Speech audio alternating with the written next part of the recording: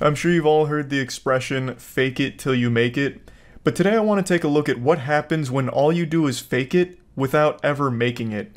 You end up like this loser we're about to take a look at today. A guy who has become a complete parody of self-confidence, but without any level of self-awareness. He portrays himself as an extremely successful, extremely rich guy that would have no problem at all stealing your wife right out from under your nose. It's beautiful stuff that he talks about. Take you, for example, and me, and we both pull up and we go to your girl. Odds are I'm gonna take that bitch. If you compared me to you, you're not gonna win that battle. Bro's out here rocking that man dark body type and acting like he for some reason be able to take your girl just because he rolled up in a rented McLaren. This guy's entire personality is money. He's like a real life Mr. Krabs, but with even skinnier arms. So he believes because he has money that he's entitled to women and women find him irresistible. You can tell by looking at him this was no jock in high school. This wasn't exactly the prom king. Yet he pretends that he is now. He talks about how successful his businesses are now. He has a 9-figure business. He has all of this money. Though I don't necessarily take him at his word because I just don't believe a fucking word this guy says. So the next time you think that your girl's on lock, I got the keys to the castle, motherfucker. I have no doubt he spent hours trying to cook up that finishing line right there. The keys to the castle. Now, why I don't believe him about the success of his business is because the only thing he shows that's worth money is his car, the McLaren. He's made like 1,000 shorts about how much money he spends filling up a McLaren's tank, or how often he drives his McLaren, and that is the only thing worth a lot of money that he's ever shown, at least that I've seen. So that leads me to believe that it is 100% rented, or he really dumped all of his money into that one vehicle in order to portray himself as a successful businessman. He did a little house tour, and it's very humble living. It's a nice place, but it's not exactly like a super mega mansion you would expect someone with a 9-figure business to own. And he's not wearing a ton of ice or anything like that, and he's clearly a guy who loves to flex because he's always talking about his wealth and his success, yet the only thing you can ever see from that is that McLaren. Now this may be like a tinfoil hat conspiracy, but I truly just think he either rents it for these videos or, even more depressingly, drained all of his finances to make that big purchase with that belief that this car would be enough to convince people that he has a lot of money. Like, he specced all of his points into delusion here and is just letting it rip. Like, this McLaren means I'm successful. I gotta fake it till I make it. This is how I do it. Ah! Here's why the gym does not matter. I'm tired of guys that are like, oh, you know, I'm going to the gym, I'm trying to get fit. I feel like I have a pretty decent tone. Did douchebag Slenderman get you with that jump scare in the beginning? So this is his rant about why going to the gym makes you a fucking idiot. Because he's skinny and insecure, so you going to the gym is offensive to him. It's pretty pathetic. You don't want to go to the gym, that's fine. Buddy's out here built like 2 french fries duct taped to an uncooked spaghetti noodle. And if you're happy with your body there, that's absolutely fine. But why shit on people that are going to the gym? He makes a whole rant about why it's stupid to do it, which is laughable. I don't need to go to the gym, because you pull up to the gym making less than 10K a month, pulling up in your bullshit fucking Corolla, and I pull up in my McLaren. It's not even a contest, dude. No one gives a fuck about your muscles. Most of the guys that go to the gym, I'm sorry to tell you this, but you're fucking stupid. All that pre-workout that you're taking is making you more stupider. So unless you're making over 10K a month, you don't have the right to go to the gym? Like, he's not even making a point. Like, he's not even saying, like, the time you spend in the gym, you could be spent learning how to drop ship things from Alibaba.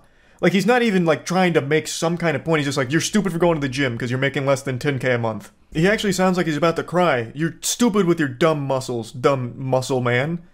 Like, what in the crazy insecurity are you going through right now to think that this was a good idea? Here's why you gotta break up with your girlfriend if you're not making 6 figures a year. Brutal honest truth is that girls need a man who can protect and provide for them. If you're not making at least 10K a month, how the fuck are you gonna protect and provide for your girl? Man's out here boofing crazy pills. You don't need to be making 10K a month in order to protect your girlfriend. You have absolutely no meat on your bones whatsoever. The only foe you're equipped to handle is if the gingerbread men from Shrek tried to attack your girl, then maybe you could fend them off. But everyone above the age of 18 and weighing more than 100 pounds, it's going to be a tough tussle. And making more than 10K a month doesn't enable you to magically protect her better. If someone's making a ruckus and you're trying to stop whatever's going on, the amount of money you have isn't going to do anything for you. You can't just be like throwing money at it like, get away from her, you scallywag. She's with me and I make more than 10K a month. Here's money. Like throwing it all over the place to get them away. Like, it just doesn't make sense. It's just pure delusion. Now, I guess, like, he's not wrong. If you make more money, you can provide more, I suppose. But what the fuck does that have to do with anything? So if you don't make 100K at least a year, break up with your girl. It's cool that she's sticking with you right now because you're trying to build yourself. But at the same time, if some guy like me comes up and gets in the way, she's gonna choose me over you because I can provide more. In this feast or famine world, women will always pick the best case scenario because they don't want to get hurt. And you being broke as fuck definitely hurts. What hurts more than being broke is being broke but pretending you're not, like this guy. It's so... I don't know if he actually believes the shit he's selling or if it's only to try and get people to, like, sign up to courses or anything like that. I'm really not sure if he actually, like, loves the smell of his own farts or if it all is an act. I couldn't tell you.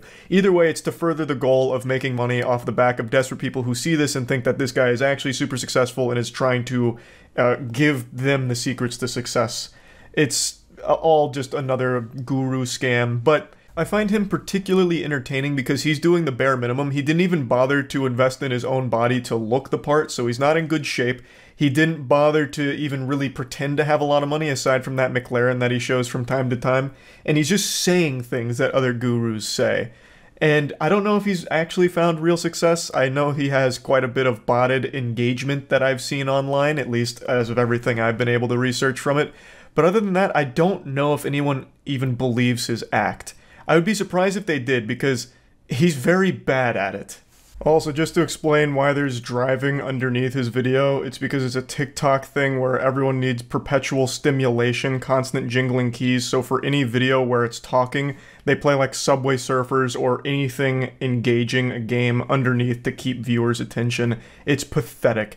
TikTok has absolutely rotted brains where people need, like, absolute activity at every single moment. They can't just listen to talking on there. So if you always wondered what dating an entrepreneur looks like, this is what the fuck it looks like. I don't cook, I don't clean, I got whiteboards all over the place. My setup's there, this is like my sanctuary. No one fucks with me here. As far as a fridge, it's pretty fucking awful. So I got beer, Happy Dads, Gatorade, oh dude, Bel Air bottle, champagne. I got these Dunkin' Donut iced coffees, and then for dinner I'll go to the pier and like have dinner. I will never fucking cook. This will never be used. I don't even know why I have a fucking mitt. And here's the look at the house I mentioned. It's clearly a cozy spot. It's a nice house. It's not a super elaborate house. This is not a mega mansion or anything like that.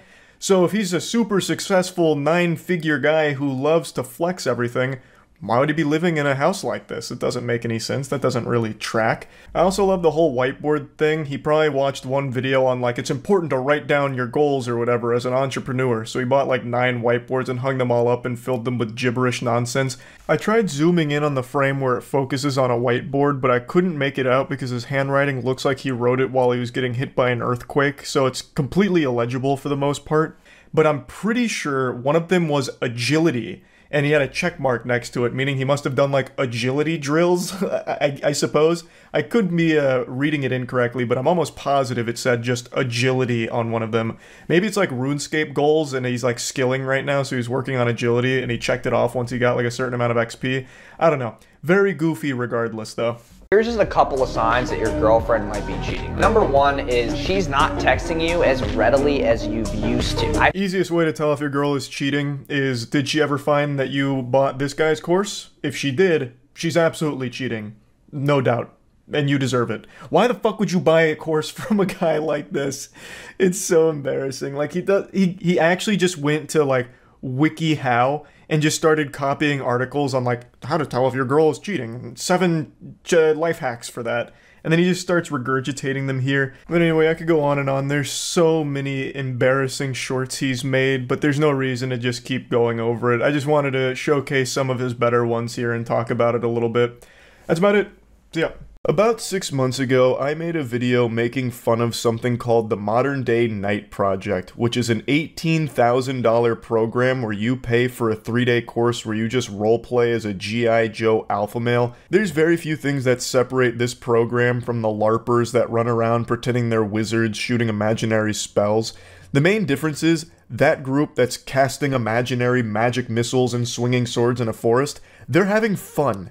And that's free. Whereas this expensive pile of dog shit is not fun, it's not free, and they're also trying to convince you that it's not make-believe. At least the LARPers know they're playing pretend. Here, they're trying to brainwash these gullible, insecure men into believing that they're actually getting taught valuable lessons on how to be a successful man, leader, and business guru. Even claiming that you can start earning 7, 8, or even 9 figures of income after taking this course. Like, one of their main selling points is, yeah, $18,000 is a lot, but in the long run, it's costing you a lot more being a weak bitch. So give us 18 grand. And what you do is you go out there, you spend 3 days in like a fucking parking lot where they just yell at you, spit in your face, and spray you with a hose. So it's not even like you spend 3 days getting any kind of valuable tools or learning anything. It's not like you're learning how to, get in shape, get muscular, or do anything of value. It's just going out there and being uncomfortable for 3 days. And for some reason, they're convinced that that's a good thing. You can also spend 3 days just getting punched in the face by me, and that would make you uncomfortable too. But it's not going to make you any stronger, it's not going to make you any better at anything, you're still going to be a fucking loser at the end of those 3 days, even though you spent 3 days in misery. It's worthless, it's completely worthless, and they need to break out of this goddamn mind control that these men have fallen under for this. And they really like to harp on that mastermind program where you get to have like a fucking Skype call with them once every quarter or whatever, as if somehow that's going to make you successful. A nice little cherry on top of the shit cake they're selling you that you're eating with a smile on your face. But anyway, the reason I'm talking about MDK Project again is because some clips of it are going viral, and I like to take every opportunity I can to insult this because I truly think that if you are someone that's running this scam or someone that has gone to this and are trying to defend it, you deserve to be made fun of every waking hour that you spend on this planet for this kind of clownery. This is ridiculously embarrassing cringe shit. Stupid. Are you that stupid? Here's why we're stupid. Here's why. Are you touching me? Are you touching me? Are you touching me? Get the fuck off me. Get the fuck off of me. I'm not you touching little bitch. I'm not touching you. Fucking bitch. All of you get in the fucking tubs. Get in the tubs. Every one of you. So hey, what are you gonna do now? What are you gonna do now? Sir, Every one of you get in the tubs. Get in the tubs. Get in the tubs. Shut up. There is no respect. Get in the tubs. You are going home. Oh, no, you're not. Sit down. You're not going in the fucking water. They're all going in the water. They're all going in the water. You're fucking done. You're fucking done. I wasn't kidding about that parking lot statement. They set up these adorable, cute little ice baths in their warehouse parking lot. They got the Rob Dyrdek Fantasy Factory built here for the MDK project, but only if that fantasy is just yelling at a bunch of dudes that are really desperate for a change in their life and you're just exploiting that. So only if your fantasy is being just an evil, manipulative con artist. They actually posted this clip themselves, and there's really a lot to unpack here. So the big thing really feels like they love to power trip and just have this authority over these dudes here. And the second any one of them doesn't fall in line and conform to the hive mind groupthink, they're cast out. That is such a perfect encapsulation of this entire program. They just want you to fall in line and be their little sheep. Yet they're trying to preach the opposite. You're a sheep, and the only way to break out is by giving us 18 grand. We'll give you the tools to break out. But then the second you stop following my orders, you're fucking out of here and we're keeping your 18 grand. It's painfully obvious that it's just a different hive mind they want you to buy into. They want you suckling from their gynecomastia-riddled bosom here from all of the anabolic steroids they're injecting, taking their milk from their teat, no one else's, and you're paying for that privilege. Now, I don't know the whole context around what led up to this clip, but it seems like none of the clients in this session wanted to do this portion. So the instructor throws in the backpack, and the guy goes to, like, get his things, and then the instructor starts fighting him in this really stupid tug-of-war, and he's like, I'm not touching you! Stop touching me! I'm not touching you! Stop touching me! Stop touching me! I'm not touching you! So they have this, like, back and forth, and then one of the other guys is like, with all due respect, he's probably trying to make an argument for why it's fucking dumb for them to go into the ice bath. Maybe they should do something more productive with that time.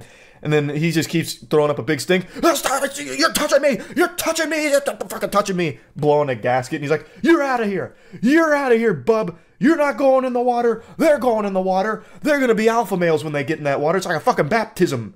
So get out! You're not welcome! One other common theme that seems present throughout all of the MDK project clips is that the instructors themselves seem like the most sensitive and insecure out of everyone that attends their classes. And it's pretty evident because on their own YouTube channel, they even have videos of them just whining about the hate they get. They have this little fucking therapy session where the two goobers sit across from each other just trying to, like, suck each other off about, like, no, we're not wrong. Everyone else is wrong. It's actually super embarrassing that you'd even make fun of us.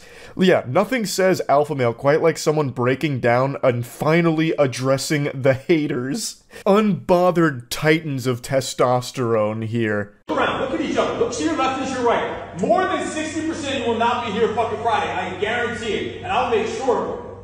I'll make sure that you earn the right to be here every fucking second. Because I see in your fucking eyes that most of you don't fucking belong here. And I'll be damned, I'll take this fucking knife off my fucking waist and carve this fucking tattoo off my fucking hand before I let any of you fucking bitches show up here on Friday for the graduation.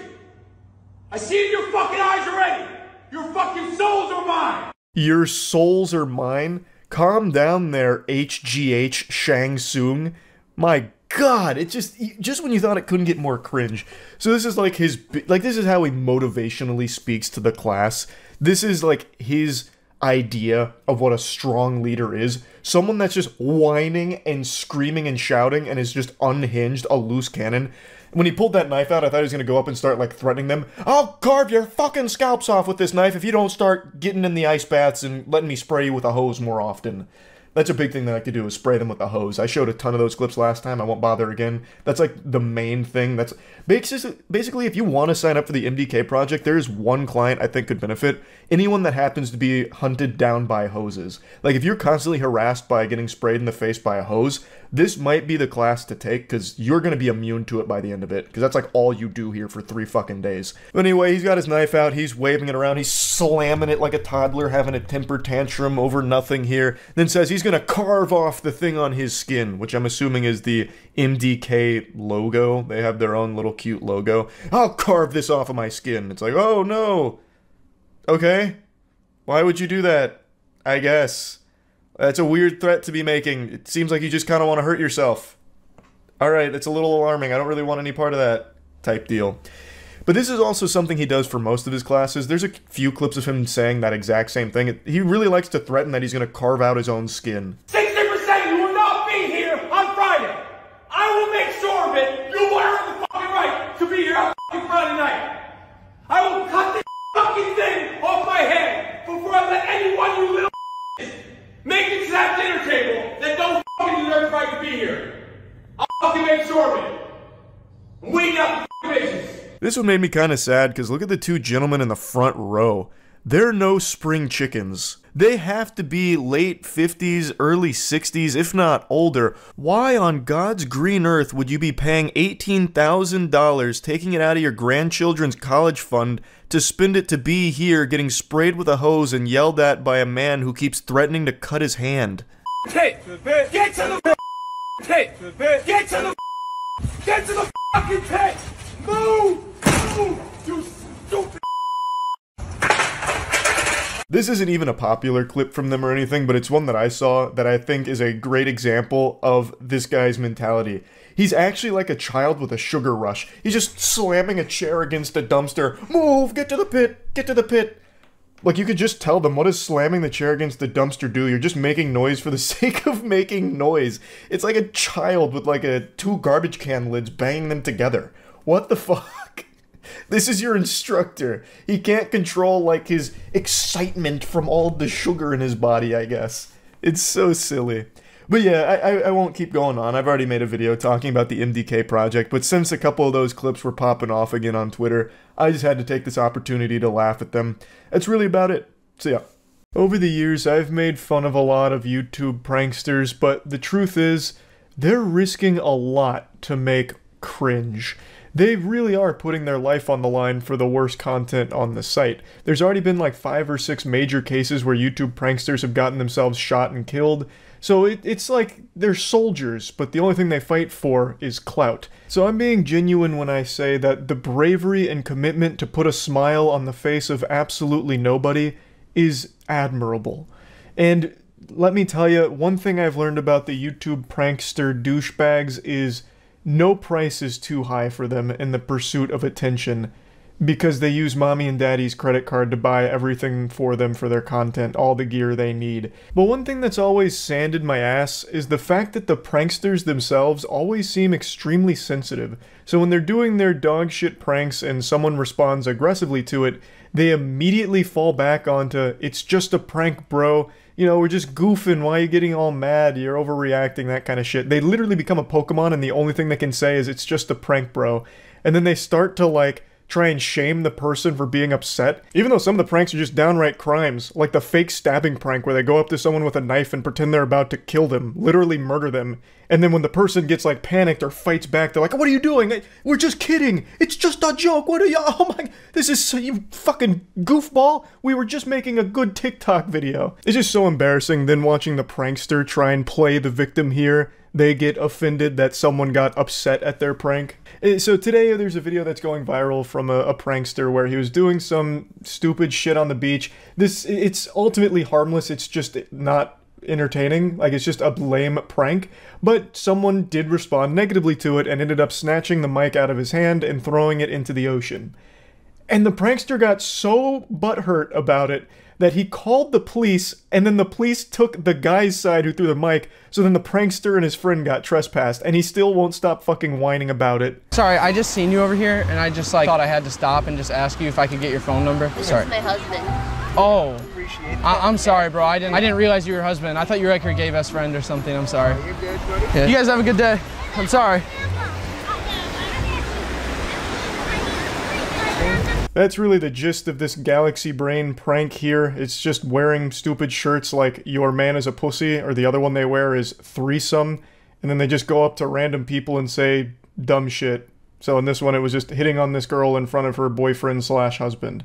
I just seen you over here and I thought you were beautiful, and I was just wondering if I could have your phone number. You want to get smacked right now? Wait, are you with her? You want to get smacked up right now? Bro, no. Back the fuck off, I'm going to smack the fuck out of you. Why? You gonna around? Come here. Smack. I didn't know, I'm sorry. You think this is funny for TikTok or something? Yeah. Can we just shake on it? I'm sorry. So they just do a whole tour of the beach saying lame shit to a bunch of different people, trick-or-treating with cringe. A couple people fake a giggle and then just shoo them away like some kind of stray animal. And then a couple people respond negatively, like this guy and the previous guy, who are pretty tired of them just bothering everyone and being a general nuisance on the beach. Camera and get the fuck out of It was just a joke, sir. You're bothering people. Why? Why? Yeah. You want us to call the cops? For what? You're harassing people. Was it because of my shirt? No, dude, get out of here. Hey, you can't.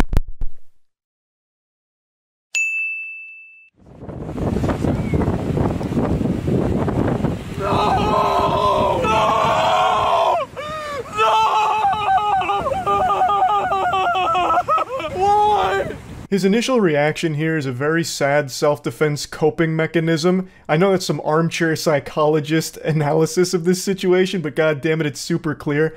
He is upset that his mic just got thrown in the ocean. That shit is expensive. And his first response is to try and sarcastically throw a temper tantrum so that way the guy knows it's not bothering him. That's why he's super over the top with that, like, sophomore year of high school drama club thespian kind of shit, you know, screaming. Which is even more embarrassing because, again, it's in public. There's a lot of people looking at him now. It's just so shameless. But anyway, a lot of brain rot takes came from this where people are saying, well, actually, the prankster's in the right. What just happened there was assault and battery. You can't just snatch something out of someone's hands and throw it away. That guy should have been arrested. Getting so upset over words that you'll assault somebody, it's sickening. And I've just got to tell you, that is some pussy shit. I'm going to hit you with the cold water. That is some bubble-blowing double baby Weenie Hut Jr. nonsense there. He was provoking people on the beach. The whole point of the content is to do these lame-ass incendiary pranks to try and get a rise out of strangers for the sake of your content to capitalize off the ad revenue. That's the entire gross little machine of clout that they try and peddle. So this guy just swooping in and throwing the mic in the ocean, I think is a totally fine response. Again, they started this shit and he just finished it. Now they're out $600. He didn't push anything too far. He didn't start throwing hands or like trying to poke their eyeballs out Captain Insano style. He just threw their mic in the ocean. You started some shit and this man came through and he cleaned it all up.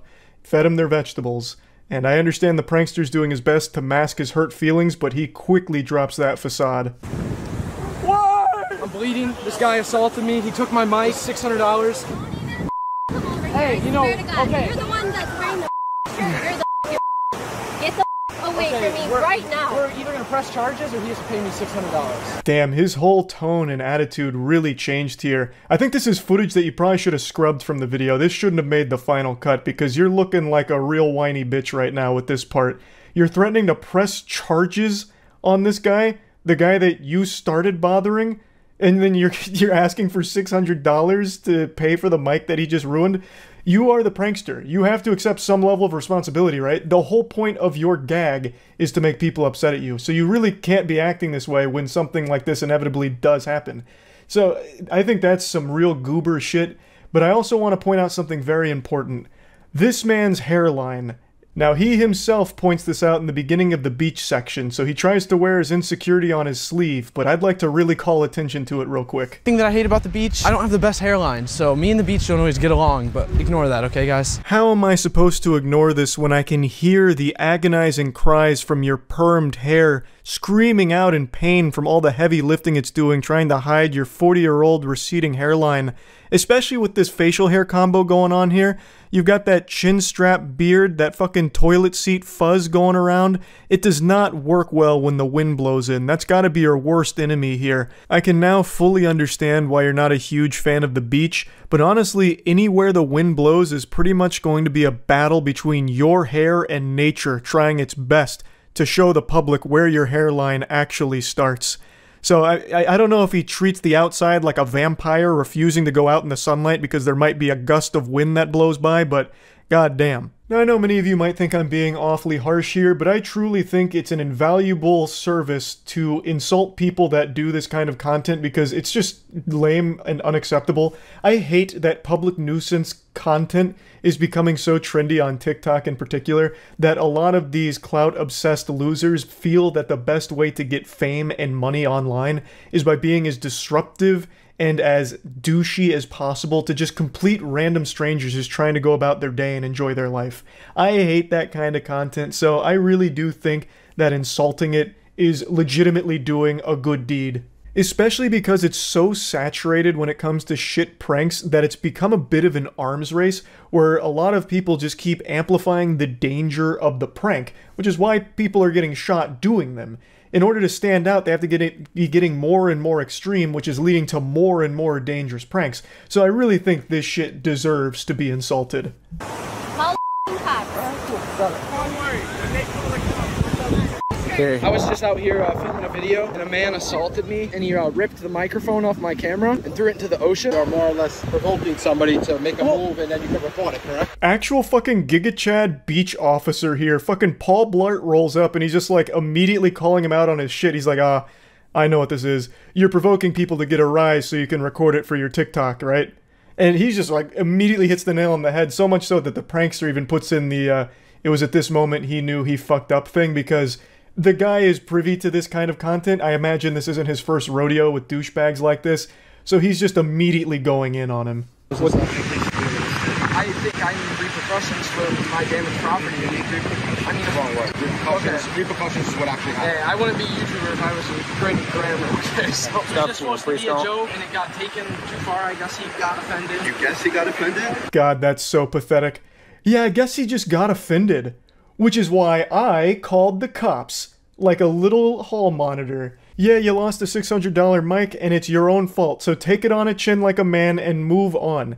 And this isn't your first rodeo with the law enforcement either. I've looked at a lot of the content. This is actually all him and his friends do. They go to places, they get trespassed, or they just straight up get arrested. In one of the videos, they got wrestled down by mall security and like roughed up.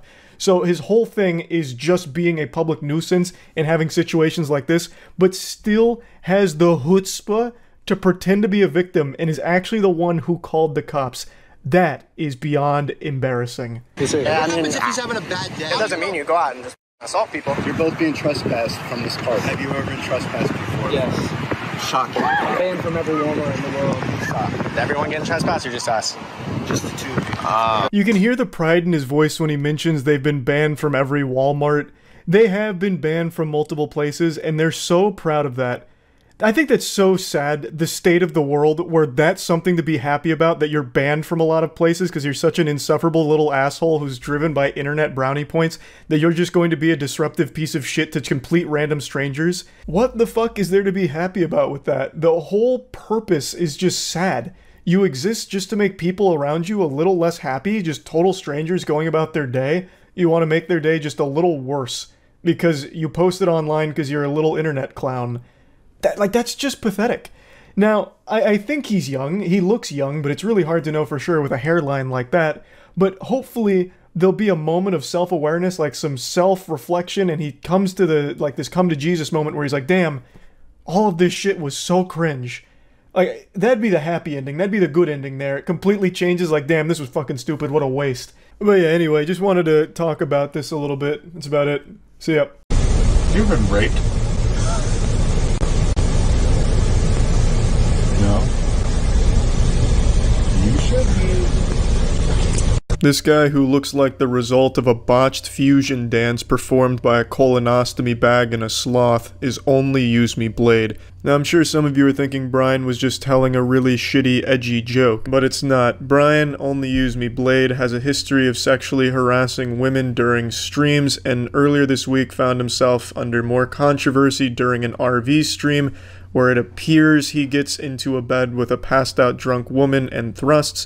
This is all allegedly, nothing is 100% proven, so keep that in mind. All of that in that department is alleged. He is a downright deplorable, revolting, adipose astronaut, a downright shit stain on the internet. He is easily the world's worst streamer. He is a raging alcoholic, serial groper, just groping complete strangers, and he's an animal abuser as well. All of these, all documented. I'll show you what I can. Let me give you a brief history of Only Use Me Blade. Only Use Me Blade rose to popularity during the early days of Call of Duty Modern Warfare. His shtick was he was only using a knife to get his kills, and he did well in the game, but his popularity faded as the game's popularity faded, and he didn't adapt very well. He got big into alcohol and then started streaming. The only reason he maintained even a very small audience is because people were laughing at him. They liked to see him get drunk and fall asleep, well, pass out, hurt himself, stumble around. That was the only thing that people tuned in to see. He's a degenerate loser.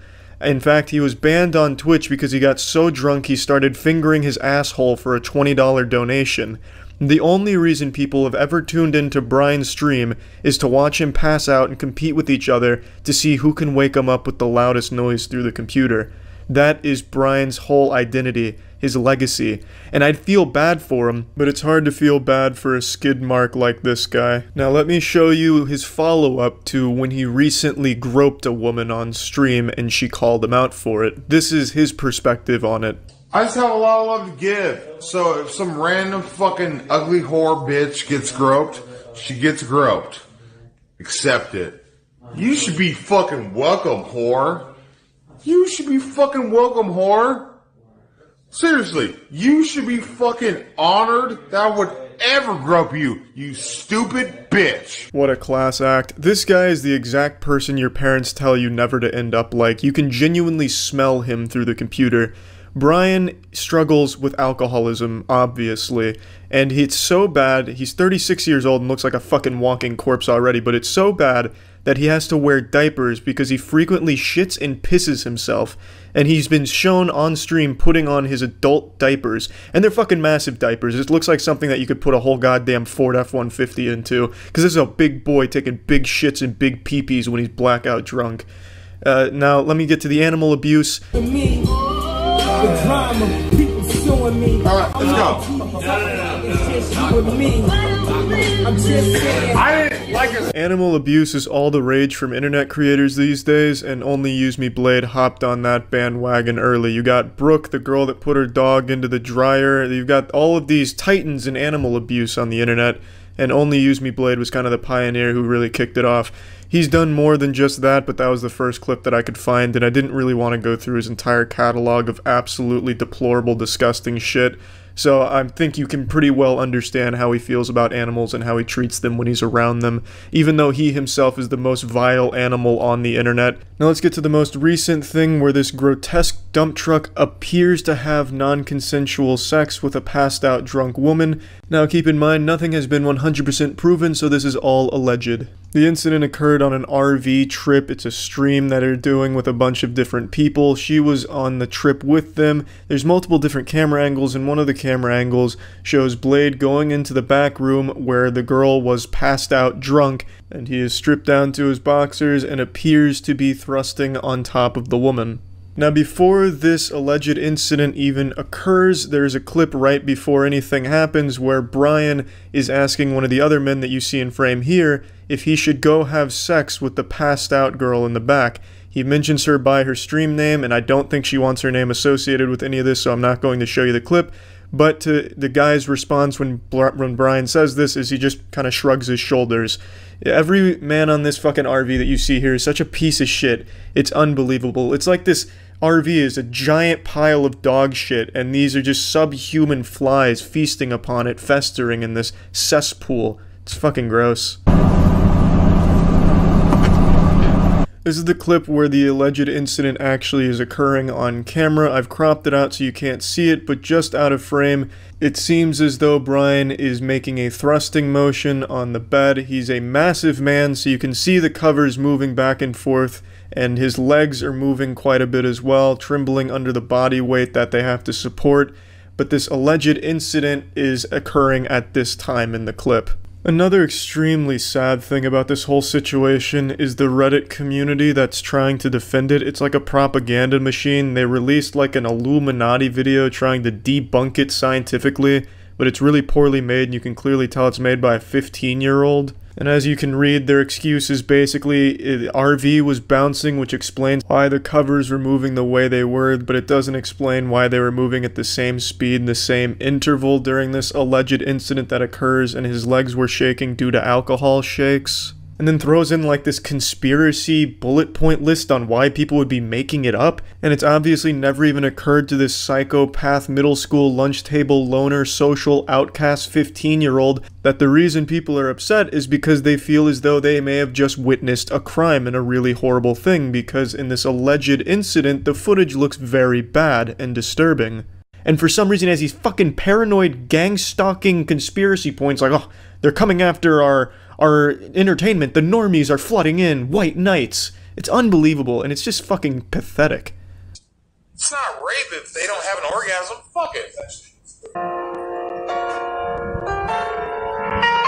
And okay, I don't think if this shit is like, I don't think I should just be on stream doing this shit. That was a clip of the girl reacting to a video that detailed the entire situation, and then she goes offline. I'm gonna give you a quick little montage of Brian groping women on stream. If you just search Only Use Me Blade, the first 20 or so results are just clips of him groping women that aren't interested in him. His name, Only Use Me Blade, is basically just synonymous with vomit and grope. And the wall. You got a ring. You got a ring. Oh my god. Oh my god, what the fuck? You can't broke me! You broke me on my head. I don't know where You have some big ass titties, baby. No, bring them on back. Bring them on back. Oh yeah, it's worth mentioning, all of this is after he's purged YouTube of the clips of him groping and sexually harassing and assaulting women. Yeah, he also abuses copyright takedown shit. He is the max level of pathetic loser on this fucking planet. It's unbelievable. So, Blade, you're probably watching, if you can even keep your eyes open for this long without puking on yourself and falling over.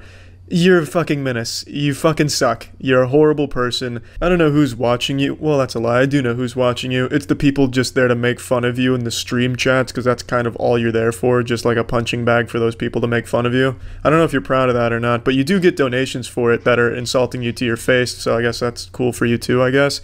But anyway, ordinarily I'd feel bad for someone like Brian, because he does struggle with a genuine condition, alcoholism.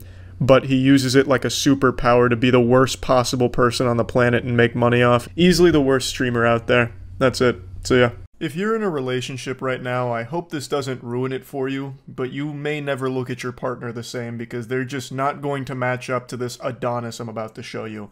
The self-described 0.5% boyfriend on the planet. He's pretty much everything you could ever want in a partner, and we get to see that firsthand as he brags to his ex about all of the matches he's getting on Hinge. So the background is, these two were dating. He is apparently a doctor, she's a nurse, they broke up. I can't imagine why with the way he talks in these text messages. He seems like a very secure, stable individual. So, I don't know what the conversation was that was preceding this, but he says, if you are even thinking it, I'm down for an open relationship. You and I can do whatever we want. I'll probably sleep with someone before January anyway. The benevolent saint read her mind, knew that she was thinking like, I kinda wanna still fuck this guy. So he let her know right up front that he's definitely still down for that, but he's going to have to pencil her in around this upcoming coitus session that's going to happen before January, no doubt.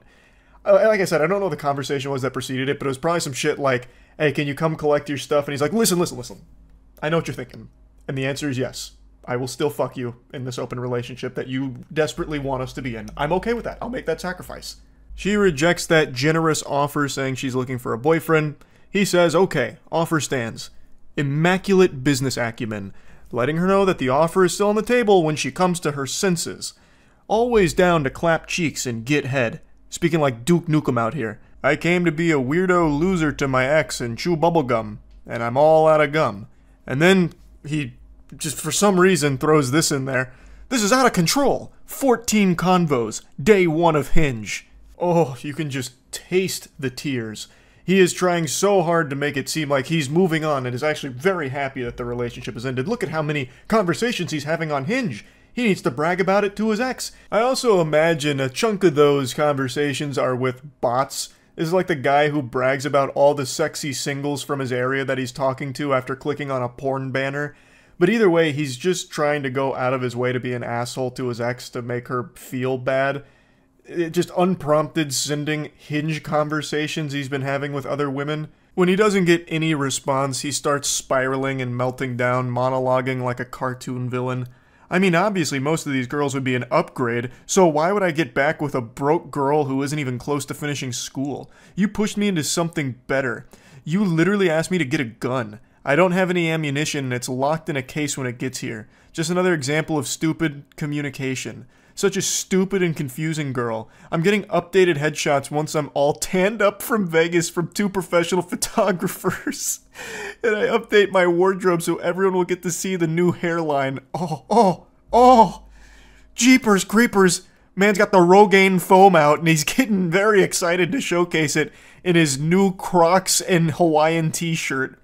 Probably use your birthday money for it. That was supposed to be a little dagger to jab her with. I'm using your birthday money for this, by the way.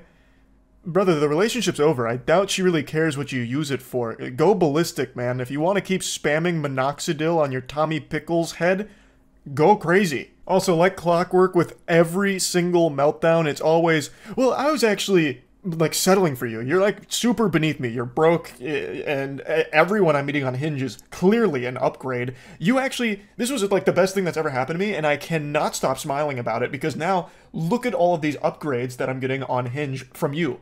Like I was doing you a favor by being with you. He then also had the courtesy to show her what the photos are going to look like when they're done. Photos going to look something like this. I want to take some photos together as well at a festival and some action shots doing hobbies. It's going to be fun and likely boost my profile even more. I'm already overwhelmed though. Right now I've got a serious case of stick-it-to-the-man-neosis from just getting too much pussy, but I'd like to elevate my profile a bit more so I can reach challenger rank on Hinge. He then just sends some random photos of dudes he saw on Google Images, typing in things like man on bike and stuff like that, and he just sends those randomly. There's no doubt in my mind he didn't actually plan any photography sessions, he just wanted some shit here to like brag about, kind of like, look at how much better I'm doing, check out these like new photos I'm going to be doing, like I'm going to be riding a bike. These action shots of me doing my hobbies of undressing anime figurines, they're going to go crazy on Hinge and people are going to love them. Honestly, my ultimate goal is to find someone with an impressive career who comes from a good family. That's something I really missed with you and stressed me out. I want my children to aspire to be great, and your family reeks with complacency. Who asked? This man's just fucking vomiting all the spaghetti in his brain here. He's just fucking dumping nonsense. Who is asking you what your goals are? Nobody cares. Hypergamy is real. Women with great careers don't want partners who are less educated or make less money. I'm in the top 0.5%, so it puts me in an elite group when I finish. I really want to see what I can find once I beef things up on the profile. 70% of people nowadays meet each other online. He's got the stats, and the stats say that he should be happy, so he is happy. He's super happy because he's the 0.5% in an elite group of boyfriend material. So you know he's happy. You can tell he is just beaming with enthusiasm, with joy. It's the holly jolly season, and he is feeling the spirit. He just keeps going on and on. I'll just date for fun until someone comes along worth marrying, kind of like what I did with you. Literally pages of glizzy gobblers. I'm the MIDI king. Oh man, he's slaying. Yeah, he's putting in the work right now. You can just see it. Calling them glizzy gobblers and MIDI. He keeps referring to all of his matches as MIDI. He's actively just putting down all of the women that find him attractive. Like, he doesn't even find them good looking. I think he just swiped right on every single person with a pulse on Hinge over a 24-hour period and managed to get 14 matches. And now he's just calling himself the MIDI king. At least these middies won't give me such a headache like you did, won't lie to me about everything and manipulate me into getting a gun and then tell me they think I'm going to shoot them. You are the insane one, walking red flag.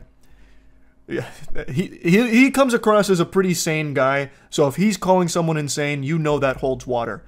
There's no red flags I've picked up on here yet from this guy. I would never marry a woman like you. Fakest person I know. The whole sweet girl thing is such a facade. Your family knows the angry, manipulative, stubborn bitch you are on the inside. Like I said, I don't want you back. I want to date these girls and have fun until I meet someone worth marrying. But always down to fuck you and get head. I'm just not going to be exclusive anymore. I don't marry middies.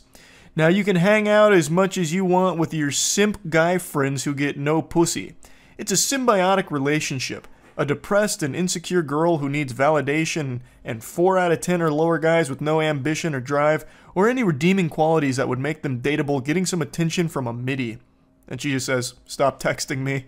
This dude talks like those loveless virgins on Twitter that are always whining and crying on there about women. It's so... I don't even know where I would start with unpacking this one. It's just pathetic. Like, this is this is a doctor, apparently? What in tarnation? Dr. Dork, maybe? But jeepers. Wow.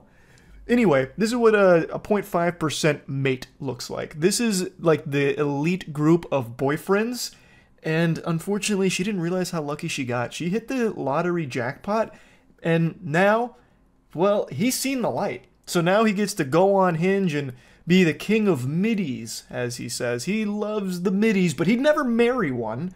He's clearly over his previous relationship, which is why he's sending paragraphs to his ex bragging about this and just spitting out his goals and all kinds of insults towards her and her family and everything. He's absolutely happier now. It's very evident. But I would like to move on to another short adventure that I went on through some text messages today. This is a very brief one. A Redditor had a friend that made a purchase that ended up being a bit of a scam, and it's a purchase that I can actually relate to in a pretty big way. It's a sex doll. So he was saying that the pictures that he purchased from looked nothing like the product he received, saying he's disappointed. His friend is just laughing at his trauma though, which I think is just very rude. This guy is clearly going through it. He just got scammed. He was looking for love. He didn't get what he ordered. There's so many things that most people should be able to pump their fist behind and say, yes, this man was wronged. I am on his side. He bought a sex doll and didn't receive the one that he had ordered. So he said, I should have let the process facility cancel the order and never reordered it back. His friend continues to laugh at him. I'm throwing it away tomorrow or something. He's still getting laughed at. He then says, bro, even the fucking Ona hole is too small. I don't know what the Ona hole is. That might be like a trademarked part of the sex doll. I don't know his particular model, but that might be like patent pending technology. He's trying to set his friend straight here, letting him know like, hey, this isn't really the hilarious situation you think it is. It's you know, it's a big scam.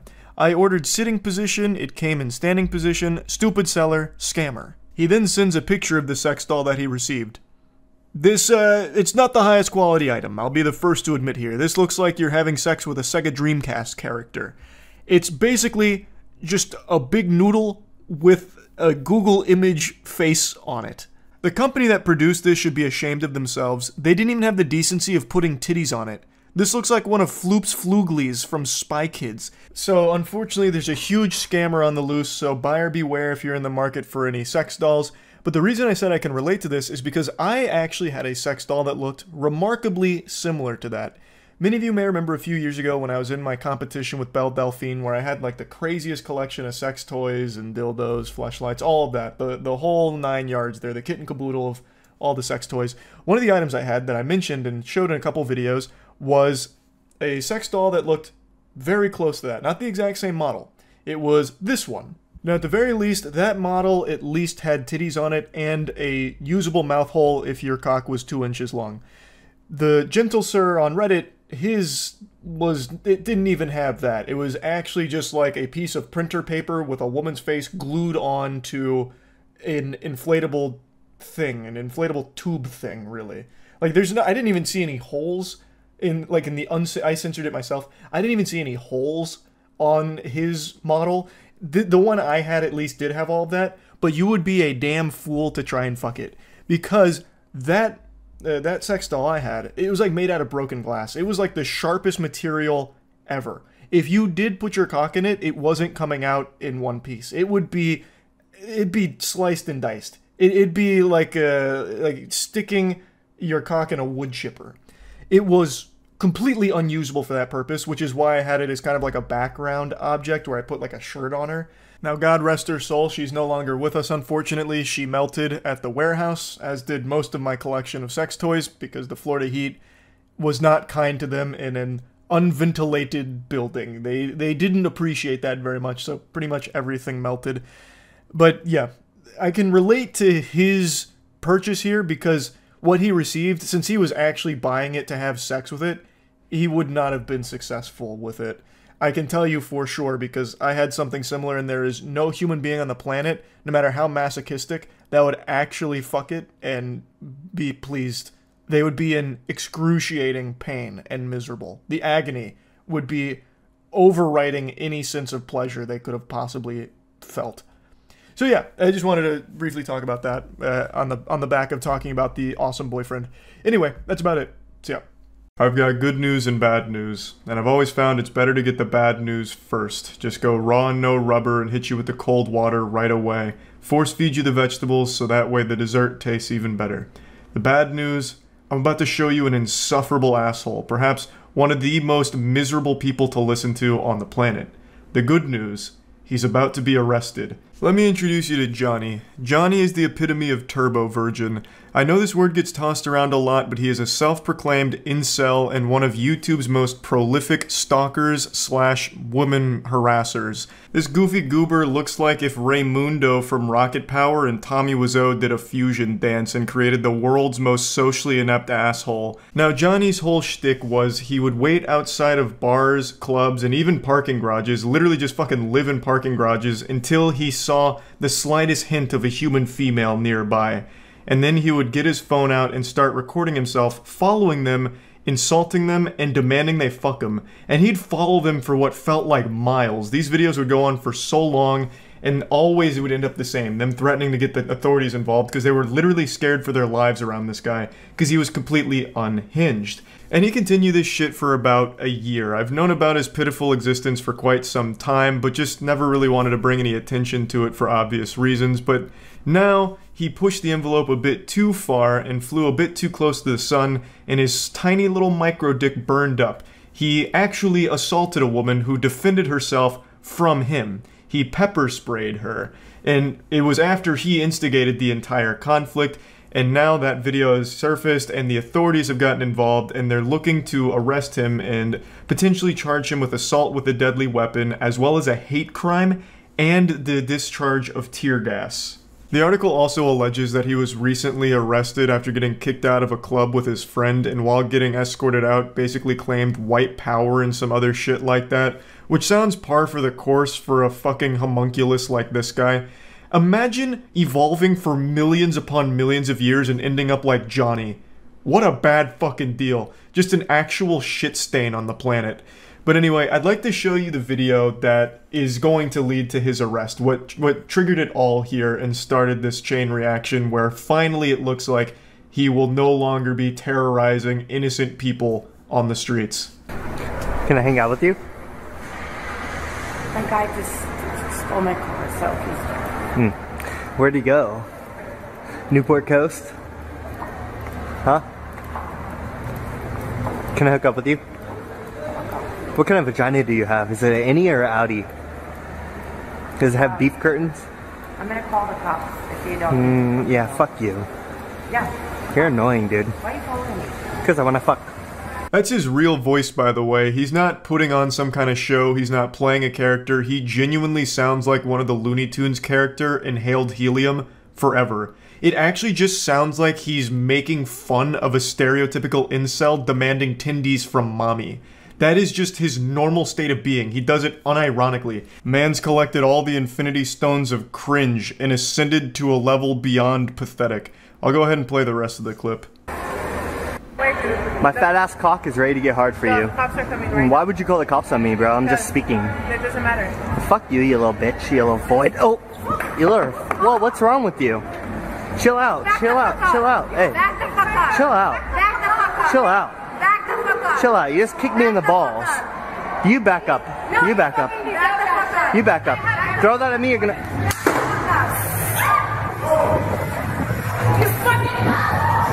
It's an absolute shame that he didn't lose his footing and fall down the stairs in front of him. I've never prayed so hard for shoelaces to malfunction in my life.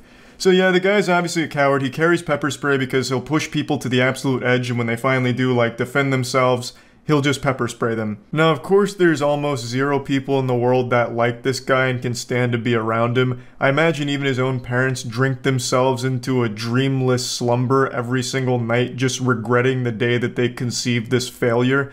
But I did see on Twitter a couple of people blame the woman here, saying she assaulted him first. Now, of course, Twitter is just this disgusting cum dumpster of the most brain-rotted clowns imaginable, but I did want to at least talk about it. There's such a drastic difference between throwing a shoe after being verbally harassed for however many minutes before filming, because he was doing this even before he started filming. This is only a piece of the video. To be harassed that long and then just respond by throwing a shoe is completely different than getting fucking pepper sprayed. It just can't even be compared. That's like if a kid shot a spitball at you and you responded by hitting them with a sledgehammer. Pepper spray is hardcore. It's a legitimately painful experience from everyone I've ever known to be pepper sprayed. They have said it's the most painful thing they've ever experienced. Luckily, I haven't been pepper sprayed, but I know from what I've seen and the people that I know that it is something that isn't just laughed off or something trivial. So it's just not even in the same ballpark. And she did it in what I consider to be self-defense. This was like 3 a.m. The witching hour. Don't summon Freddy Fazbear at 3 a.m. kind of shit. Like, this is haunted. This guy is hanging out at a parking garage in the middle of the night being fucking creepy and weird, saying things like my hard cock is ready for you and shit like that. You don't know what he's gonna do. That is a dangerous person. So to like get him away from you and throw a shoe, I think is like an appropriate response. And especially because he already proved you can't just walk away from the confrontation, because he had just previously followed a woman all the way to her car who was panicking, making up a story about having her car stolen and visibly uncomfortable and worried for her own fucking life. So her trying to scare him away like a pigeon on the beach was really like the only thing she could do to like diffuse the situation and make him stop. And then he responded by ruining his life with the pepper spray, because now he'll be arrested for it, and I cannot fucking wait. I think that is extremely exciting news that this guy is finally going to face some serious repercussions for this shit, because it's been going on for quite some time. He has a long history of doing this shit without remorse, and this is beyond deserved. I'd like to show you just one more clip that survived when his channel got nuked. This is just another example of the kind of shit that he would do on a regular basis. Hey, are you single? I'm sorry, what? Are you single? Oh, you think I'm hot? Oh, I didn't say that. You don't think I'm hot? I can't even see you without my glasses. Oh, really? Do you live here? I don't even know here. Do you want to hang out? Probably not right now because I'm not even.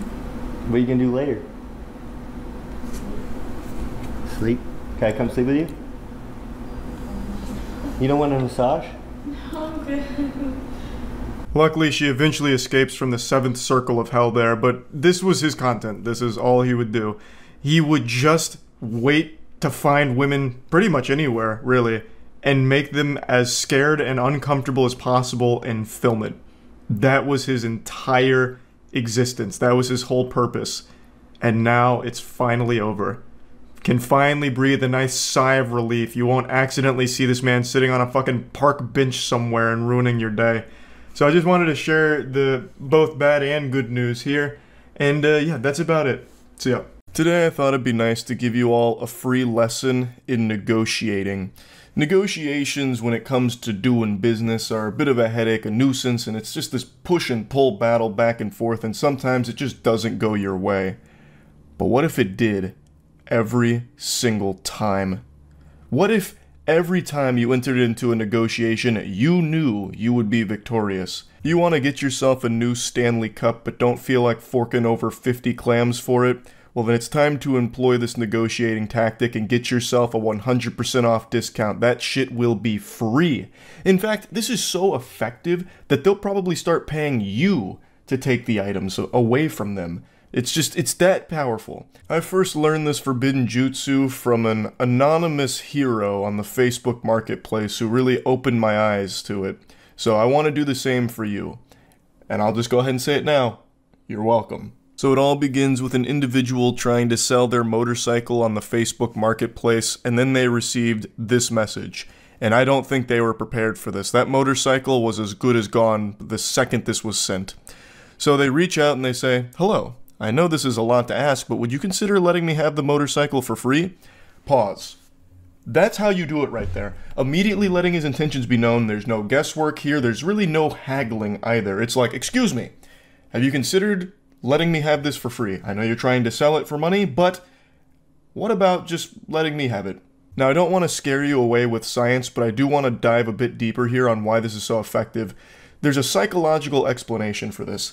People love to have their questions answered with another, stupider question. It makes us feel great. It's like this nice euphoric high. It's like smoking the crack pipe, but much worse. So in this instance, I know the guy selling his motorcycle had never, even for a fucking iota of a second, considered just giving away his motorcycle for free to a total stranger. But now that the idea has been planted in his head by that stranger, it's given him a lot to think about.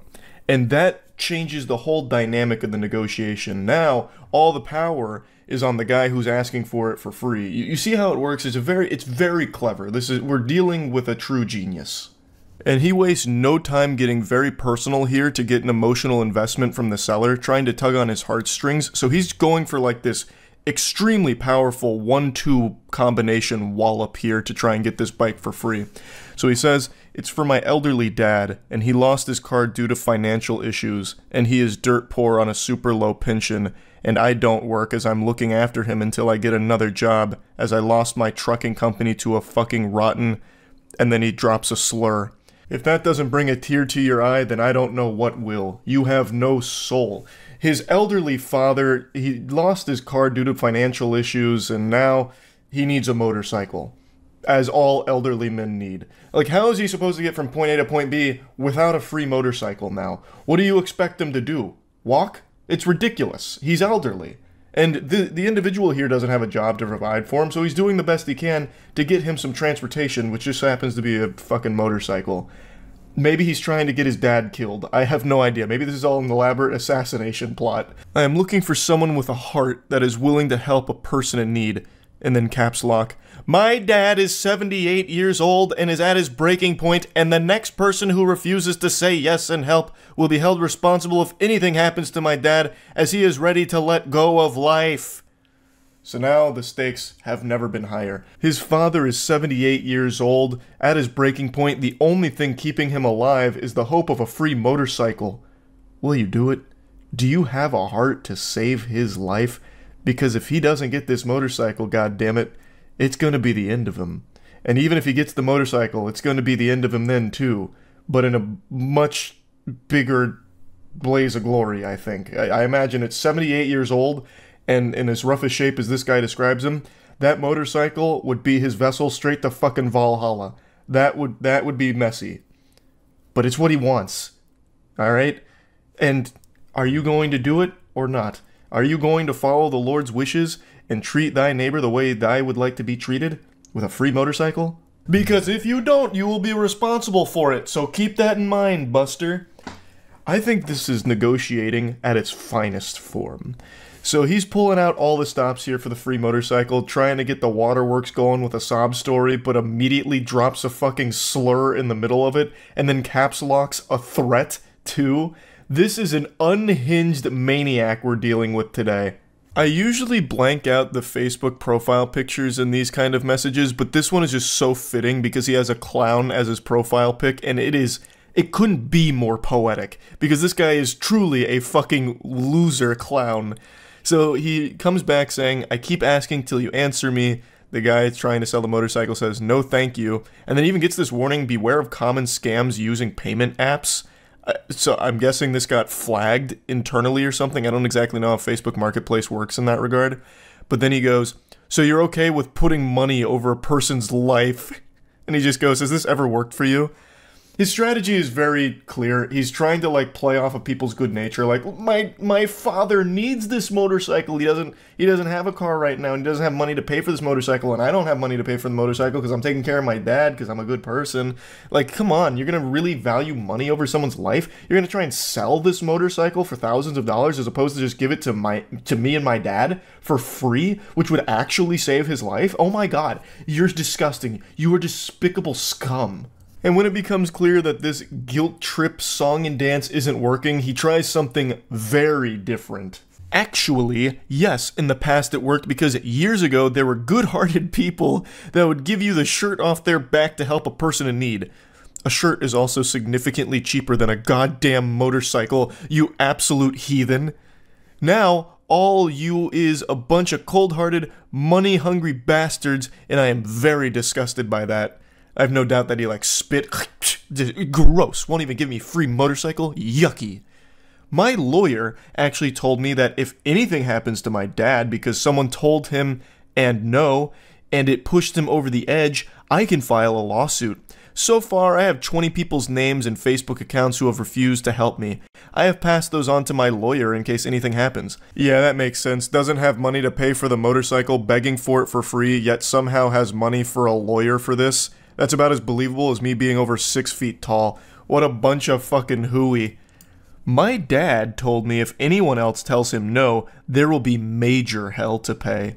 This guy actually speaks like a child on Xbox Live making threats. My dad actually works for Infinity Ward, so if any of you guys kill me in this game and I don't win, you're all getting banned. This goofball has that same kind of energy to these messages here, while he's begging for a free motorcycle, trying to get some kind of sob story guilt trip going. It's fucking brutal. So let's take a bit of a dive here on his last couple of statements. So he's saying that he has a lawyer that has told him he can file a lawsuit if something happens to his dad because someone refused him free shit, basically. That's such an entertaining idea to play around with. Like, you can't tell this guy no because he's old and he might die.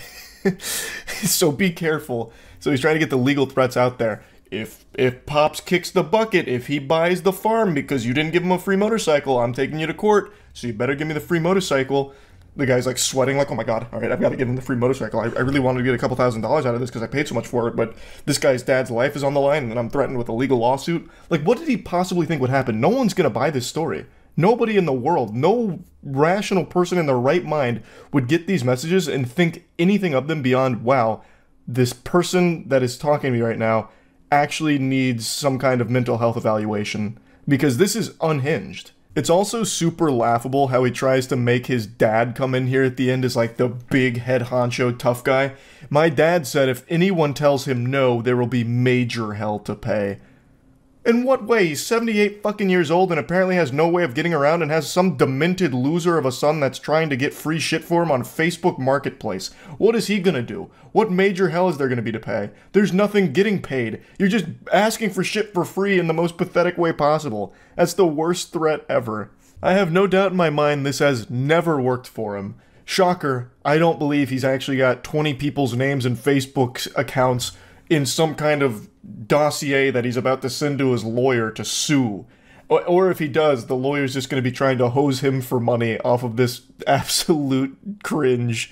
Like, this is just ridiculous. You can't sue someone because they declined to give you something for free when they weren't even offering it for free to begin with. Like, you can't tell my dad no? What the fuck is that? It's so wild. It's so weird. So yeah, I just wanted to talk about this a little bit. You might want to try this negotiating tactic though once or twice just to see how it goes. Maybe it might be worth trying. Why not? Let it rip. It seems like a good time, a good bunch of fun. That's really about it. So yeah. There's a long list of people I'll never have respect for. Cheaters, drunk drivers, animal abusers, murderers. Yeah, that's right. I'm not afraid to say it. I'm not gonna censor myself. I think you gotta be a real jerk to kill someone. Standing wipers is another one. I don't understand what kind of psychopath would stand up after doing their business to wipe when the toilet seat already spreads your cheeks, giving you the optimal angle of entrance to your butthole. Doesn't make any sense. You're adding extra steps and more of a nuisance. And another thing that I'll never have respect for are pathetic scumbags that abuse the YouTube strike system because their feelings got hurt. And that has been happening quite a bit lately on the platform. It's been an incredible week for little slimy weasels that like to use the YouTube strike system because someone made a video they weren't overly happy about. So I wanted to march on in here and administer some wedgies and shoot spitballs at these fucking dweebs that are doing this disgusting weenie behavior where they're abusing this YouTube system to try and get rid of videos that said not nice things about their content. The first one I want to cover is from this YouTube channel, Penguinz0. They received a copyright strike from another YouTuber named The Manny Show. I'll go ahead and play a clip from this video that explains it. That one of my videos had a copyright takedown, which is very new to my channel. The video in question that was taken down is why everyone hates The Manny Show. And the YouTube automated email says, "Hi Penguinz, we received a copyright removal request." I was unfamiliar with The Manny Show before this situation, and I really missed 30 minutes ago when I was still in ignorant bliss about who this was, because this shit is insufferable. It's a massive YouTube channel that just aims to fill the shorts algorithm with brain rot content to try and farm subs off of it. It sucks. It super sucks. Copyright strikes are a huge deal. It's more than just the video getting taken down. It affects the entire channel. I'm sure all of you are familiar with the strike system on this platform. It's the nuclear option. When someone does that, it's a declaration of war, and that's when things get extremely serious. And it's also an unforgivable sin on the internet. If you ever have that little devil on your shoulder that convinces you to file a copyright strike, just know that blemish is gonna haunt you for the rest of your fucking life on the cyberspace. People don't forget that. So if you're filing a strike on a channel, you better hope that that channel is publicly beheading puppies or something, because otherwise, everyone's going to hate you for it forever. Strikes, in an ideal world, would be reserved for repeat offender channels that are publishing like borderline criminal content. Anything aside from that, and you could just file a normal copyright claim and block. You don't have to choose to strike the channel. You can just take down the video you think is in violation of your copyright or whatever, and have that be that.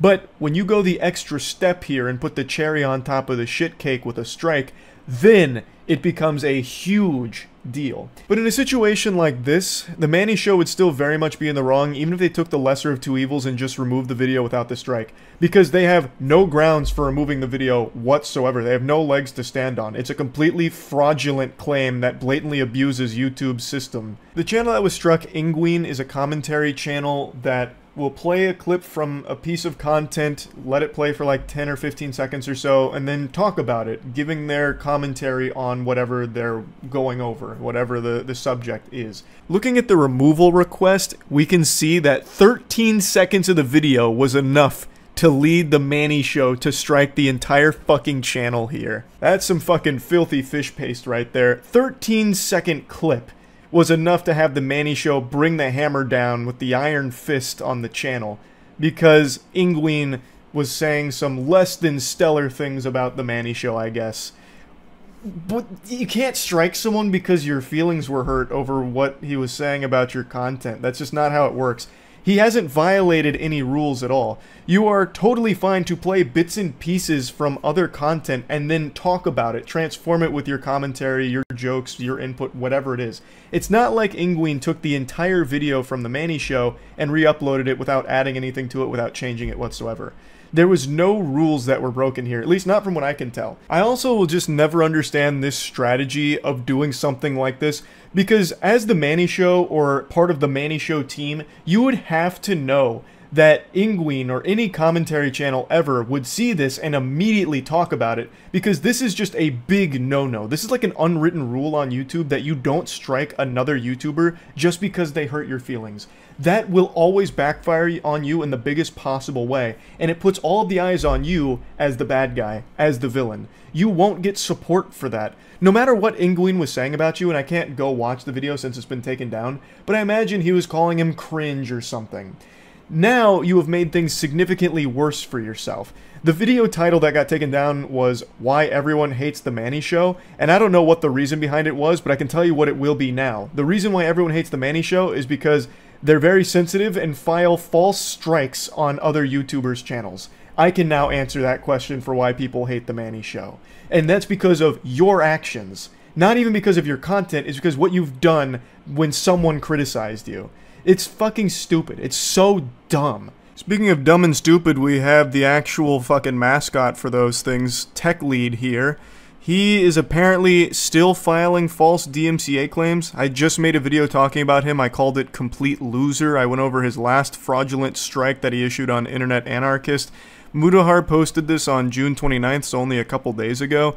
This appears to be a screenshot of Tech Lead filing a DMCA takedown request. This is a classic SpongeBob, how many times do we have to teach you this lesson, old man moment. This one is particularly enjoyable though, because this means that YouTube automatically declined Tech Lead's attempt to falsely strike another channel.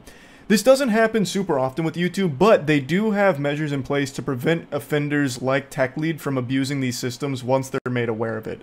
So what happens, and I've seen it a couple of times, what happens is you take one of these fucking worms like Tech Lead, they file a takedown removal request. YouTube will then start processing it and realize that this is just a bunch of hooey.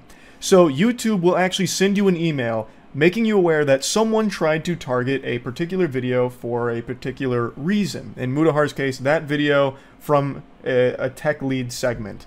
And they tell you that they are not going to take any action because they believe it's fair use, but they want to put it on your radar in case you want to do something with that information. The reason they state is in case you want to delete it just to be safe, to avoid any kind of like legal ramifications if they decide to go above the YouTube strike system. So they just give you that information so that way you can plan your next steps accordingly, whether it's deleting the video or contacting the party directly.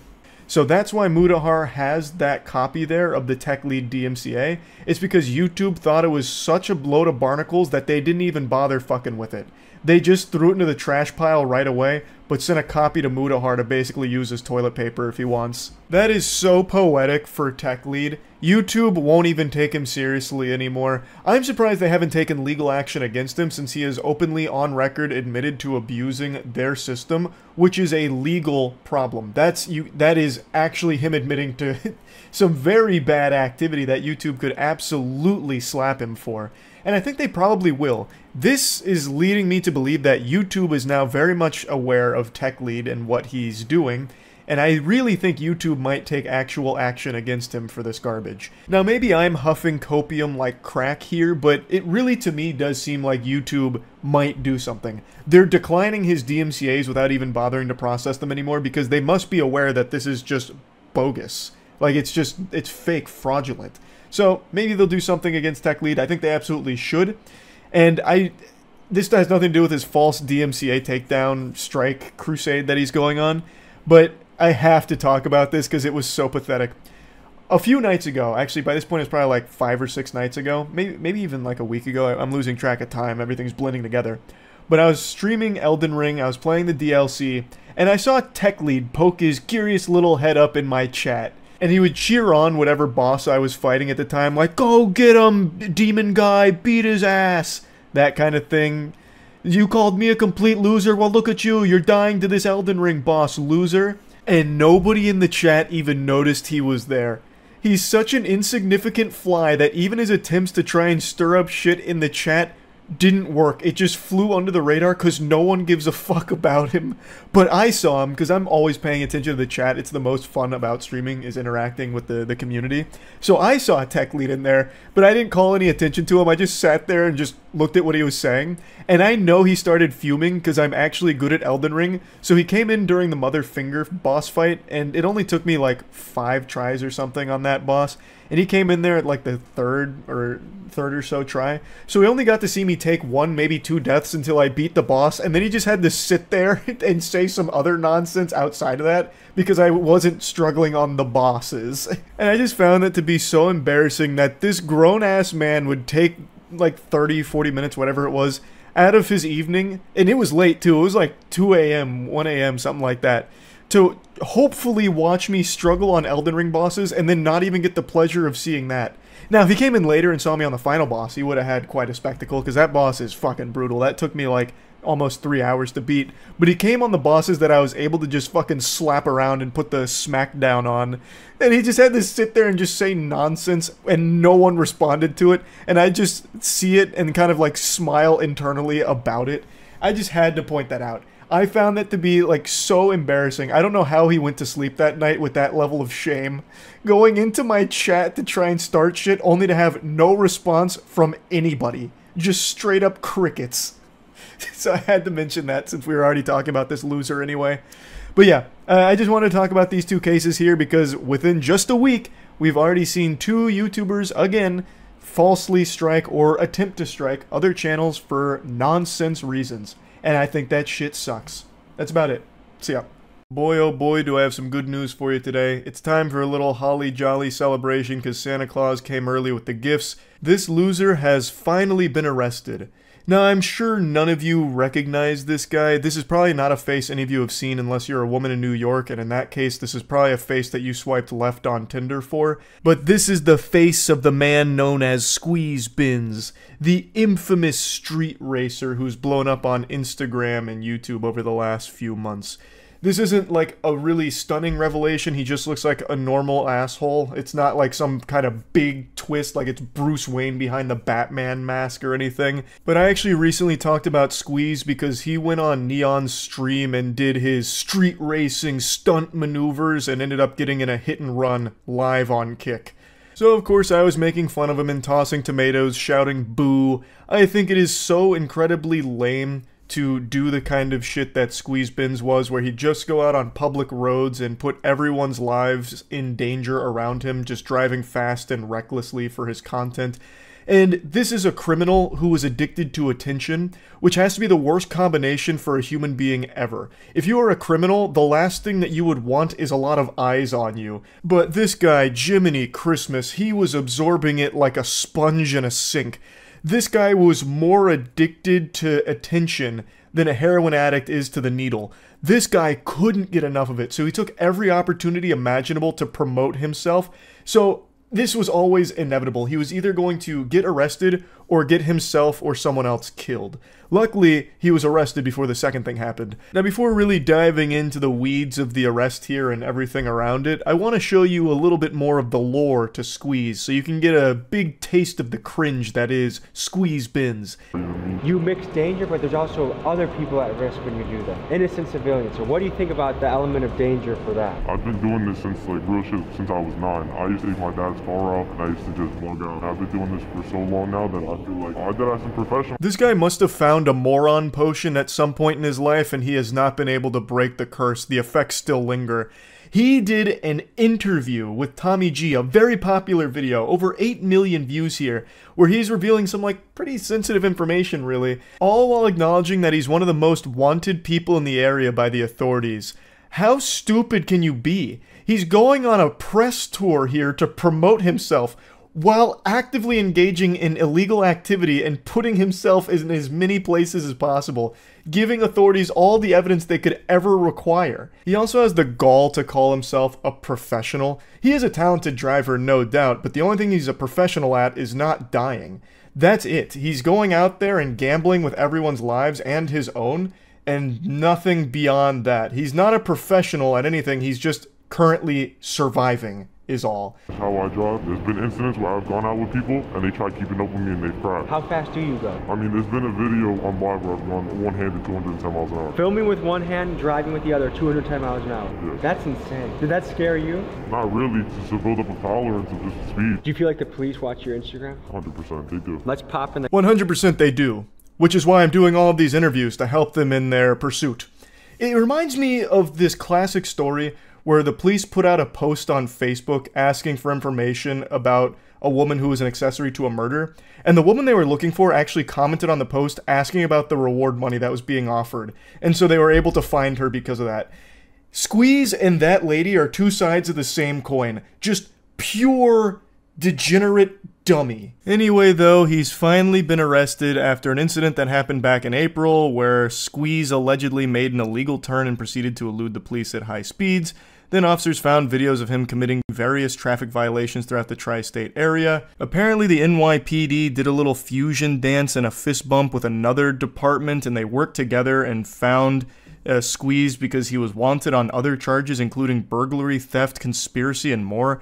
I was reading a couple of other reports where he allegedly punched a 20-year-old man in a deli. So I'm not exactly sure what all went down there, but ultimately it ended with him getting arrested and the NYPD commissioner taking a victory lap here and dunking on him on Twitter by saying Squeeze Bins is in custody thanks to New York's finest. And then he posted a picture of his Instagram with the word apprehended slapped across it there, as if it's some kind of like busted thing in Grand Theft Auto. So Antonio going from Squeeze Bins to Squeeze Mins here, being shoulder to shoulder squeezed into a cell with other dudes, hopefully. But there's no telling if he's actually going to face real prison time. It seems he's been released because after all of this, he did make an Instagram post about how he can't go live on there. So then he made a Twitch account, which I can't find. I do see a Squeeze Bins account there, but there's nothing on it, and I think that's just an impersonator trying to capitalize off of this. His original Instagram account appears to be banned, and the only one I can find is another one that appears to be an impersonator, but maybe it really is him. I have no fucking clue. I also can't help but giggle that he decided to make a Twitch account instead of a Kick account. Like, not even this blatant criminal who has already broadcast crimes on Kick wants to make an account over there and stream on purpose. He still decided to go to Twitch first and foremost. That's kind of crazy to me because Kick is the home of broadcasting illegal activity. They don't do shit about it there.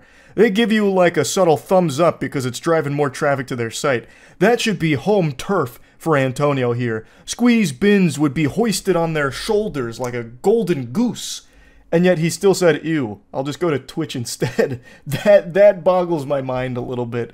I did laugh when I read that he made a Twitch account. I wish they'd make an example out of him here. He's not like the only one doing this kind of content, the lone alpha wolf or anything here.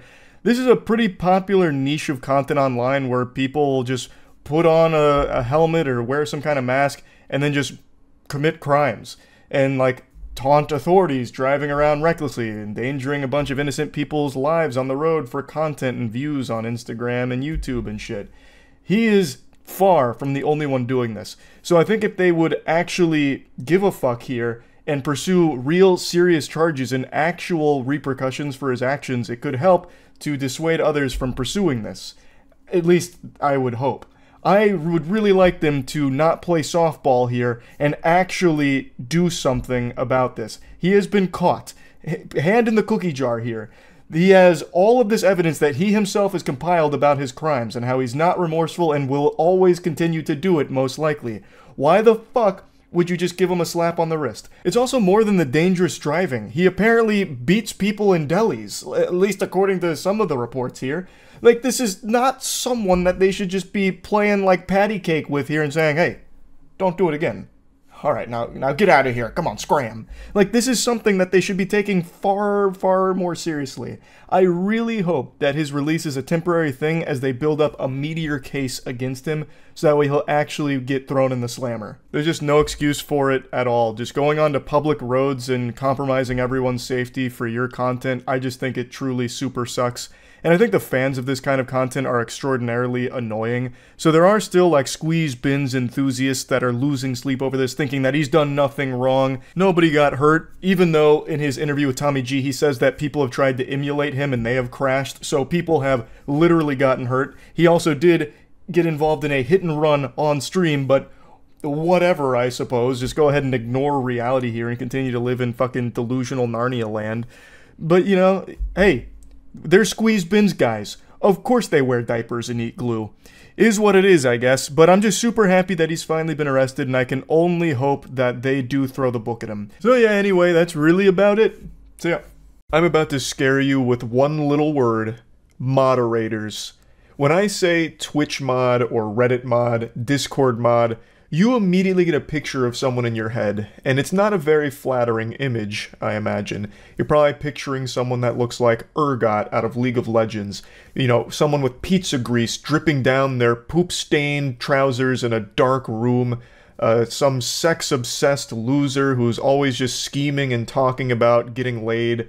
It's become a very negative title. It's mainly just become an insult. You know, you call someone a Twitch mod during an argument like, hey, Buster, stupid face, you look like a Twitch mod. It's like, oh, why I never? What did you say to me? Twitch mod? Put him up then, tough guy. You know, it's just, it's a title that's got a very bad reputation over the last few years. And right now there's a viral clip going around where it's claiming a Twitch mod said these really weird things during a stream moment. But I met a girl who's a streamer. I went up to her, I hugged her, and I came in my pants. Wow. Hug her. Man's looking like he's about to come in his pants again just talking about it, reminiscing on the glory days of that hug. So, the title that's going around with this video is that this is a Twitch mod for a famous female streamer. And that's not exactly the truth of this situation. That's a bogus, phony baloney story here, a load of horseradish just used to generate extra clicks and attention on the video. I actually immediately recognized the guy in the video here because I'm like a fucking librarian when it comes to internet degeneracy. I'm like Jarvis in Tony Stark's Iron Man suit, just this damn near omniscient AI, but all I can fixate on is dog shit internet weird stuff. So I recognized him, and he is like a real-world anime character full of mystery and mystique. There is actually an entire pseudo-documentary about him, which I'll talk about a little bit more, but let me show you the rest of the clip before doing a full dive. I think you need to get laid a little more often, bro. Exactly. Yeah, I was gonna say, was she hot though? Was she like super duper duper hot? Yeah. Like, I mean, this forgivable if she was super duper duper hot. Yeah. Now, if she was only super duper hot, this would be unforgivable, but she was super duper duper hot, and I mean, I think we can all understand a little premature ejaculation from hug contact there, obviously. I mean, that's the threshold. That's the rules. So that's the clip that's really popped off, because it's a goofily, awful, embarrassing moment captured, and he is very proud about the ejaculatory experience here from a simple hug. Like, actual busted nut from a hug. I mean, that's something that you couldn't torture that information out of me. Like, you couldn't waterboard me enough to have me admit to ejaculating from a fucking hug. And yet, here's this man at a bar just telling it like it's an old war story or something, and he's got like an audience around him that's like, oh, interesting there, brother, what the fuck? Yeah, it's a very weird clip, and people keep pointing and laughing at him, obviously, but they also keep calling him a Twitch mod, and that's just not accurate. Now, full transparency here, there is a possibility that he was at some point someone's Twitch mod, but it's not who they were claiming, and he's not known for being a mod of any popular streamers or any female streamers for that matter, but there is a chance that he does or has modded for someone or some people in the past. That information I don't fully have knowledge on, but I do know a lot more about this guy than most people seem to, which is surprising because he's actually very well known in the Twitch community. There is a whole documentary about him. Was a 27-year-old virgin at the time of filming this video here, and it's a very open and honest look into his whole life. He became known for his extremely aggressively sexual comments in people's stream chats, female streamers' stream chats, as well as his tweets, where they're all just sexually charged. A lot of them are about pegging and just how often he's nutting, making his cum face, his orgasm face. Like, it's all very sexually charged stuff. So he got a reputation for being, like, creepy for that. And what's very interesting is that he actually opens this interview with the channel Built Differently with the exact same speech, the exact same proud monologue that he just gave in this viral clip that came out 2 days ago. Well, there was one time when I met ST Peach. She gave me a hug. I met her the first time, and I ended up jizzing my pants. I ended up leaving the convention, going back to my hotel room, changing my underwear and my pants, and then going back to the convention. It's got sad music playing like Mr. Krabs on the world's smallest violin, but he seems very proud of this. He's now told this story twice. This feels like it must have been the most exciting moment of his entire being. Like, the entire 27 years he's spent on this planet all led up to that moment of filled trousers from the hug. So, like, he's just very upfront with everything about himself, and he is a virgin, or was a virgin when this was filmed, which I imagine most of you are saying, like, yeah, that sounds about right. That's par for the course being a moderator. But his story, like his X-Men origin story, is probably a little different than what you're expecting.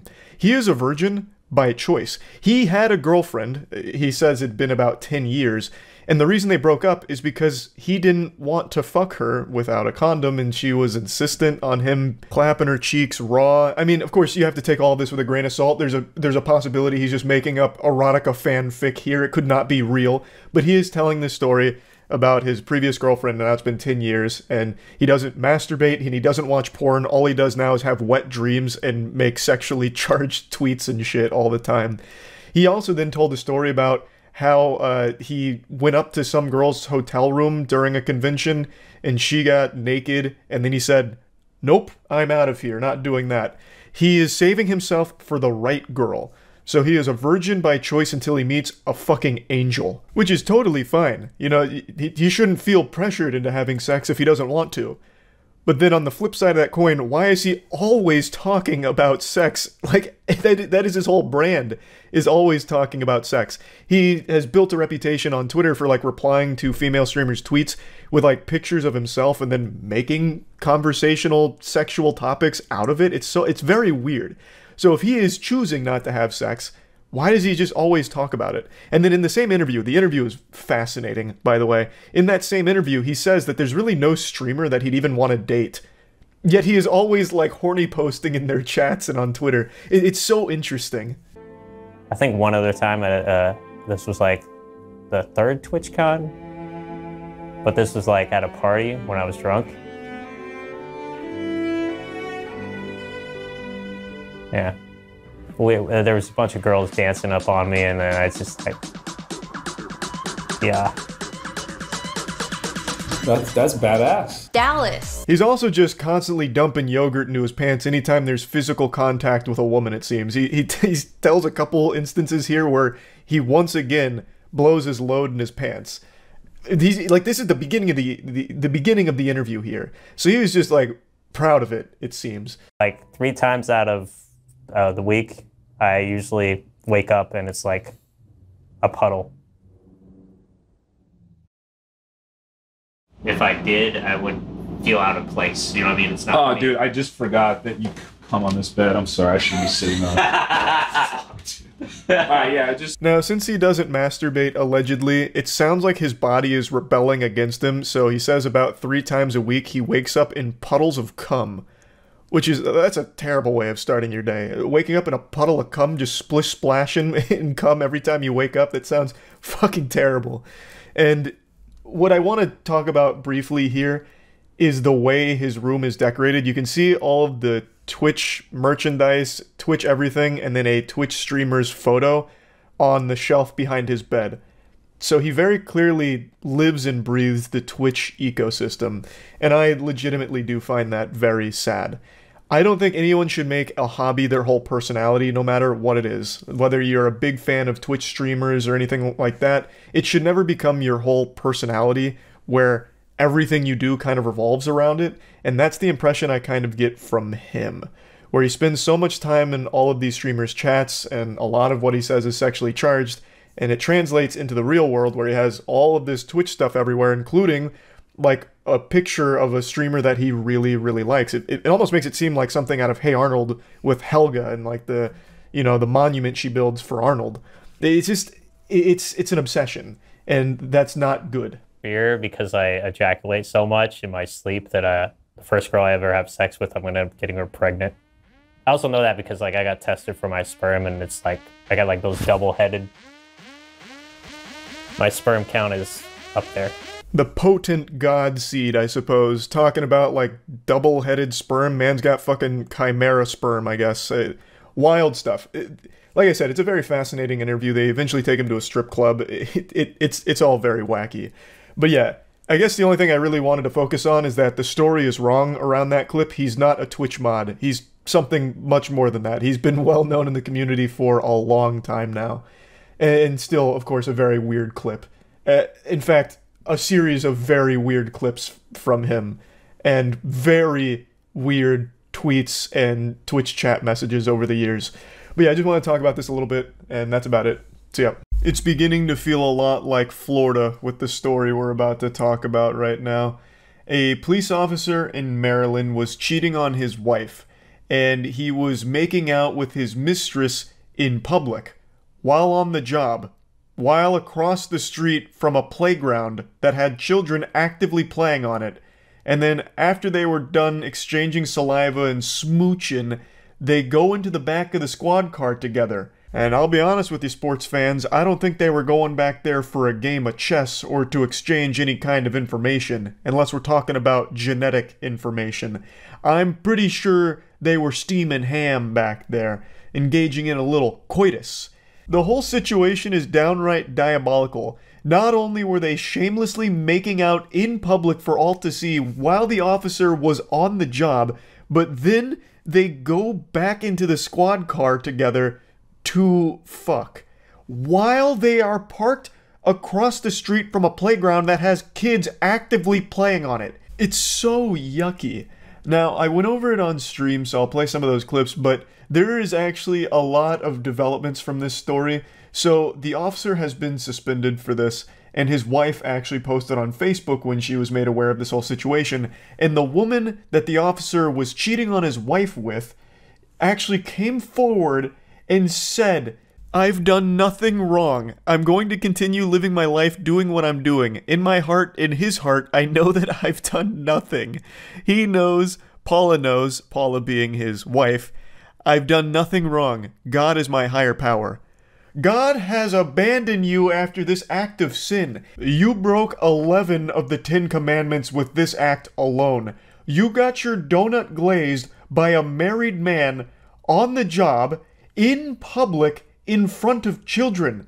That is downright diabolical. And you have the gall to say that you did nothing wrong? Mind-blowing. Now, she did say more about this situation, which I'll get to in a moment, but I want to play you the footage first so you can be caught up to speed on the lore here on what unfolded.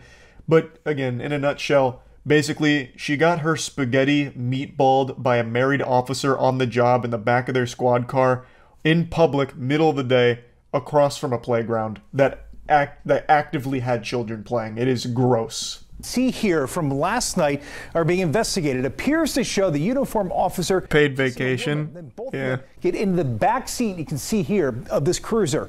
Now, a man taped it all on his phone at a neighborhood park right next to Oxon Hill High School. What the fuck? Why there? He slabbed up outside of a high school to have sex with her in his car. What a weirdo. I still love that everything addresses X as formerly known as Twitter, or just straight up Twitter. Such a disastrous idea to try and change it to fucking X of all things. I was like, oh my god, there's kids around here at the time, and all the time, and he didn't care, and it was not dark. He doesn't respect the uniform, he doesn't respect the police car, I can't believe that. FOP89 has been made aware of the videos circulating on the internet. We have no information as to the investigation of the videos or the officer involved, as that's handled by the department's Internal Affairs Division. We ask that our officer be given the same consideration that any other person would ask for, and that you reserve judgment until all the facts are known and videos are put into context. He is on video making out, literally like sucking the lips off of her face, and then they go into the back seat of his police cruiser. What do you think happened back there? They didn't just go back there to keep smooching. What the fuck do you mean? In what context? What context? It's all just right there. He's just openly making out with her in public across the high school. Across from the high school. He was investigating her mouth. Yeah, I guess she had a bomb in her pussy. And his cock was the only thing that could defuse it. He actually ended up saving the whole school. It's like a speed situation, and you had to keep your thrusts above 4 pumps per second in order to keep the bomb from going off in her vagina. That's a crime, right? Like 100%? Having sex in broad daylight outside of a high school?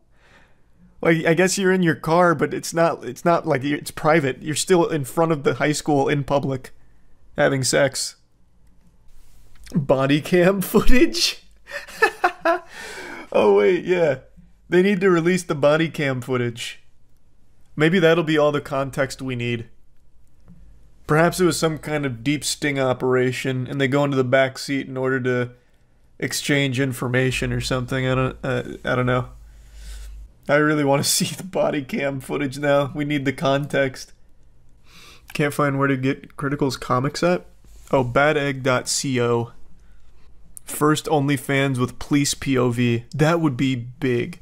Well, since he got suspended, so maybe he will need to turn to OnlyFans now. Let me see what the rest of the report says. Arlette, and this is not his first suspension. Now, the incident happened right here in this parking lot at South. Not his first suspension. Is it for the same thing? How many times does he fuck women on the job in his patrol car outside of a school? This viral video. A Prince George's County police officer appears to be kissing a woman. Then they both get into. What do you mean appears to be? Hold on, let me get the unblurred version. What do you mean appears to be? It's not like they were just like pulling a quarter out from behind her ear or something. Like that was the sloppiest makeout session ever. That's like 15 brewskis deep at a dive bar, and you're like blurred making out with someone and just slobbering all over them. Where's the non-blurred version? Because that leaves nothing to the imagination.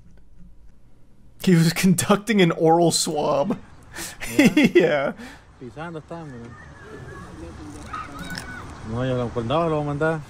can even hear kids playing. God, that's fucking revolting. Now that you've seen the evidence here, which is pretty substantial evidence, let's go back into more of what she said. Luckily, she was kind enough to explain that this was not a one-night stand. She said, that's the main story, that this isn't a little thing. Of course, since he's a police officer, it looks bad. But I just want people to understand that this was not a one-night stand. I just love that that's her priority. Like, this is the #1 thing she's addressing. Like, okay, listen, everyone. You know, stop all this hoopla. I'll set the record straight. This is not a one-night stand. We've actually been seeing each other for multiple years now behind his wife's back. You know, so get that straight. I'm tired of rumors circulating. The most important thing is to know that this is not a one-night stand. In fact, he cheats often with me. And I guess publicly, too. What's so exciting? He's a cop. I'm a civilian. We got caught. It sucks, but this will pass. She also has a kid of her own, and she just doesn't seem to care about this at all. She's reacting to this the same way I react to finding out I'm out of ketchup. Just like a, geez, darn, oh well.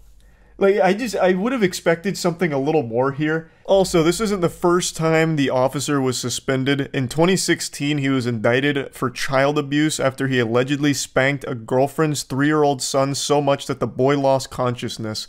But then it was later ruled that the allegations were unfounded. But the mistress here said that the incidents in this current scandal don't get in the way of her feelings for the officer. Now, you know, I don't think you needed any more evidence that this might not be a good guy, but I think this is an important little tidbit of lore to have around this officer. But yeah, I just found this to be a pretty wacky story here that I wanted to talk about a little bit. That's it. So yeah. Another day, another whiny, entitled loser having a meltdown and freak out in a fast food drive-thru. This time, the temper tantrum is caused because he was declined a pup cup. I'm gonna have to ask you to leave, please. I'm doing a video. I'm gonna need you to leave, sir. Why was the reasoning why you won't give me a pup cup? We're not about to do pup cups. Yes, you are. I come here 2-3 times a week, every week, and get a pup cup. As a dog owner myself, I am very familiar with this item. It's super simple. It's just a cup of whipped cream. It's not winning any Michelin stars, but it's just a nice little treat for your dogs if you're going to a couple of fast food places that offer it. I think the main one is Starbucks. But I didn't even know it was like super common outside of that. So it's not surprising that they're saying, no, you can't get a pup cup here. And also, 2 to 3 of those a week? That's excessive. At that point, just get your own can of whipped cream. Like, what the fuck? Every time I come here. They're not supposed to do pup cups. If they're doing it, they're not doing what they're supposed to be doing. Do you not understand? It's just a little cup of whipped cream. So I need you to leave, please. Why won't you give me a pup cup? Because we do not do pup cups at this establishment. Bullshit. Came here yesterday and got a pup cup. Somebody hand me the phone, please. Call the police. She's calling the police because I want a pup cup? She's calling the police because you're an annoying pest that refuses to leave, even though she's told you multiple times they don't do pup cups. Now, if you've received some of those sacred treasures here, that wonderful cuisine in the past, it means you got lucky, and the workers probably just didn't want to deal with you because you're a headache and decided to just oblige and give you those pup cups, but it's not something this establishment normally does, and she's telling you that. You're also making a problem for the workers that were nice enough to you to give you those pup cups by snitching on them here. Just accept the no, take the L, and move on. Go to a different place that offers it, or better yet, go to Publix or your local grocer, get a can of whipped cream, and then give your dog your own personal pup cup. She has done nothing wrong, she's not being mean, she told you no, which she has every right to do. And for some reason, you're making this a huge song and dance, and for some reason, so many people have these brain worms in society today, like these parasites that infest their mind that think that they're always in the right. So he starts filming this interaction himself. What should be a shameful moment for him that should keep him awake for weeks to come is something that he is proudly posting online himself. It's embarrassing. It's super fucking embarrassing. You're delusional. You're not in the right. No one's on your side. Just leave. They don't do pup cups. And stop saying that word. It really, it grinds my ass. It chafes my fucking butt. How many times he says the word pup cup throughout this video? He spams that word more often than a Rocket League player spams what a save. It drove me nuts. It was so fucking grating. Let's see what the police have to say because a person wants a pup cup? Seriously, you're calling the police because someone wants a pup cup. That's absolutely absurd. It's absolutely ridiculous. Cassopolis, Michigan.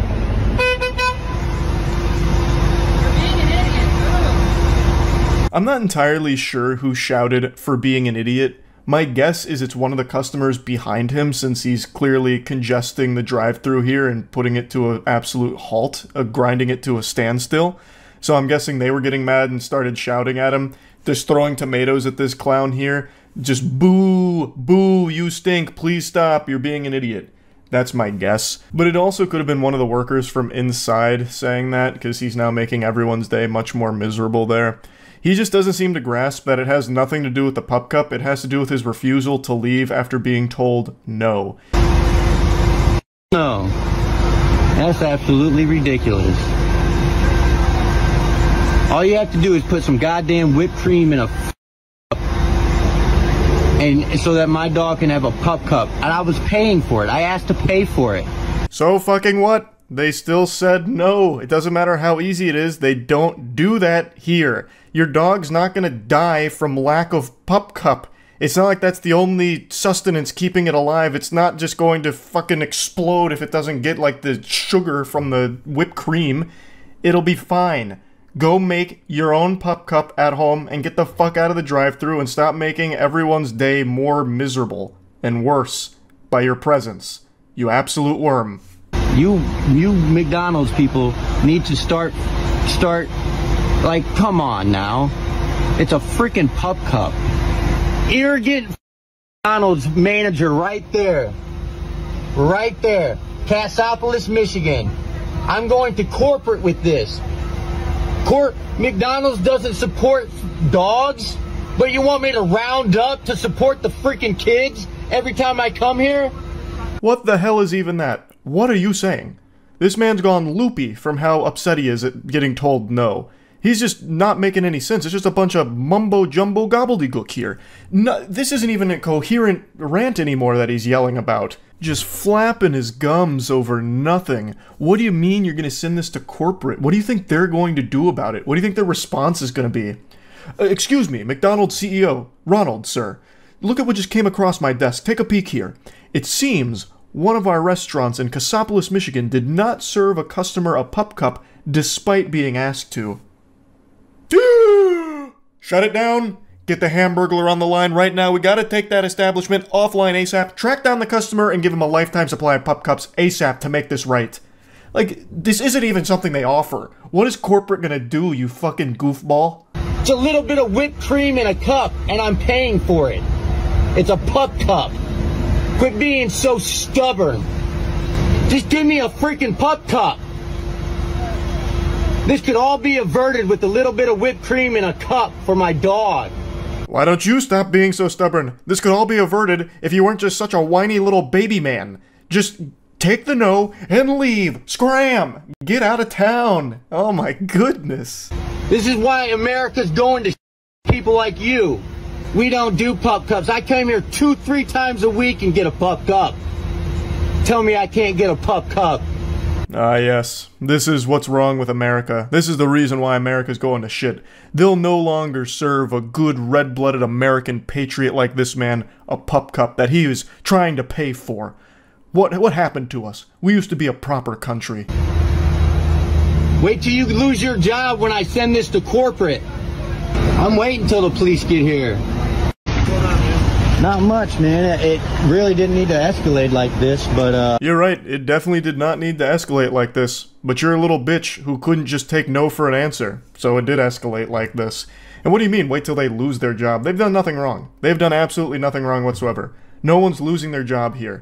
And she's sitting there making a big deal saying, we don't do pup cups, you need to leave. I want you to leave. I'm like, hold on, I'm going to pull up my phone. I'm like, you guys are really refusing to give me a pup cup for 35 cents? That, you know, it shouldn't be asking. She's like, I'm calling the cops if you don't leave. I said, go ahead and call the cops because I want to document this because they're calling the cops on a customer, a paying customer that comes here regularly. You're not entitled to a goddamn pup cup, and also you're boring the officer to death by taking him on a trip to Yappersville because you won't shut the fuck up about this.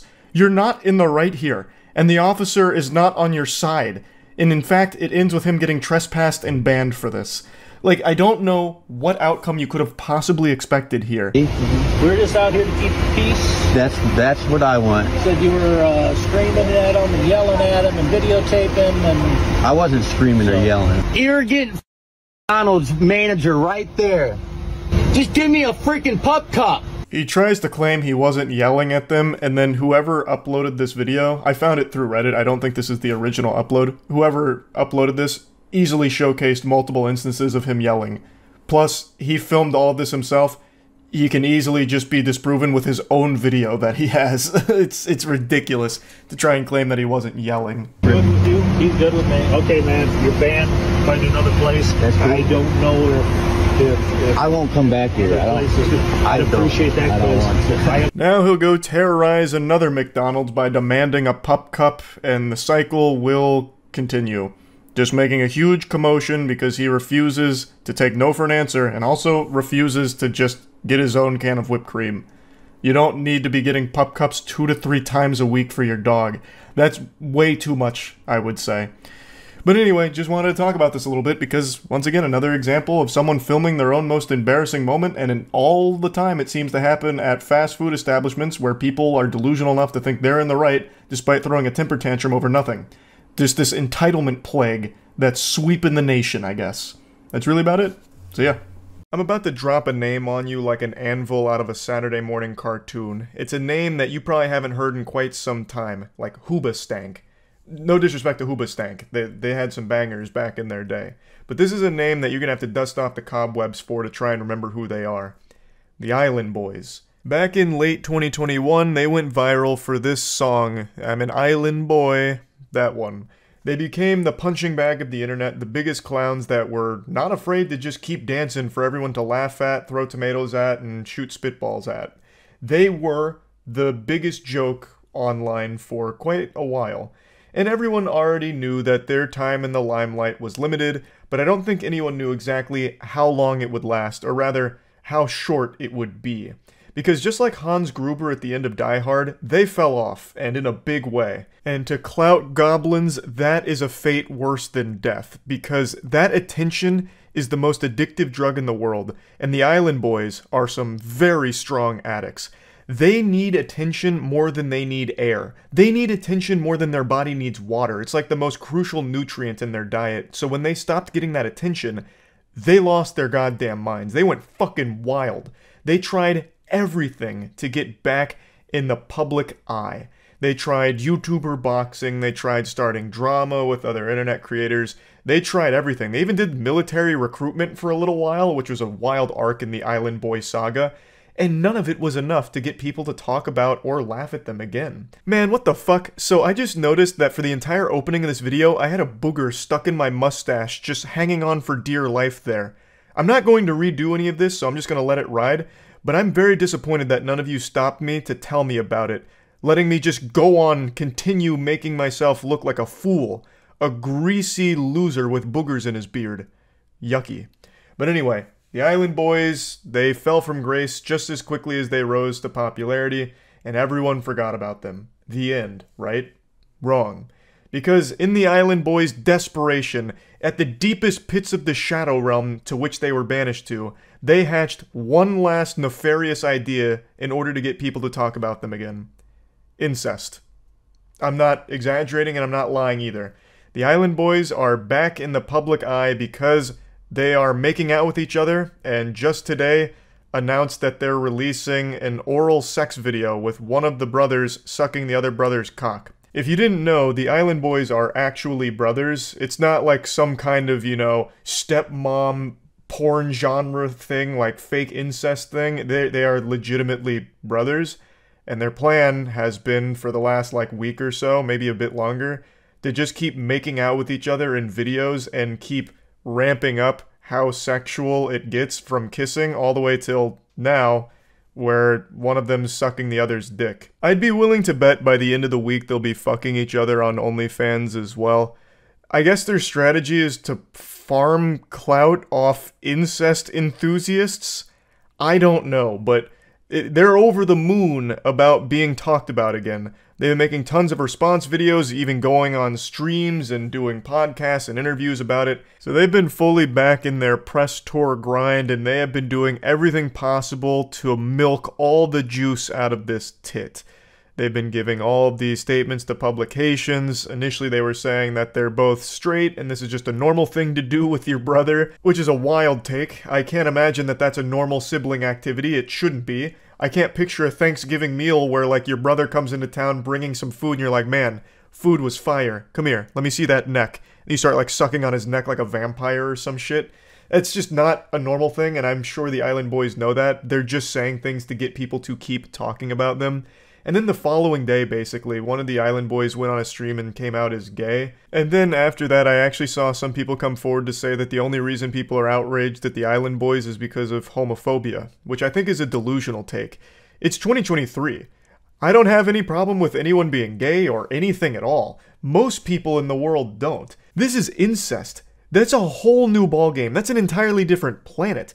And their incest is driven by the desire to get attention from people that are finding it and being understandably perturbed by it because it gets them attention. And then it gets them talking. And then the Island Boys keep feeding that flame to keep the perpetual motion machine going. And obviously that gets even more people talking about them, which seems to be the only thing in the world they care about. And it's just so fascinating to me how people's minds can be so poisoned by internet attention. to the point where it deteriorates in their brains so much that they will scratch at their neck desperately trying to think of a way to get that high of clicks and conversation about them going again. And then they resort to something this degenerate. Like, oh geez, most recent Instagram post only had 50 likes. Alright, that's it. I'm going with the nuclear option. Bro, get out your meat and your iPhone. We got business to take care of. We're not being talked about enough. We're throwing the Hail Mary. Like, it blows my mind that we are at this point in society where these two people never should have been famous in the first place. They got famous because everyone was making fun of them. And it became the most important component of their existence. And when that 15 minutes of fame finally dried up, they didn't know what to do with themselves. They couldn't imagine going forward in life without it. So for the last almost 2 years, all they've done is try to do everything possible to get people to talk about them again. And it's culminated into this shit now, where they're literally sucking their dicks because incest is alarming, obviously. And by alarming people, people will obviously start talking about it. And since people are talking about it, the Island Boys are happy. That's all that matters to them. They clearly don't care that it's negative attention. In fact, I don't think they've ever once in their life had positive attention, so this is an all too familiar feeling. All they know is negative attention and being that clown in the circus. It's so fucking sad what people will do just for attention.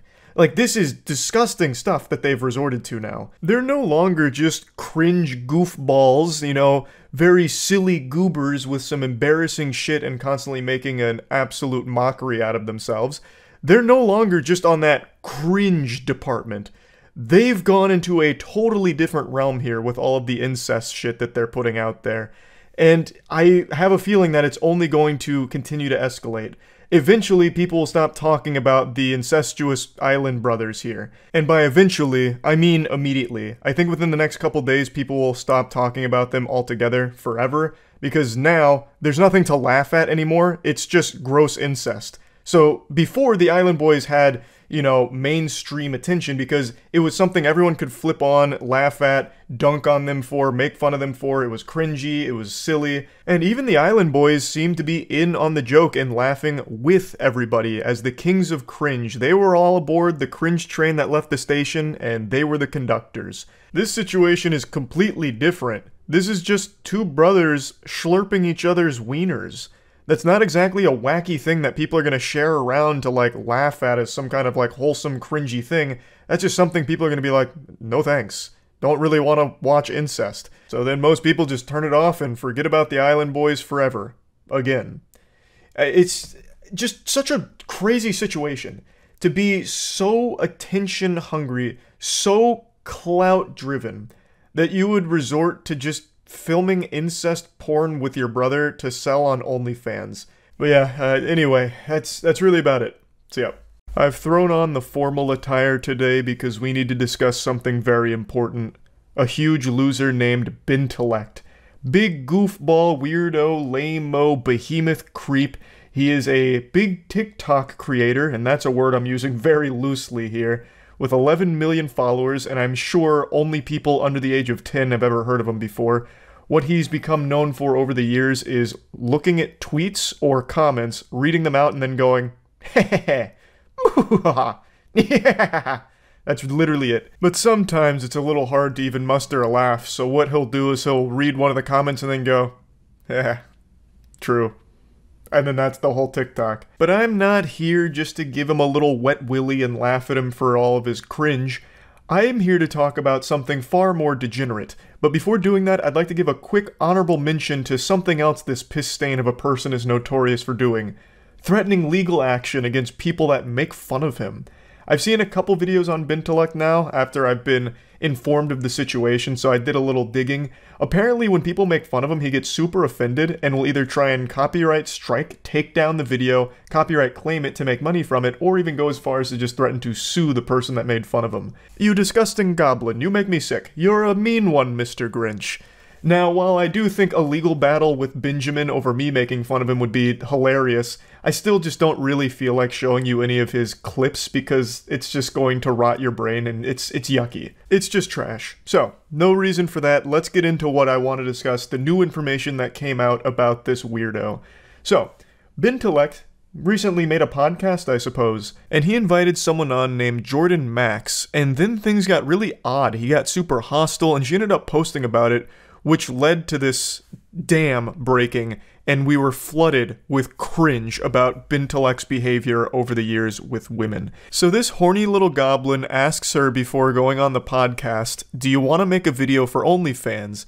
To which she says, "When?" He says, "Today." And then she's saying, "No, you need to be tested within the last 14 days and have an OnlyFans creator account." But then he says, "I mean a video for your page." Oh, what a benevolent saint. He was actually just thinking about her the whole time. He thought this would be a good opportunity for her to make some OnlyFans content with the great Big Bintellect. So she says, "Doing what?" And he goes, "I don't know what performs best on your page."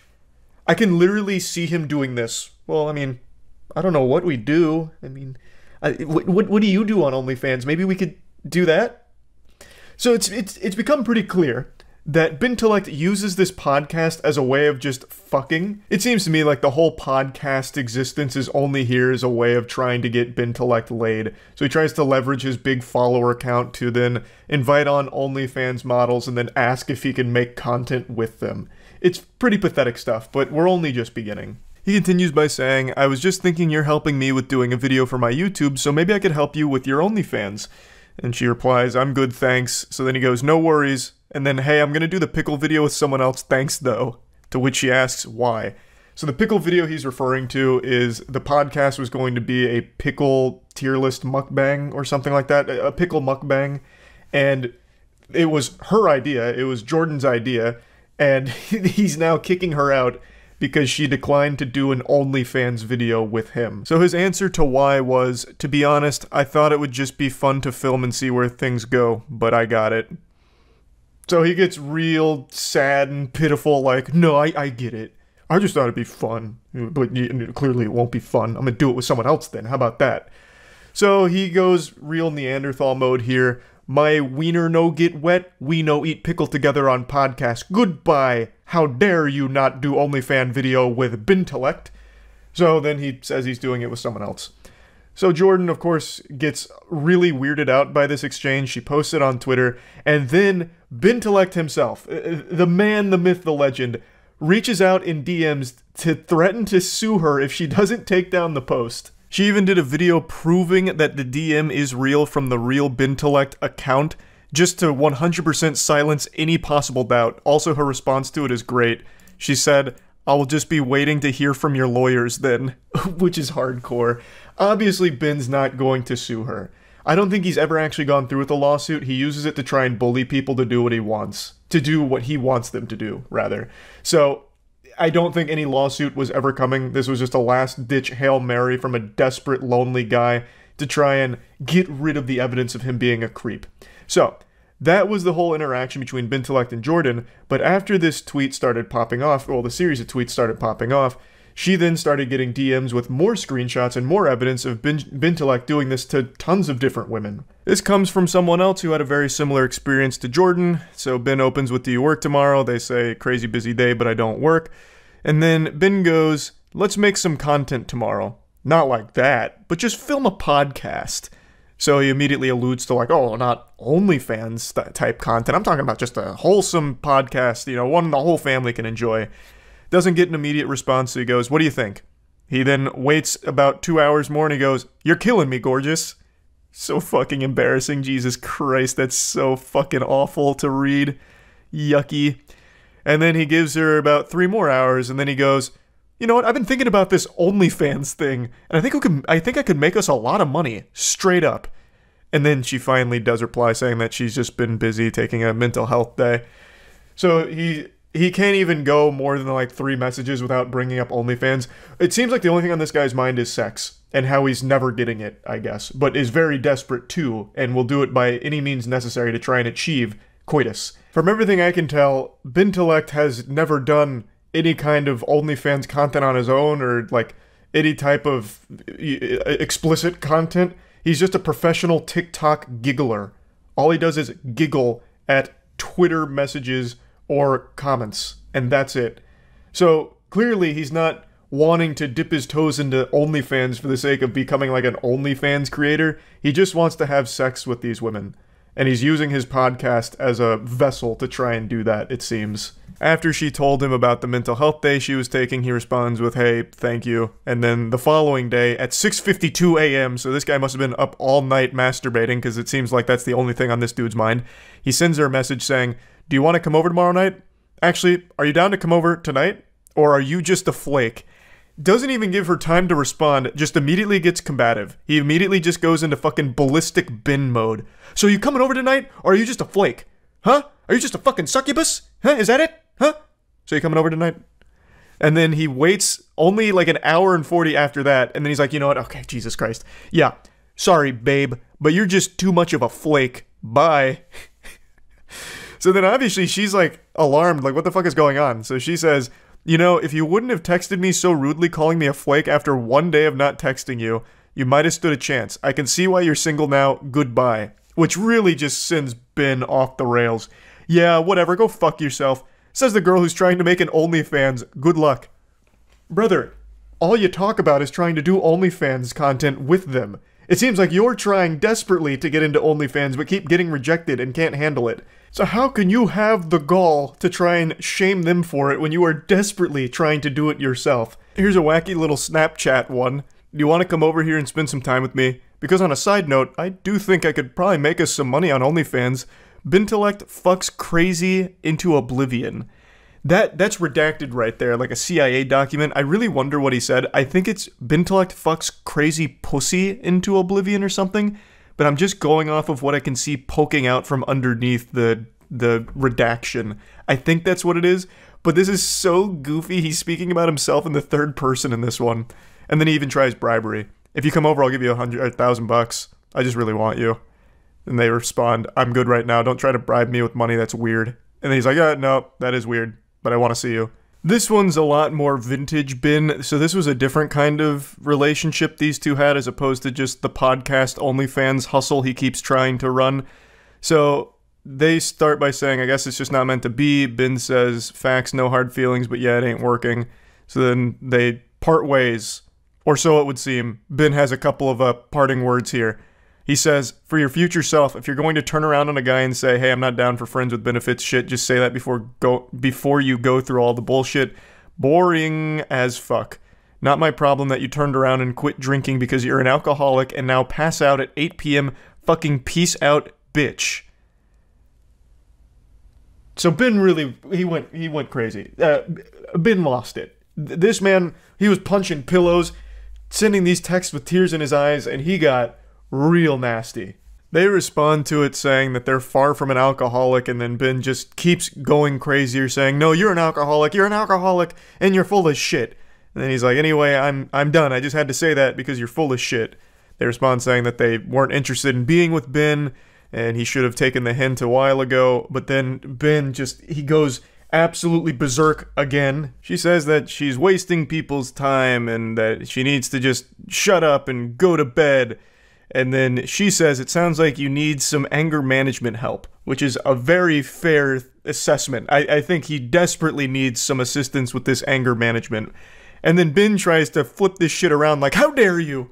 Are you kidding me?" So he goes, "Be careful who you say that to, Maria, because there are people who really need help with that." So Ben lets out a gasp. "That's super disrespectful to say that to somebody, and also a very basic-ass bitch thing to say. Benjamin, it's a very fair thing to say here. It's not disrespectful. You legitimately need some help." Like, it very much seems like you do. So then he goes, "You know, there's a reason you've been single for this many years, and it's because no one wants you, and no one cares about you. You're full of shit. Basic, boring loser." He just goes on, and even has this little monologue here that ends with him saying, "God help any guy that you gets involved with that loose pussy, because you're just lame. Mic drop ho." This guy just typed out "mic drop ho." He just typed that out. He's over 30 years old. I think he's like 34 years old or something like that. I already forgot. This is a 30-something year old man, and he just typed out "mic drop ho." To which she responds, I'm sure your TikTok fans will love the way you talk to women when I post these screenshots. And then he's like, you know what? Good luck. I stand by every single word that I just said to you. So, did he stand by every single word that he said? Let's look at his initial apology, which he deleted pretty shortly after posting it, and then also hid replies on. Let's look at his first apology. I've recently been accused of some heinous actions and would like the opportunity to share my disgust at these accusations. I'm a firm believer in the rights and equality of all humans, including women. If that's not the biggest red flag immediately, I don't know what else is. I stand by the rights for all humans, and that does include women. Those creatures. I am including them in that statement because that's the kind of angel I am. It makes it sound like he's drawing a distinction between women and every other human on the planet, like they're a totally separate species that aren't included in humanity. What an absolute incomprehensible weirdo. I grew up in a home with 3 sisters and no brothers, so I learned very early on the importance, power, love, and abilities women have. They deserve to be cherished and uplifted and treated with respect, and that's how I live my life. I do not condone the statements or accusations that have suddenly been hoisted upon me, and I hope to speak to anyone who feels they have been wronged. He's actually going with the, I have sisters. I can't hate women. I have sisters. No, I have 3 sisters. You guys don't understand. I could never do this to women. Like, you're misunderstanding. These are all baseless accusations. I have 3 sisters. I legitimately cannot be mean to women. And not only do I have 3 sisters, but my mother is also a woman.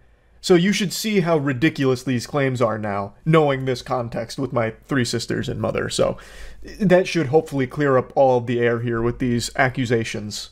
Like I mentioned, he did delete this apology post, but today he did release a new apology on TikTok. He released an apology video, so let's take a peek at that. Also, Ben, I know you're still watching.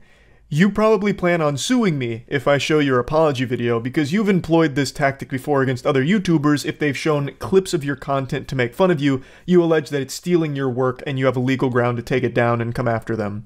You don't. That's not how that works.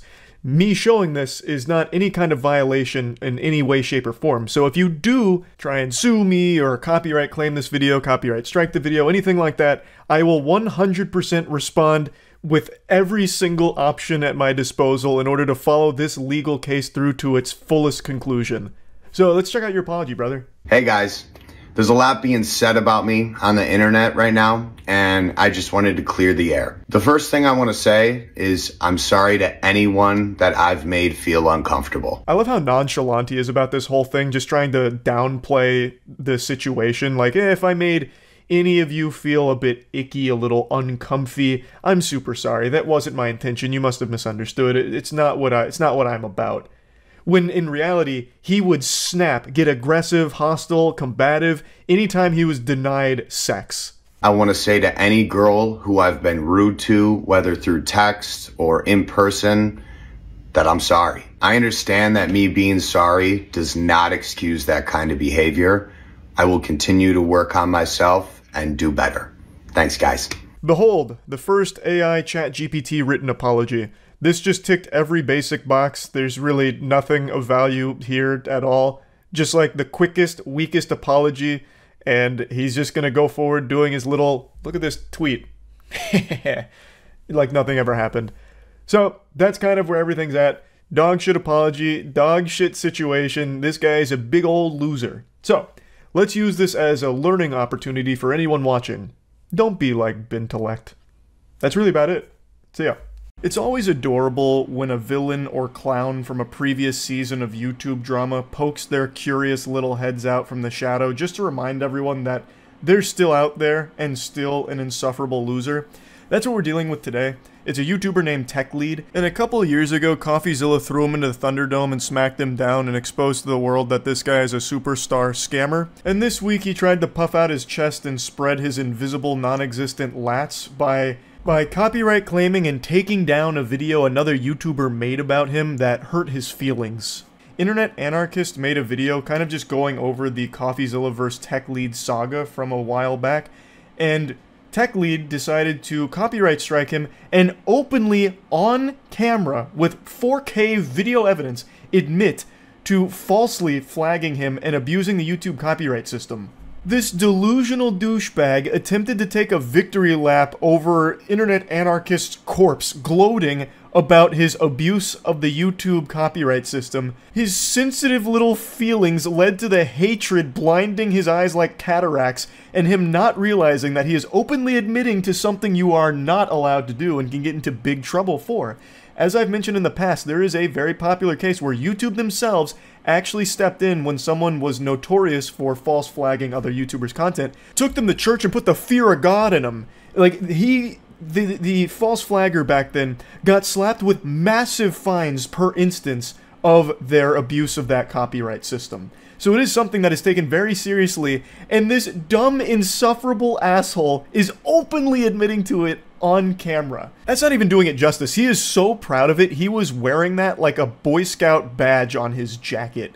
But I'm assuming the stupid potion that he drank must have wore off, or maybe someone in his life kicked down the front door and told him how terrible of an idea that video was, because he has deleted it as of this afternoon. So the only footage I have to show you is from the internet anarchist, who was kind of just cutting the most shocking bits of what he openly admits to. I tend to copyright strike down any expose videos on me because I understand that these are not real exposés. There's no journalism involved in here at all. Journalism is probably the boogeyman that keeps him up at night, haunting his nightmares. Because any journalist that ever looks into Tech Lead will find the most filthy and foul resume ever. This guy super sucks, and any journalism that's ever done on him only further exposes how much of a scumbag he is. I also just have to mention that the title of his video where he talks about this actually gave me a bit of a belly laugh like fucking Santa Claus. He had the chutzpah to call the YouTubers he's referring to in the video scam-tubers and put it in his title. Marinate in that for a moment. That's like Justin Timberlake calling someone else an alcoholic. Welcome to the world of business where people are afraid that they're going to be doxxed. Well, if you're going to come into business and do business in this world, yes, you're going to be doxxed. You better have an identity. And so then he takes to Twitter complaining he's going to have to dox himself to the Tech Lead. So you're saying I have to share my personal information to Tech Lead or let my video be taken down? He's afraid he has to be doxxed if he wants to counter the dispute. YouTube jumps in and says, well, you can also hire an attorney if you want to represent yourself. Well, yeah, this is business, right? People have a complaint against you. You can't just be a nobody and hide behind anonymity, right? You don't even have a real complaint. You have hurt feelings and thinning hair from the stress of being such a whiny loser. This is a ridiculous statement that just because you're in that field, you need to be doxxed. It's just, the way he talks about it, it just comes with the territory. You're out of your fucking gourd. Like, you've lost your marbles. I also can't stand the way he talks. He actually just sounds like what I imagine every Reddit mod who thinks their job is the most important thing in the world sounds like. One of the main reasons I will actually copyright strike a video, though, is I want to know who's behind the video, right? I want to know who these people are. What if it's somebody I even know in real life? Oftentimes these haters are people who know you very well, actually. I mean, this could be a real physical threat to me. That's called paranoia. Like, that's an actual mental disorder that you've got here. You might want to get yourself checked out for that one. You think that someone just making a video on the history of CoffeeZilla spanking your cheeks red could have been someone that you knew in real life that could lead to a physical threat against you because he made like a video essay about it. Come back to reality, Tech Lead. Snap out of the genjutsu that you're trapped under here. I don't know what world you're seeing. Like, that is a crazy perspective to have on it. Like, legitimately, that is unhinged. Now, I don't think he actually believes it. Like, in all honesty, I think the only reason he's putting that there is like a cover your own ass token as like a, oh, well, that sounds reasonable to like the mind of a Neanderthal, perhaps. But anyone who thinks about that for even like an iota of a second would immediately recognize that that is a ridiculous thing to actually believe, and I don't think he does. He's using that as some kind of justifiable reason for why he does that, but even he backpedals on that so quickly. Like, he gives up on that facade almost immediately. Really, these scam tubers exist only because I allow them to exist. And I can shut them down anytime I like because I own all of the copyrights to the images and audio that they're using. A complete fundamental misunderstanding of how anything in the real world works. What the fuck are you yapping about? What? No, let me go ahead and set the record straight here. They are your videos, sure. But anyone can take those videos and make their own creative pieces about them using clips from them. That has been argued in court 100 times at least. And every single time it is always ruled that that is completely okay to do, fair use. As long as they're not taking your entire video and using it, or doing nothing transformative with it, then they have the legal right to do so. They can take your video and highlight moments from it. Talk about moments from it. The same way I'm doing right here to throw tomatoes at you. What I'm doing isn't journalism. I'm just spitting on you and making fun of you for the absolute clown that you are. And I can do that, and there's not shit you can do about it legally. You're more than welcome to try. I will 100% use every single resource available to the entire legal firm that we have at our agency, Mana, which I am an owner of, to absolutely take you to court and embarrass you if you want to go that route. Though I don't think you want discovery to happen on your end, just a little hunch there, tech lead. But the point is, you're just completely wrong. Like this little supervillain monologue you're giving, like pinky to the mouth like Dr. Evil. They exist because I allow them to. Like your dumb little fucking speech has no teeth to it because it's completely fucking wrong. I will issue these copyright strikes on these new YouTuber, Scamtuber videos. And I don't really care one way or another, I guess, but it's more of a hazing ritual for me, like a welcoming ceremony, just to let them know what they're in store for and who runs the show around here, who owns the content around here. Oh God, Jesus, stand back. Whoa, whoa, this guy means business, holy shit. He's going insano style. Gee, wow, he's going fucking swag mode. He runs the show, he's the big dog, he's the big shot, the sheriff on the block, watch out. Damn. Yeah, this all seems like the actions of someone who really doesn't care. Whining in a YouTube video about why you're falsely copyright striking other YouTubers, and then openly admitting that it's not even legitimate, it's a hazing ritual for you, a welcoming ceremony. That's the lamest shit I've ever heard. I have no doubt that you got wedgies growing up, and now this is your way of taking some of that power back. That's what I feel with this shit. So this is my welcoming ceremony. What happens next in these copyright strike cases is typically we go into court proceedings where I have 30 days to file a legal action, which typically I'm not going to waste anybody's time doing. This is really just my welcoming ceremony, hazing ceremony for people, and so the video will probably be back up after a while. Now, regarding these copyright claims, the truth is, I don't really care. If I wanted to, I could go find all of these expose videos about me and copyright strike each and every one of them and take them down and take them to court if I really cared, if I wanted to. You could absolutely try and do that. Just like I could try and do a backflip right now and probably break my fucking neck. But you can definitely try it and you would 100% fail. Just like me if I tried to do a backflip.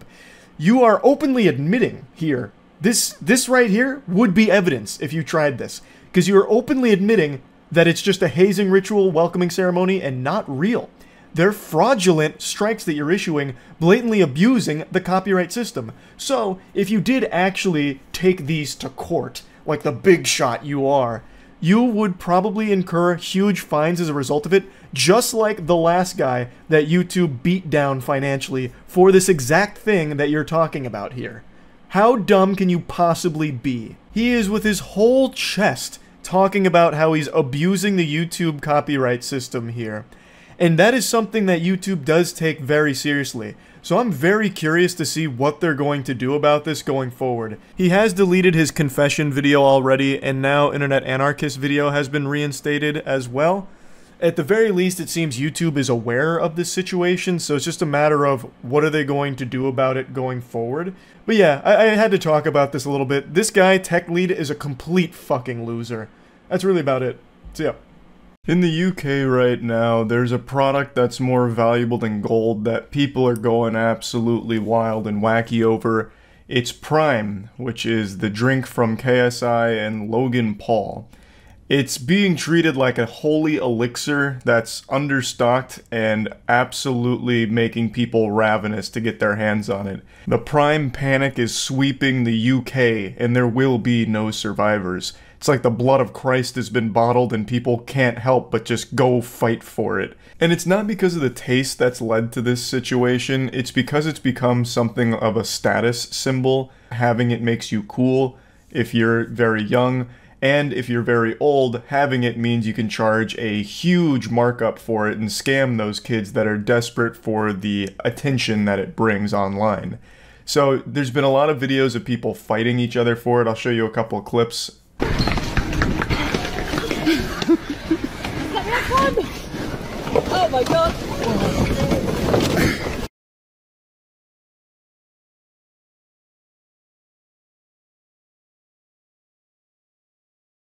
People getting in there, throwing hands, boxing each other out like it's basketball, getting ready for a rebound, all just to get their hands on some Prime.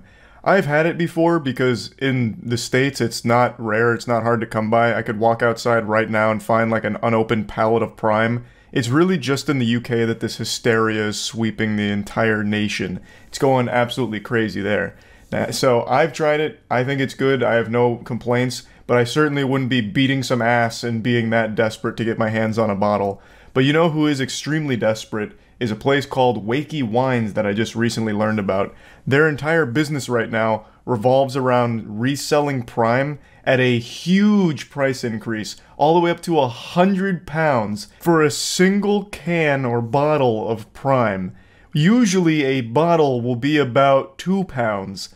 But Wakey Wines is treating it like it's the fountain of youth juice here, selling it at 100 bottles, or £100 per bottle in some cases, and they're still successfully making sales. They've actually become extremely popular for this. A lot of people are buying it from them. That's how outrageous this whole thing is. Now I want to show you a great video that breaks it all down. This comes from a channel named Fat Memer, and I learned everything there is to learn about Wakey Wines here. You hear the Wakey Wines people made their own drink. What's special about Wakey Wines? They price gouge everything they sell. How are they successful then? Oh, here's a whole thing on it. Let me see. Mohammed and Abdul, aka the Wolves of Wakefield, have been hitting national headlines over the... The Wolves of Wakefield. I don't know anything about these guys. They seem like some real goofballs. I promise you, no one is calling them the Wolves of Wakefield besides them.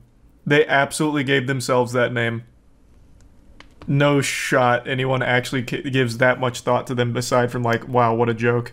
The last few weeks for reselling Prime at extortionate prices and their viral videos. Ironically, they haven't become known for selling wine, but Prime. Now, of course, because KSI and Logan Paul, I'm assuming they sell more than that, though. They know that kids are willing to do anything to get their hands on this drink. For months. But why? But like, actually, why? I still don't see why people are fighting themselves over Prime in the UK. It is abundant in the States. I can go anywhere that sells drinks and they have, like, Prime filled to the fucking brim, literally leaking out of their toilets. It's everywhere. There's not that same chaos here. Why do kids in the UK want to fight each other for Prime?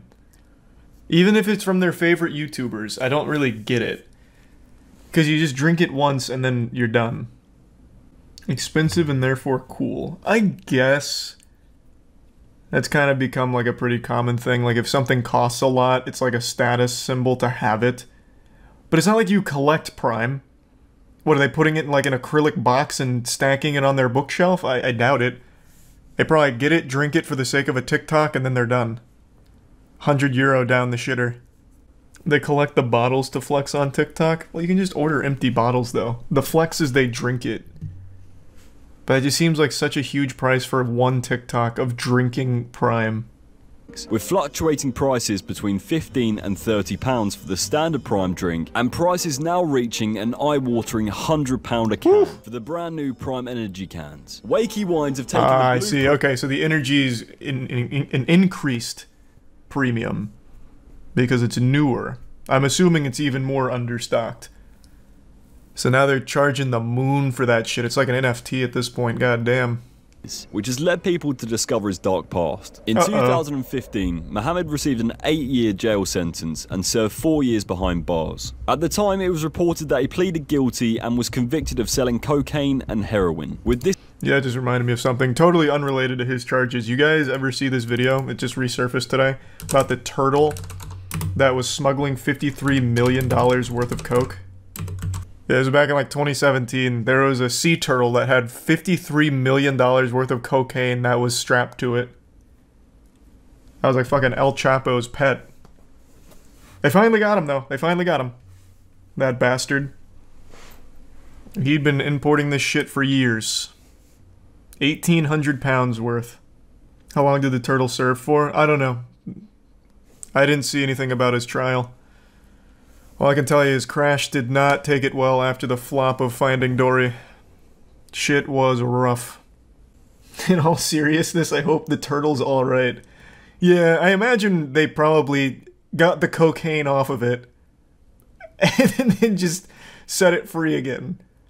Like, I don't think they actually threw it in cuffs or anything. I don't think it's currently sitting in, you know, county. Execution Panda. Did I get the name of the turtle from Finding Nemo wrong? Isn't it Crash? It's Crash and Squirt, right? Why are you saying it's Crush? Oh my god, it is Crush. Oh, I'm such a fucking idiot. For my money now, I've got a shop. My dad bought me a shop, and I work hard, and I don't sell drugs now. So I just thought I put it out there rather than everybody else saying Azza's doing this, Azza's doing that, and I'm a changed person. I'm reformed. Thank you very much. Yeah, I see no reason to doubt him. He served his time. I think he doesn't even need to deal drugs anymore. He's selling something far more addictive, and that's clout. So he's able to easily tap into an even bigger market now. Like cocaine, yeah, I'm sure kids are gonna get cocaine somehow, but it's a lot harder than just going down to his shop and getting fucking Prime for €100. So it's I believe he probably doesn't deal drugs anymore. Amounts and high values. It shouldn't be worth £100 for a can of Prime, or 10, 15, 20 pounds for a bottle of Prime hydration. It's absolutely ridiculous, and I hate it. To the owner of Wakey Wines, I mean, what you're doing is just unfair, and it's challenge him to a boxing match, beat his ass. It's not ethical, it's not nice. Although to KSI drops the gauntlet. If you can beat me in boxing, you can actually double the price and I'll endorse it. But you lose, you shut down the shop. Make some high stakes out of it. Scalpers are dicks. Yep, no one likes scalpers, literally. I don't know how they're in business, to be honest. They must just be very lucky that some people are so starved for the clout of that TikTok flex of drinking the Prime that they'll pay the £100. But, yeah, no one likes them. Literally no one likes them. I think scalpers are probably like one of the only unanimously hated career paths in the world. Like, even a drug dealer, you can make some arguments for, like, a good drug dealer. He's peddling escapism. Well, he's doing it because he has to feed his family at home. With a scalper, no one's making those arguments. Scalpers just fucking suck across the board. I just checked, it's like 120 American dollars. Yeah, if you convert it to freedom units, it's over $100. It is outrageous. I mean, that's scalping in a nutshell, though. Fair play, Mo. In fact, if you're a kid and you're paying £100 for a bottle of Prime, then you deserve to get scammed. You've got to write the kid off. He's got no chance. You know what? I'll make an argument in defense of Wakey Wines. He's teaching kids an important lesson about getting scammed early. And hopefully, it'll be something that stays with them for the rest of their life. Like, wow, what a fucking idiot I was paying £100 for this bottle of Prime. Never doing that again. It's a low-level scam. It's very expensive for a kid. Very expensive in general. So it should be one that would resonate pretty profoundly, I would think. It's not the kid's money, it's the idiot parents. That's possible, I guess. Well, it'll teach the parents an important lesson about not raising a dumb kid, I don't know. Video emerged of Mo in a nightclub dancing the night away with women of the night. One Twitter user stated, sniffing lines, banging nines, and selling Prime. I mean, cool slogan. Can you blame him? Put that on the store. He's paid his dues to society, and anyway, these kids wouldn't know how to spend their money properly. Wakey Wine seems to be going from strength to strength, and now even have their own song. Get my scent to Wakey Wine. Oh! Wait! This is the Paradox Metaverse crypto place? Where the Amio Talio tried to get like Wakey Wine's endorsement behind him and not even they were able to make anything out of it? That's crazy! Wow, they actually just do go scam to scam. So they're even in metaverse scams. Holy shit. Crypto scams. Wait, that's fucking wild. That's a full circle. They're just like this giant fleshlight that scams will filter through. Cool. Thank you so much for watching this video. Make sure to follow me on all of my socials. This is a great breakdown of it. I didn't know shit about them. Subscribe and comment below what you want to see next. Huge. Good work. That's interesting. What a nice little cameo from previous season supervillains with Paradox Metaverse crypto. How's that coin doing, by the way? Let's take a peek. Oh, jeepers. How did it all go so wrong? Oh, I can't believe it. That's the day chart? Oh, yeah, that's fair. That's fair. We should look at how it's doing over the last week. Oh, no. What? How's this possible? Whoa! What was this little pump here? Amio Talio buying on bot accounts. Good work. That was a nice little pump and dump for a day. Literally a day. And then back to rugging it. Did you see kids opening Prime at Christmas? They reacted the same way as a kid getting his first Xbox. That's so cute. So, you seem kind of like a bit wacky. Would you rather, do you have OCD or would you rather have like ADD? Because it seems like you may have possibly both of them. This is a pickup artist class, but your small little dick probably doesn't know about that. These classes will turn you into a champion of the male species. This will teach you how to go outside and get pussy immediately, sodden panties within a 1 mile radius just because you left your house. These classes are guided by PUAs, pickup artists. They are the finest heroes of the male population. Now I want you to sit right there with that micro dick of yours and learn from the masters. Obviously, lesson 1 is try and diagnose the girl that you're flirting with either OCD or ADHD. That's basic shit right there. That's page 1 of the pickup artist book. So I hope you're ready to get completely enlightened. No, I don't have either one. Well, which one would you choose? I wouldn't. What do you mean you wouldn't choose one? Well, why would this is a scenario in which I'm asking you a question. Why wouldn't you choose one? I just don't want to. Well, are you scared of having one? Or is that like it's... Yeah, what's the matter, huh? Are you afraid to have OCD or ADHD? What kind of coward are you? You probably can't even handle my follow-up question. Would you rather have herpes, chlamydia, or both? Here's my number. Please call. No, I'm fucking kidding. I'm a virgin. Please, I don't have either one of those. Just call. No, I just... It's a hypothetical situation. I mean, is that really that hard for you to imagine which one you would rather have? Okay, I love this woman because she is so mean. Yeah, I like that you said, you ask her this question, she's like, I won't choose. Says, well, is it really that hard for you? I mean, what a great, I mean, that's a strong disconnect, but it really is what a woman who is this antagonistic is going to need to continue to just stay in the interaction. Now, to give a little explanation on what this all is, the video is from a lesson that was given to a class which was led by that man right there asking about OCD and ADHD, the guy that looks like he coddles an anime lolly figurine every night before bed, and occasionally they cut the footage so that way that guy and the leader of the pickup artist organization cult, that way they can chime in and break it all down for us laymen to understand, so that way we too can employ these expert tactics in getting laid. So that's what you're hearing right there where he says, I love this woman because she's so mean. And she is very mean. Like, why wouldn't you just, you know, pick OCD or ADHD? It's not like a weird question. Like, that's some pretty standard shit. So honestly, I think the fault's on her for making this interaction a bit weird. I mean, to me, like ADD, like you seem to have ADD because your eyes are twitching all over the place. Okay, I'll pick ADD. Or OCD, because it seems like you're obsessed with small little details. I mean, which one? OCD, yeah.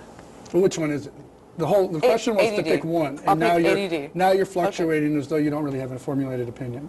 So I don't really understand. I'll pick ADD. But notice that she's laughing. He's pushed her, but she's laughing.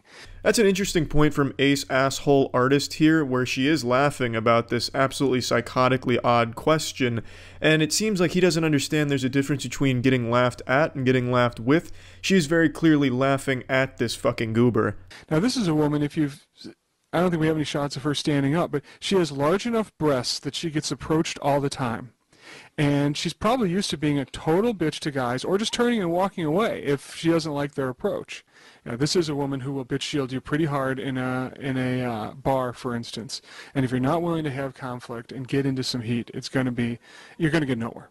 I was spoken like a true red-pilled Redditor right there. These kind of guys are genuinely frightening, 100%, like actually scary individuals with their mentality and how they view women, as if these kind of guys are God's gift to girls and titties, and that they're entitled to all these women, and women that aren't interested in them are just bitches that, you know, just because their breasts are so large, their milk tanks are so full of milk that they only go after NFL quarterbacks and not the nice guys like these guys. These kind of men are 100% scary and just downright embarrassing to like the entire human population. What is your name? Jennifer. You're not going to shake my hand? Are you scared? Like, do you think am I that heinous? I think you're a creep. Yeah. Oh, okay. So you said that with such a smile, though. Is that? Because it's funny. I mean, it's funny when creeps come up and talk to you. Really? But it happens Kind of all the time. funny. But you're not running away. You're sitting there. Well, I'm being paid to sit here. You're being forced to. Yeah. That's what all women say to me, is they're being paid to sit next to me. He's got her now. That's a checkmate. She is going home with him tonight. That vagina is super wet. You can already just tell.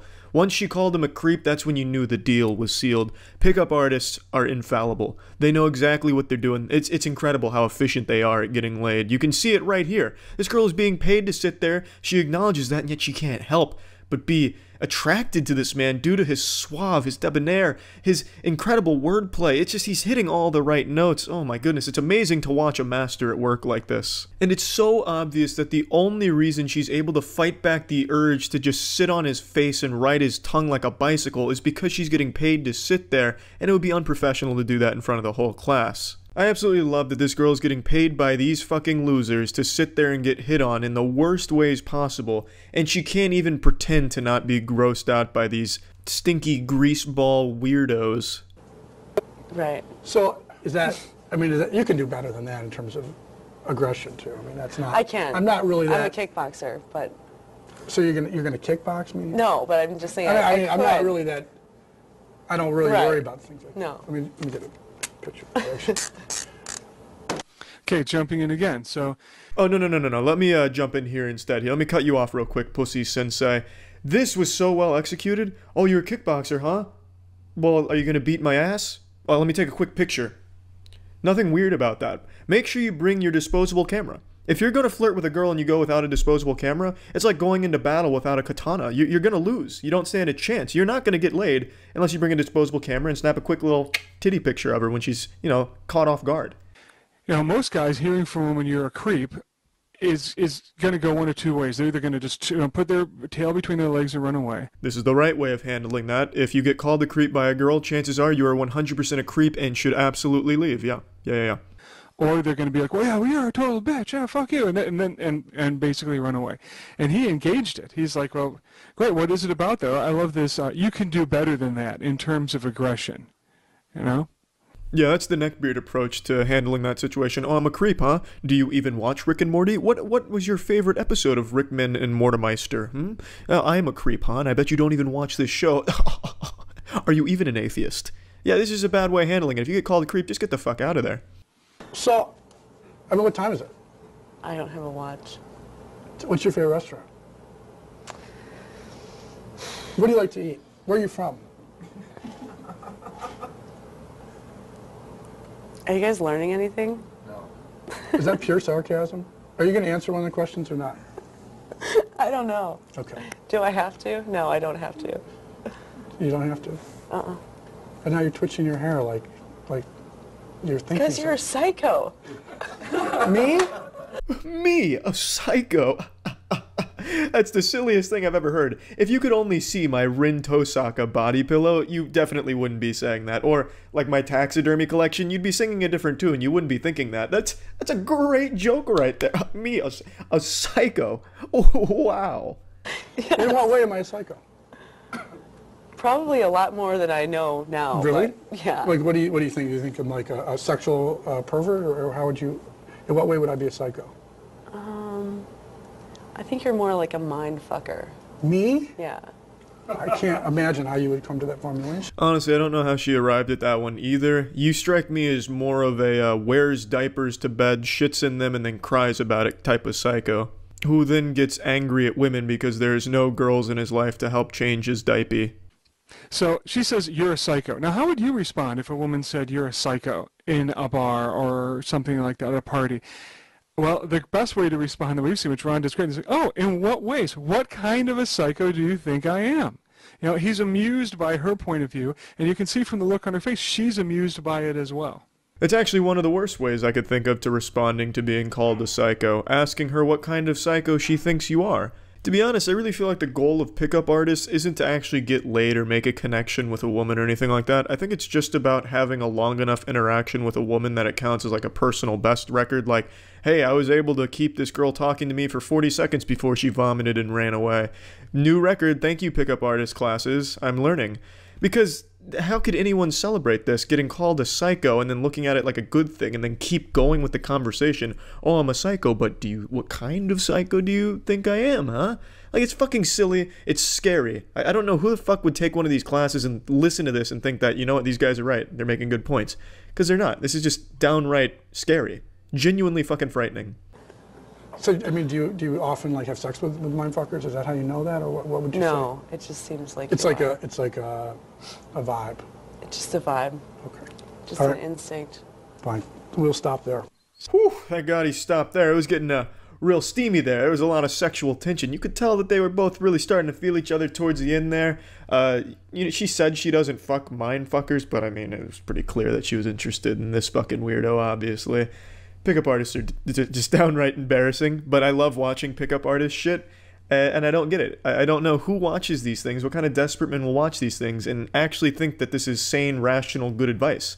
This is delusion, and you're gonna catch yourself on a list at some point. You're going to jail at some point if you follow advice like this man here and follow these kind of talking points. It's disturbing. Stop everything you're doing right now. I don't care how important it is. I have news that'll blow it out of the water. And trust me, you're going to want to get this sitting down. So if you're in the operating room watching this, it's time to put down the scalpel and pay attention. YouTube has just made a massive change to the platform, and in standard YouTube fashion has done a horrible job at communicating it to the community. So it's up to me, Ace Reporter Charles here, to tackle this topic from the front lines, just riding through like Paul Revere lighting the lanterns, letting you all know that another awful set of changes are coming to YouTube that have already overnight tanked some creators' source of income from their channels, demonetized like half of their videos with no explanation, and more channels are soon to follow as this continues to roll out. And I'll let it be known right away here that yes, my channel has been hit extremely hard by this new shadow policy that they've slid into the equation here. The policy is, if you say any swear word or anything less than proper in the first 8 seconds of a video, you instantly get demonetized for it no matter what. There is no wiggle room. If you say anything that's not squeaky clean Weenie Hut Jr. and you let that rip in the first 8 to 15 seconds of that video, well, you're just getting blasted, and there's nothing you can do about it. Now, to a lot of you, hearing that's probably not surprising because the previous policy that all YouTubers were playing ball with was the first 30 seconds you couldn't say fuck. You couldn't say anything super hard like fuck.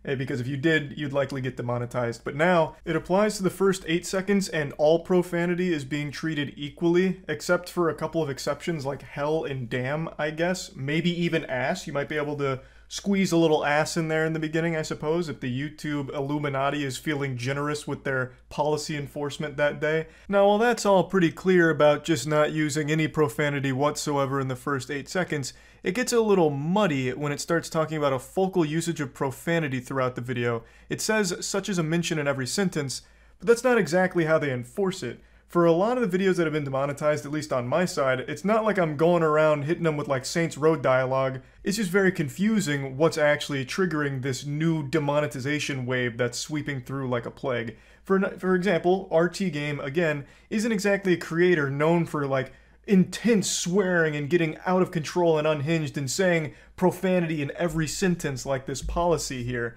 And yet, so many of his videos just got demonetized. And he's also not someone that does a whole lot of cursing and swearing like a sailor in the first like minute of his videos either. So it doesn't really make a whole lot of sense. It's not as clear as these rules seem to think that it is. Also, this rule applies retroactively to every piece of content ever made, even as far back as like 2007. So like half of my catalog of videos is now demonetized. This happened to a ton of creators, and because it's a new policy, yet every old video ever made now has to play by those rules, so it ended up with so much being demonetized. But it's very vague when it comes to the enforcement here. Let me give you just 2 quick examples from 2 new videos I made. Both of these were monetized as of 12 hours ago. So this first one is just called Good News. It is legitimately just going over very wholesome topics. The focal point is not on swearing, you know, it's not a potty mouth kind of video. It's just going over wholesome topics. But in the intro, I said shit pretty early. This week's been pretty doom and gloom with a lot of awful shit coming to light all across the internet. So me saying shit here is clearly what triggered the demonetization flag. Okay, a little upsetting, but they've now made these rules clear and they're retroactive, so I get it. But here's an example of one that makes no sense at all by their new rules. This is me talking about Godslap Issue 2 being out. Don't worry, I'm here now. I know for the last few months you've been cold and afraid, the uncertainty eating away at you, wondering what comes next. Well, I'm here to show you what comes next. It's issue 2 of Godslap, baby. I probably don't need to explain what Godslap is, you already know. It's our comic book series that's become more popular than the Bible. There's no profanity at all, not even low-level profanity. I don't mention ass or butt or anything like that at all. I'm just talking about Godslap and getting excited. It's a comic book series we've worked on for a long time, and I made this video just going over everything and letting you all know that it's available at godslapbook.com. This wasn't supposed to be an ad for it, but it's a great example here because there is no profanity used throughout this video until 5 minutes and 37 seconds into it after giving a plot summary for issue 1. Surrounding Sal, finishing them off with more finger flicks which blow their fucking head off. They share a brief conversation. So then what could have possibly triggered this demonetization? Is it using profanity at all that's going to result in demonetization? Because that'd be very concerning if so. The best guess I can muster is they must have been really upset about the animation because we had an animation made for issue 2 and it's a pretty gory animation, so it comes in at around a minute into the video and there is some animated gore and violence, but that's a minute into it, and again, that's not the focus of it, and I wouldn't think anyone would be like disturbed or shocked by the content. It's not anything that's, you know, egregious or over the top. It's just violence in a comic book and animated format. So would that really now result in demonetization for any channel that has anything that's even close to this level of violence? Because that's really strict. Like, what you see there is something you'd find in like any M-rated or even T-rated game sometimes. Like, it's not that extreme. Like, I don't see why that would warrant being demonetized, but it is a bit scary because this has all happened overnight with no explanation, and it's not just, you know, bad words and things like that. This applies to so much other shit that they're now enforcing heavily. But it's not just for getting a little wacky with your language in videos that'll result in demonetization now. If you're getting a little wacky with your game choice, if you're a gaming YouTuber, you can get demonetized for it, even age restricted in some cases. If you're playing a game that's kind of violent, you're very likely to get demonetized for it. And if there's bad language in that game, especially early on in the video you make covering that game, you're likely to be demonetized for it. And in fact, Callisto Protocol is the most recent example. You can get age restricted for it too. Callisto Protocol was deemed too gory, it's too much, this is very unholy stuff we're seeing here. So anyone that made videos on Callisto Protocol got age restricted for it, including me. A couple of them I know slid under the radar, but for the most part, anything that had Callisto Protocol did get age restricted, which is almost poetic because you might remember that Callisto Protocol is inspired by Dead Space, and Dead Space 2 had the worst marketing campaign of all time called Your Mom Hates Dead Space, and it was all about how offended mothers were getting at Dead Space. It was very silly, but now it's like become reality for YouTube. YouTube is now that Dead Space mom when it comes to violent video games. It's pretty pathetic, but what's the saddest part about this whole situation is YouTube's refusal to be transparent with this and make it clear that these policy changes are coming. I had to find out, as did everyone else, after being hit by it and then doing digging, because anytime there's a policy change, YouTube treats it like a government secret, like the Krabby Patty secret formula. They just refuse to share it. So I had to learn by searching around online, talking to other creators, as well as talking directly to YouTube in order to get answers for what was going on. And even my YouTube contact wasn't aware of this until I brought it up and he did digging on his end. And that is absolutely not any fault of his own. That just goes to show you how split YouTube is internally, where things just aren't communicated effectively even on the inside. So how the fuck can they possibly manage to inform the community, I guess? It is so laughable. This policy is a game changer for a lot of channels. You have to completely alter your content strategy depending on like what you do. Like if you play like a certain game that could now be deemed a little too violent for ads. Like this is something that changes a lot for many creators. And you have to find out by going through fucking Twitter and then talking to people in whispers on Discord in order to figure out what was happening. That is so pathetic. That YouTube's repeated inability to communicate even their biggest changes to the platform just makes no sense. It just can't be that hard to put out clear documents letting people know what's around the corner and an estimated arrival date. I don't see what makes that so difficult and why they struggle so greatly with it. There was one article I found about this in early December, but of course there was no like set time frame for when this would actually launch, or if it was even really going to launch for sure. Because all of those things are written so vaguely, you never really know what's going to come to the platform and what's not going to. Like, it's just so frustrating to have them constantly make these awful choices without ever consulting creators or users of the platform, obviously, but also just not telling them either. Unfortunately, it's all just another common YouTube L here. I had to unmask the Scooby-Doo villain, and per usual, it was YouTube. So if you're just now figuring this out and wondering why your channel got demonetized over the last 24 hours, I'm sorry I had to be the one to shit out this bad news onto your plate. Would have been a lot more palatable if it came from YouTube's mouth as opposed to my ass, but is what it is. I am very, very convinced they will never actually communicate policy changes ever, at least not in any effective manner. So you'll just always have to wonder when the next big policy change is coming to fuck you in the mouth. So that's a pretty fun thing to think about when making content on YouTube. And yeah, just wanted to give everyone the little update here since YouTube didn't. That's about it. See ya. Yeah, I'm not gonna sugarcoat this. What you're about to see is gonna make you upset. But I'm showing you this for your own good. For too long, you've lived in ignorance, burying your head in the sand, hiding in shadows, trying to avert your eyes from the truth. And now it's my job to drag you kicking and screaming into the light. OnlyFans. All of us have heard of it. This platform has blown up significantly over the last 2 years. It's become like the peanut butter and jelly of porn. Every single person has tried to make an OnlyFans at this point. But I don't think many people, myself included, realized how much money the top creators on OnlyFans are pulling in. Recently, Amaranth and Belle Delphine posted their OnlyFans earnings, and they are fucking shocking. Just look at this. Amaranth has pulled in 33.7 mil in total. Amaranth made more than the newest Matt Damon movie. And this was released worldwide. She's making on average $1.5 million a month. That's more than most professional athletes. People are spending money on Amaranth's OnlyFans like it's microtransactions in Diablo Immortal. This is like the Pokemon Go of porn. She's making so much money, and she doesn't do like fully nude photos or anything either. She basically posts shit that you see people post freely on Instagram, but she puts it behind a paywall. It's genius. I've said this for like 2 years now since OnlyFans blew up. It is the smartest hustle anyone can do because most of the top % on OnlyFans don't even do like actual porn or nudity. It's fucking nuts. I think Amaranth only ever posted one fully topless picture and made $500,000 off that single picture. Just one photo of her titties made more money than the majority of people will ever see in their entire lives. Imagine if she did that once a week. Like one picture every week of her bare honkers, she'd probably outsell lottery tickets. And Belle Delphine's not far behind her. Her melons are also working overtime here, bringing in fat stacks of cash. She made right around $30 million here. This was a screenshot she posted in her most recent music video. And this one's actually a more thorough breakdown of where it comes from. So we can really analyze this.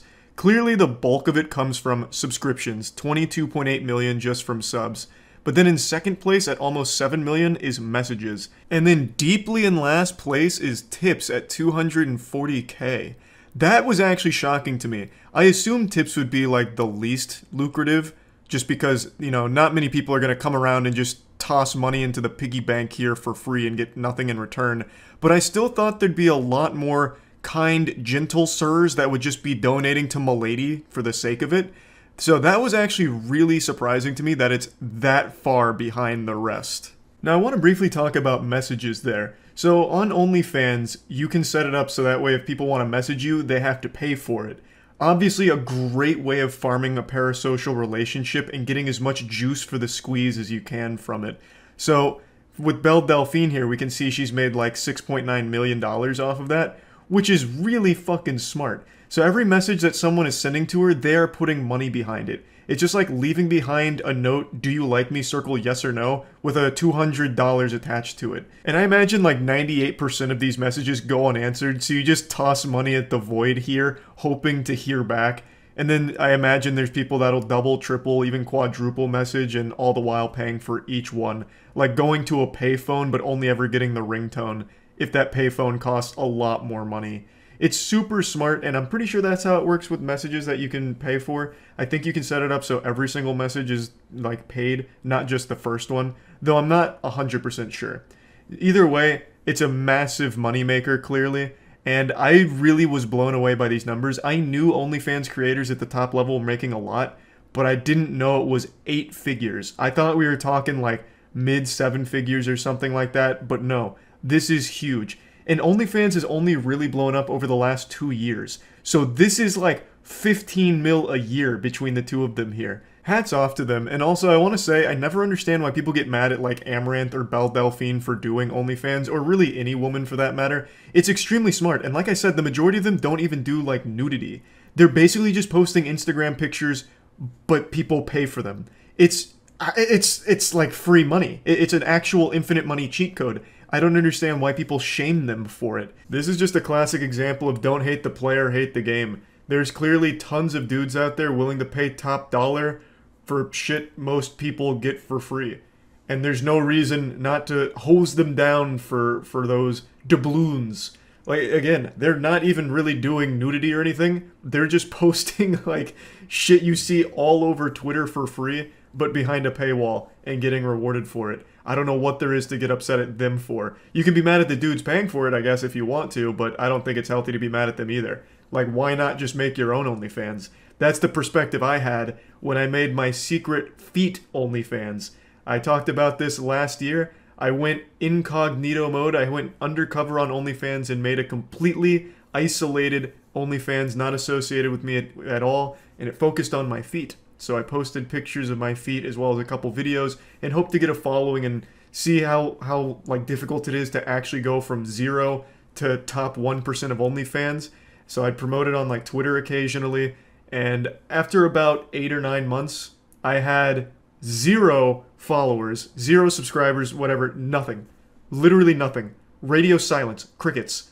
My feet OnlyFans was a colossal disaster, so much so that I'm never going to say the name of it because I'm so ashamed. I'm so embarrassed. If it got really popular, I wouldn't have shut the fuck up about it. I would have been rubbing it in people's faces like, I told you my feet were cool, I knew I could do it, and then also make a point like, yeah, you can actually grow an OnlyFans pretty easily. But that wasn't the lesson I learned. I learned that my feet are probably ugly, and it's not easy to grow an OnlyFans without already being established online somewhere. So I got a little lost in the sauce there. The point is, I have nothing but respect for the grind. Clearly it's paying off. Also, one OnlyFans creator dwarfs their earnings by a lot. Danielle Bergoli, Bad Baby. She has made $50 million on OnlyFans. The day she turned 18, she started an OnlyFans and made $50 fucking million. That is so, well, A, creepy for the people that were like literally counting down the minutes till midnight for her to turn 18 and subscribe to her OnlyFans. And B, fucking wild how much money there is on the OnlyFans platform for people. That's so nuts. That is actual insanity. I really do wonder how much the #1 male earning OnlyFans creator is pulling in, because I have to imagine it's nowhere near these numbers. It's probably not even in the same ballpark. Dude's probably made like 80 bucks on it. Like, I have no idea, because I feel like 99% of every user on OnlyFans are guys who went there specifically to sign up to one person's OnlyFans that they found on Twitter. Like, if you go to pretty much any comment thread on Twitter, it could be about anything, like, hey, good news, just published my newest book, and then the comments will be like, yeah, but I just published this new shit on OnlyFans. Like, any profile you click on Twitter is going to have a link to their OnlyFans, and I feel like the majority of users on OnlyFans are these people, these desperate people that found them through Twitter or whatever, and just followed them to OnlyFans and signed up, and then are like desperately paying to toss messages at them or get their attention somehow. Like, I don't think there's a massive organic audience that goes like through a bunch of different OnlyFans. I feel like they go there specifically for individuals that they've found online or have already followed in the past. I don't think there's a massive market on OnlyFans for male creators. At least I don't think so. I'm just talking out of my ass here because I have no data to back it up. I haven't seen any male OnlyFans creators post these kinds of screenshots to talk about their earnings. I obviously know some of them do well for themselves. Like, I know Tyga has his own OnlyFans that actually does decently for itself. But even there, I don't know how much that's making compared to these. It's definitely significantly less, if I had to guess. Yeah, I just wanted to talk about this because I found the topic super interesting, because this is just pulling back the curtain on something I think a lot of us wanted to know, which is how much the OnlyFans top level are pulling in. And it's way, way more than I thought, and probably most of you watching expected as well. So yeah, that's really about it. See ya. Yesterday, a very popular YouTuber named Corey Kinshin posted an absolute bombshell of a video accusing YouTube of some awful things and explained the whole situation that led to the claims, and he does not hold back. The gloves were off and the chef's hat was on because he just started cooking their ass. Now, of course, it's not unusual for a YouTuber to make a video criticizing the platform. It happens every day because YouTube is a company that very, very rarely gets anything right. So it's constantly catching more shit than a Walmart toilet, and rightfully so. But even with hourly uploads of everything wrong with YouTube, the problems that Corey Kinshin highlights are some that I haven't ever really even seen discussed before. The video's titled YouTube Racism and Favoritism, and it was actually the #1 trending video all day yesterday, and right now it's the #2, which means this is the front page of YouTube. This is the #1 video on YouTube, so I bet they're thrilled about that. Corey Kinshin has over 14 million subscribers, so this is a video that carries a lot of weight. You guys either play favorites, you are racist, or it's a mix of the two. These are the three options, YouTube. It's a pretty aggressive intro, but he is rightfully upset about unfair treatment he's been experiencing. So, after going through what he's gone through, he believes that there's only really 3 possible conclusions to draw from it, where it's either YouTube policy team playing favorites, members of the policy team being racist, or some combination of the two. Now, before getting into the specifics of the situation, I'd like to say I think most people have been aware of favoritism on YouTube for quite a while. You know, it's not exactly like the Krabby Patty secret formula. It's not hush hush. I think everyone has recognized that there is some level of favoritism on the platform. I mean, there's even that viral video from a few years ago where the CEO of YouTube said to Juice WRLD that they need to pump his numbers up, which indicates artificial growth. It means that they have at least some capability of boosting channels, whether that's through the algorithm and pushing it to more people, or just inflating it themselves for channels they deem worthwhile and good for business. And the inverse is likely true, where they can hide channels they think are problematic and bad for business. So favoritism is something that people have been loosely aware of for a long time. And also when it comes to, you know, mainstream media sources, like late night show hosts have much more leeway than an average YouTuber. They can say and do a lot of things that get normal YouTubers demonetized or age restricted or straight up striked.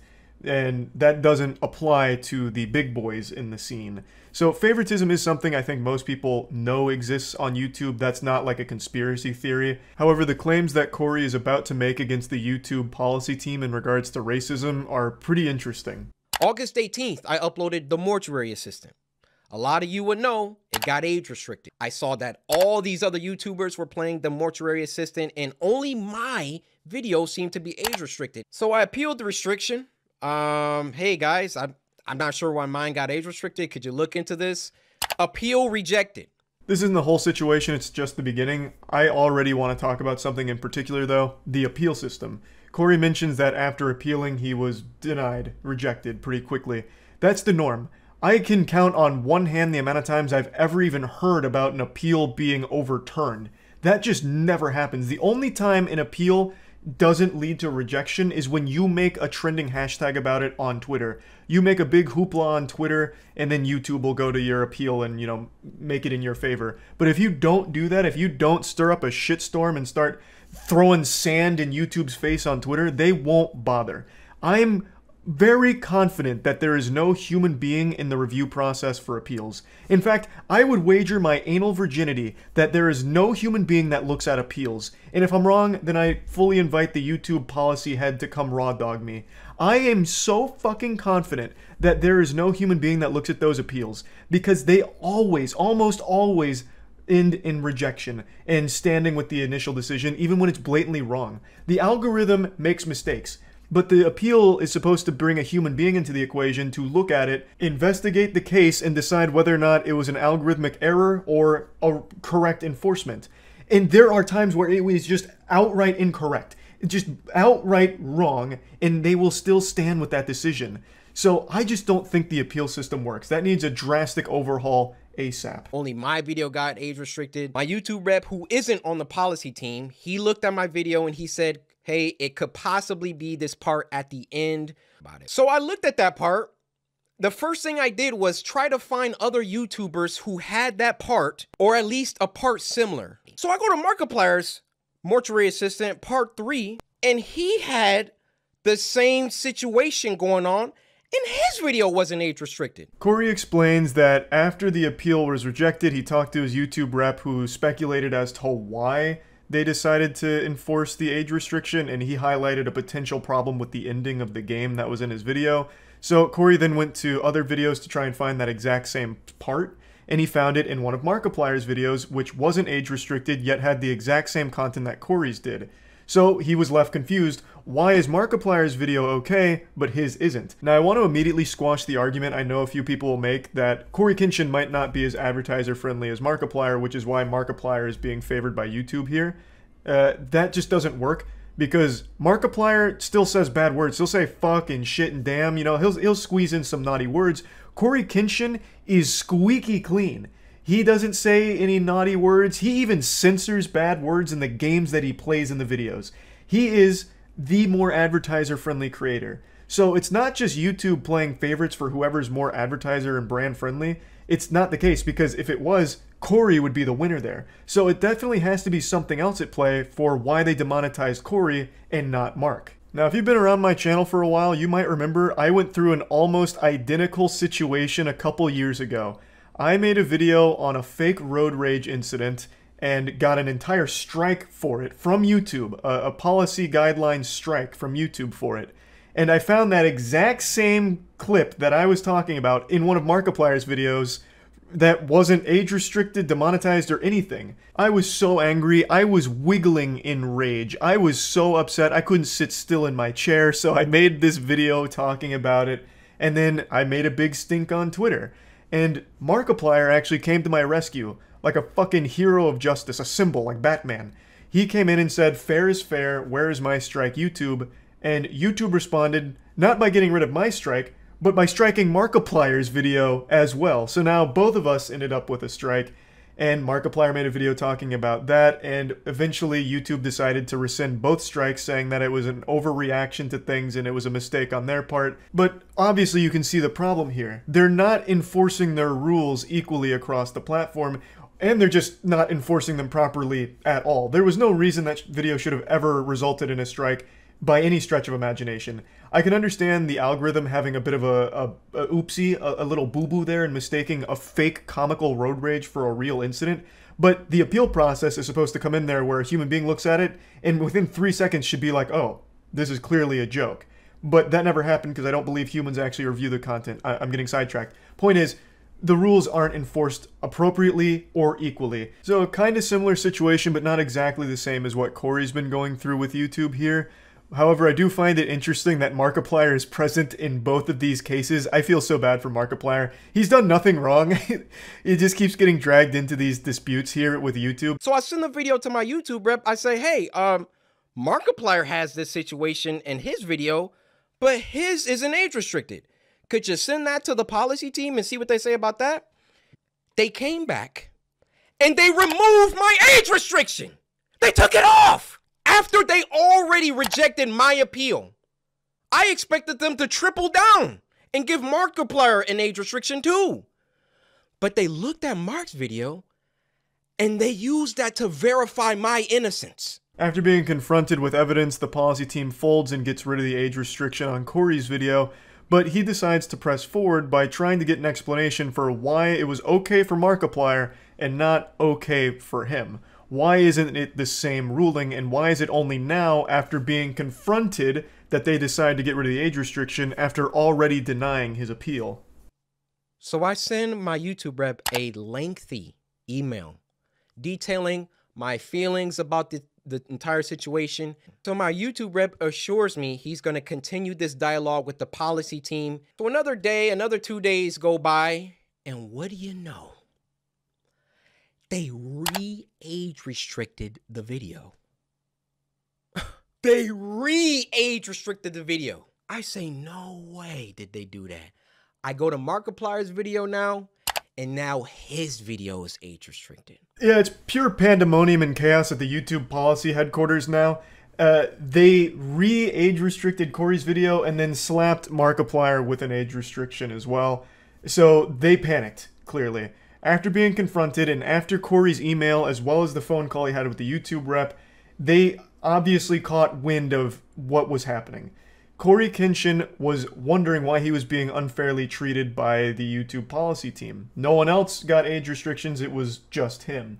So he pressed further, pressed harder, and the policy team reacted by bringing back the age restriction to him and Markiplier. So it's like, hey, no, look, everything's good now. Now everything's even, right? We enforce this equally across the creators, so we're good here, right? No, obviously. Corey is rightfully upset. He was treated unfairly. And since YouTube is so unbelievably shit at giving clear answers to anything, Corey can only speculate as to what happened here. And he draws the potential conclusion that maybe someone or some members of the YouTube policy team are racist. Maybe they targeted Corey because of the color of his skin. And it's not a far-fetched thing to think either. In fact, Ludwig, when he interviewed Susan, and Ludwig also made a Mogul Mail talking about this exact video I'm talking about and brought up some great points, the strongest one being is there are human beings on that policy team, and there are sometimes biases with members of those teams. You know, they're human beings, and some of them are going to have biases. And there is the potential that someone there is sexist or racist. And Ludwig brings up good points about that. For example, his girlfriend's podcast gets demonetized way more than his does. And so he brings that up. Susan, the CEO, denies that it's a possibility, but it is a real possibility. And Corey is absolutely right in thinking that it could be a real possibility that someone on that policy team that has the decision-making power might be racist. Why was Corey the only one getting age restricted? And Corey also brings up another great point, which is every time Corey comes back, Corey takes hiatuses in between his content creation. Sometimes he'll be gone for like 4 or 5 months. And he'll come back and explode. He'll get #1 trending like every single day for 3 weeks straight. And then every time, like clockwork, he's hit with some kind of YouTube controversy. Last time it was getting a strike due to something from like a 4-year-old video, a 3-year-old video or something like that out of nowhere. And it's only when Corey comes back and starts getting popular again do they do something like this with age restriction or a strike or something like that. But in the breaks he takes, like the 5 months, the 9 months that he's not on YouTube, he never has problems. They don't strike anything. They don't, age restrict anything. It's only when he's back being popular that this kind of issue arises. And it's always over nothing. Like I said, Corey is probably one of the most advertiser brand-friendly content creators there is in the gaming space. He doesn't say bad words or anything bad. He even censors that kind of shit in the content of his video, like from the games he plays. So he goes the extra mile to be as brand-friendly and advertiser-friendly and family-friendly as you can be. So it can't be an issue of him just being, too hardcore for YouTube to support. That's just not the case. It has to be something else. Something maybe going wrong with the algorithm or potentially actual racism at the YouTube policy team. It's not impossible. Of course, there's no concrete evidence that there's any racists on the policy team, but since YouTube can't communicate these decisions, all you can do is guess as to the reason why things happen. Why was Corey the only one getting age restricted? We don't know. His YouTube representative doesn't fully know. The only ones that do are the policy team, and they don't communicate. So all you can do is take your best guess. So yeah, I just wanted to talk about this situation, and that's about it. So yeah. For too long, I've buried my head in the sand, plugging my ears, pretending nothing's wrong. But it's time to finally rise and hit you with the cock meat surprise. It's a subject a lot of people have asked me to weigh in on, and I just haven't really bothered until now. Jacksepticeye recently made a video talking about it, and it's something that I feel I should also talk about as well since it's so highly requested. It has to deal with a problem that YouTube's been facing for about a year now, and I expected it to be resolved by now, but it's showing no signs of improving or getting better, so might as well address it since a lot of people have also noticed it. And it has to deal with the comment section. The YouTube comment section is inflicted with the scarlet rot. It is just being fucking poisoned by bots and spammers. When you think of hopeless misery, you probably immediately picture Twitter. But then right above that, you have the YouTube comment section. For a really long time, it's had a very negative reputation, and for good reason.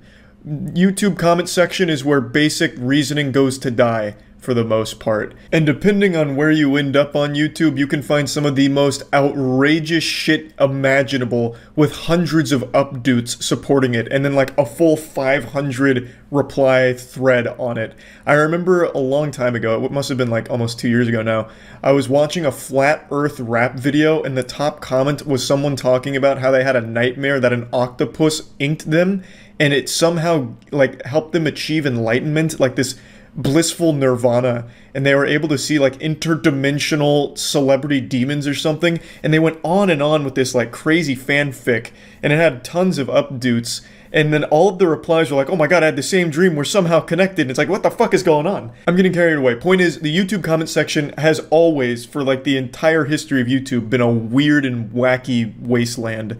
However, it has never been as bad as it currently is, because now it is completely infested with bots and spammers, and I'm sure you've seen them. If you leave a comment on any YouTube video, including this one, I guarantee it, if you leave any comment, all of the replies, and you'll get somewhere between like 2 and 10 replies, and all of them are bots saying the same shit in different ways.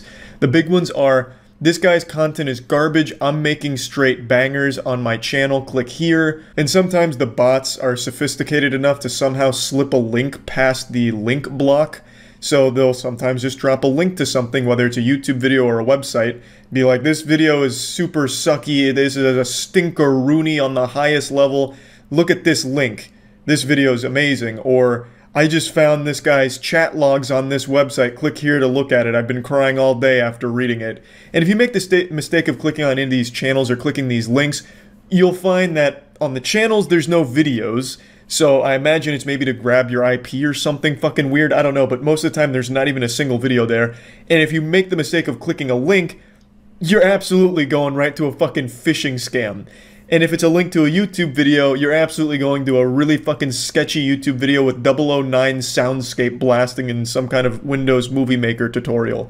Like, it's the weirdest shit. It's like the bots are somehow stuck in 2009, and yet they are still spamming the comment section on every single comment. They're replying to all of them, and almost immediately too, which is why a lot of people don't comment anymore, because you can't really have a discussion since it's taken up with the bots. No sane person wants to leave a comment on a YouTube video and get 50 notifications just having their fucking phone blow up, vibrating like it's a perpetual Amber Alert, all with notifications that McButtmaster42 has replied to your comment 10 times saying the same shit like, hey, I'm making heaters over here, stop by.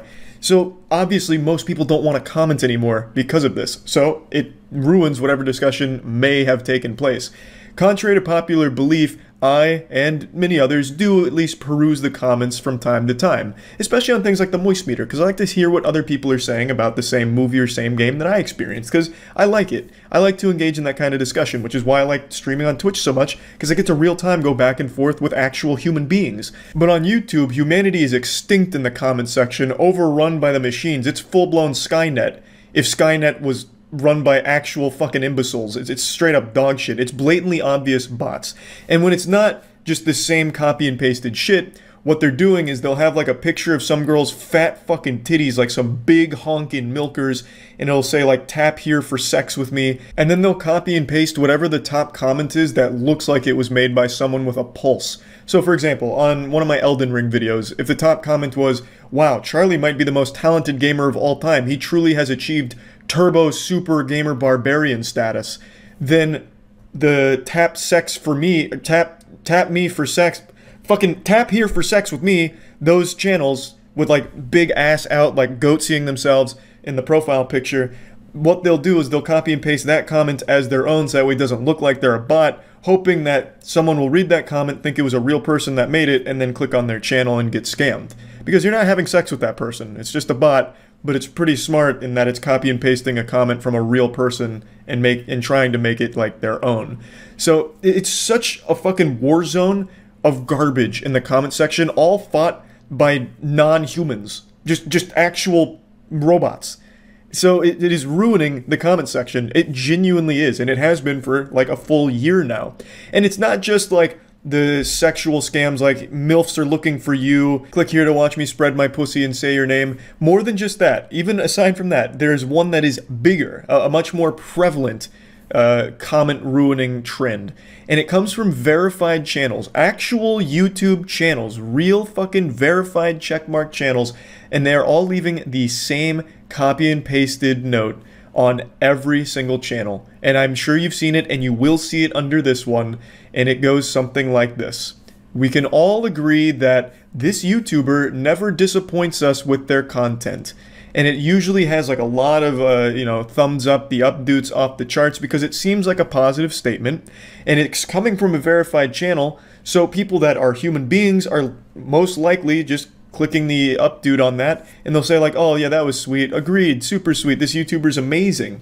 But what it is that verified channel is just pasting that on every single channel they can find. It is, again, a bot. They're not manually doing it. I am certain that they're using a bot or some kind of script to paste that on every channel that they can find that has like any following whatsoever, in the hopes that when people see that, they're like, oh, this verified YouTuber is also a fan of my favorite YouTuber. Let me check out their content. They're being really supportive. Let's see what they're about. So they're hoping they'll leech a couple of people from the comment section by pretending like they care about what they watched. Even though they didn't watch it, they're not being supportive. It's just more copy and paste. It's all so similar, but they do change it up occasionally. For example, this verified YouTuber has left this exact comment on my videos for the last couple months. I tell ya, he must really love the consistency and quality of my content. And I love the consistency and quality of his comments too. Very insightful. He's very much into it, I can tell. So like I said, it's a ton of variations, but they're all saying the same shit, and it's copy and pasted everywhere on the platform. We can all agree legendary creators like this make our days. We can all come to an agreement here that fucking epic YouTubers like this make our dicks rock fucking hard, baby. Make sure to click my channel. I'm verified. Check it out. Don't forget. It's disgusting. It's shameless. And I can't imagine it even works, because when you go to their channels, and I have made the mistake of checking it out, they only get like maybe 10 views on the videos. Like I don't want to give any of the channels away here because they're looking for attention, obviously. But one of them had like 500,000 subs, and all of their videos had less than 200 views. So either this YouTuber fell off harder than Simba's dad in The Lion King, or it's a bot. Fake. And their subscribers are not humans. They just paid for it, and they're all bots. Not a legitimate account. Now, there's really nothing to do as the YouTuber here to combat this phenomenon happening in the comment section. You can set like blocks on certain phrases, words, links, and all that, but they somehow always find a way to get around it. Just like Jacksepticeye mentioned, they'll change certain phrases, they'll change a couple of things, and somehow it just slips on by again. There's just no way to really stop it. It'd have to come from YouTube's end to verify whether or not the account posted in the comment is a legitimate account or a bot. And I don't have like the real solution here. I don't have the answers. I just wanted to talk about the problem. There is no solution at the moment, but I would love if the comment section could actually be going back to human beings discussing things and human beings embarrassing themselves instead of robots doing it and trying to scam each other. So yeah, I just wanted to talk about this since Jacksepticeye brought it up, and a lot of people have noticed it in my comment section as well and have been asking me about it to do something. There's not a whole lot I can do. This would have to come from YouTube's end as a platform-wide change in how they identify what are and are not bots. That's like the only way to stop it, and I don't know if that's coming anytime soon. I don't even know how they do it if they tried, but I just wanted to at least bring it to your attention and let you all know that yes, I see what's going on too, and I'm also not happy about it. So yeah, that's about it. See ya. There's a problem that we need to discuss briefly, so please step into my office and close the door behind you and get a bucket out for puking. It's about to get gross. Disney, a name I'm sure you're all familiar with, it's a place of magic, adventure, and dreams. But what happens when that dream becomes a nightmare? And I'm talking about a sleep paralysis demon that's recently been paying Epcot a visit. And more specifically, Remy's Ratatouille ride at Epcot. Remy's Ratatouille has become less of a ride and more... Hello, Io.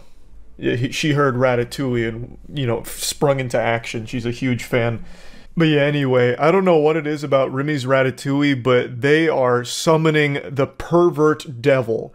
It's like a full-blown exorcism, but instead of dumping out ectoplasm and a haunted spirit, it's actually dumping out cum. There have been 2 separate instances of park guests going to the Remy's Ratatouille ride and exposing their penis. One of them was actually wanted for other sexual pest degeneracy crimes and was caught on Remy's Ratatouille smoking, watching porn, and masturbating, even finishing a full-blown climax and just dumped his DNA all over the Ratmobile. So he literally turned it into just a fucking cum dumpster. And then the following day, another park guest was getting trespassed outside of the Remy's Ratatouille ride. And during this situation with the park authorities, the guy just dropped trouser, exposing his penis to the public, as if he was doing a show and tell on cock. Both of these cases happened only a few weeks ago, so Lord only knows what we could be in another month if this continues, if it becomes some kind of trend. You know, maybe this is the curse of Remy's Ratatouille. Yeah, it's getting scary out there. But yeah, I thought this was so fucking weird, and I hadn't heard anyone talking about it, so I figured it's our duty here to discuss the important things that others are too afraid to tackle, such as turning Remy's Ratatouille into your personal masturbatorium and ejaculating on this ride. It's a fucking ride made for children at a Disney park. It doesn't get more degenerate than that. It's unbelievably fucking disgusting. Someone mentioned that earlier. Man caught watching porn and masturbating on a Disney ride. Forgot to look it up though. New Jersey man caught smoking and watching porn on Remy's Ratatouille adventure in Epcot. That'll get you every time. I don't even know why they bothered to include smoking. That's like the least startling news here. Robert Fitzpatrick was arrested and charged with a misdemeanor charge of exposing his sex organs. That sounded like straight out of biology class. Was there no one else on the ride? There are warrants for Fitzpatrick's arrest for sex crimes in California and New Jersey. Further details on those out-of-state charges were not included. Disney cast members were first leery of Fitzpatrick when he wanted to sit alone in a rat or ride cart on March 29th. Generally, guests share the cart with other people. It was suspicious that the guest was in the cart alone. Why though? Why would you ever want to do that? Is it the ride that brought it out of him, or just like that? It's not even like exhibitionist. It's like literally alone masturbating in a weird location. Several cast members monitoring the attraction and surveillance room saw Fitzpatrick smoke and touch himself. Twice they stopped the attraction and made a loudspeaker announcement that smoking was not permitted.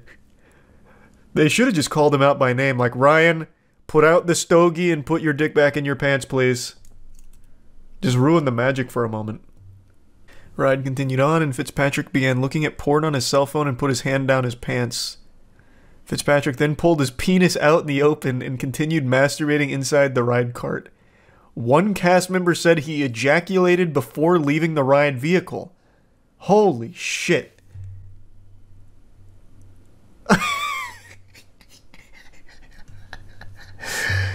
So this is what he defiled, huh? That sick bastard. Even the rat looks concerned. On Remy's Ratatouille of all places is nothing sacred. Have some decency. Take that elsewhere. Take that to Dueling Dragons, but not Remy's Ratatouille. Please. The rat is pregnant now. I know. And they're gonna have to retire the vehicle. Or rather, they should. At that point, that it's gone through too much already. Don't subject anyone else to the horror. Like, yeah, you can clean the cum, but the cum never fully leaves. The memories last forever. Just get rid of the cart, like a jersey, like a jersey number. Just retire it. Should be noted that although Robert was alone inside the cart has vents open to the public and is constantly being recorded while the ride is in motion. I haven't been on Remy's Ratatouille, but is this not a ride that like turns the carts around? Because I remember in a lot of these, like, I don't know, what do they call them? Like slow movers, Weenie Hut Jr. shit, where you just like slowly go through something and look at screens. Usually they have like the carts turn, and they, like, you can see other riders. Is that not the case for Remy's Ratatouille? Because I feel like at that case, there's a lot of families that got a lot more than they bargained for out of this show. It's trackless, so it does turn. I can already imagine, like, the parents, like, shielding their eyes. Oh, Jesus Christ! No, he's also got a chef in his pants, and he's cooking over there. Please, God. No. Oh, my Lord. The following day, Disney and law enforcement dealt with a second incident at Epcot where another man was arrested for exposing himself. There's an outbreak. There's a plague sweeping through Epcot right now. Good Lord. Man, Remy's Ratatouille just really gets the juices flowing.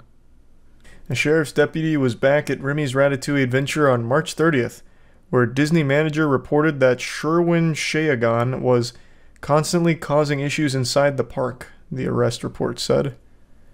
He threw items on the ground when authorities escorted him out of Epcot. Who is this? Sherwin Shayagan? I don't understand. Is this the guy who exposed himself? Waited for a taxi to take him back to his hotel, and the deputy was writing the trespass paperwork when he pulled down his clothes, exposing his penis to those present. That went from a trespassing charge right to, like, an actual, like, felony. Pulling your cock out at a Disney park. Jesus. Also been charged with exposing his sexual organs, a misdemeanor, according to circuit court records. This feels like a really light charge. Exposing yourself is one thing, but exposing yourself in a children's amusement park is a totally different thing. Aren't those two... Isn't that like a more serious charge?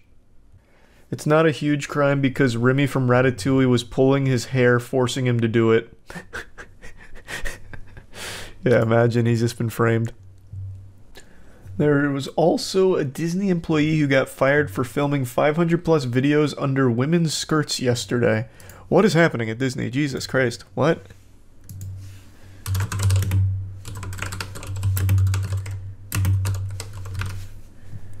Disney employee accused of taking videos of park guests' dresses and skirts for years is fired and arrested.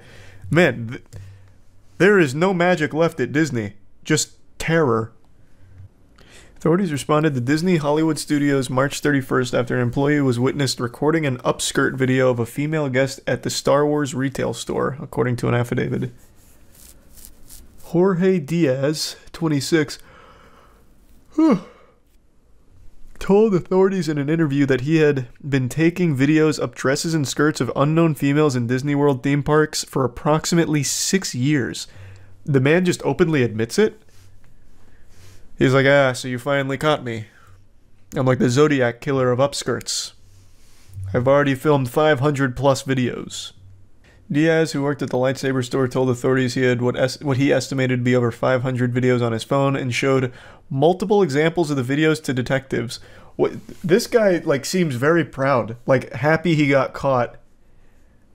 You guys finally got me. This is great news. Here, come check my camera roll. Look at these. He told the detectives he took the videos because it's hard to find them online and they bring him sexual gratification. Jesus fucking Christ, man. Holy shit. Absolute degenerate. Why is his bond only $2,500? He has been released from the Orange County Jail. You best be wearing jeans from now on when you go out around the area. This man's probably got a whole network of cameras set up for those upskirts. They were impressed by his honesty.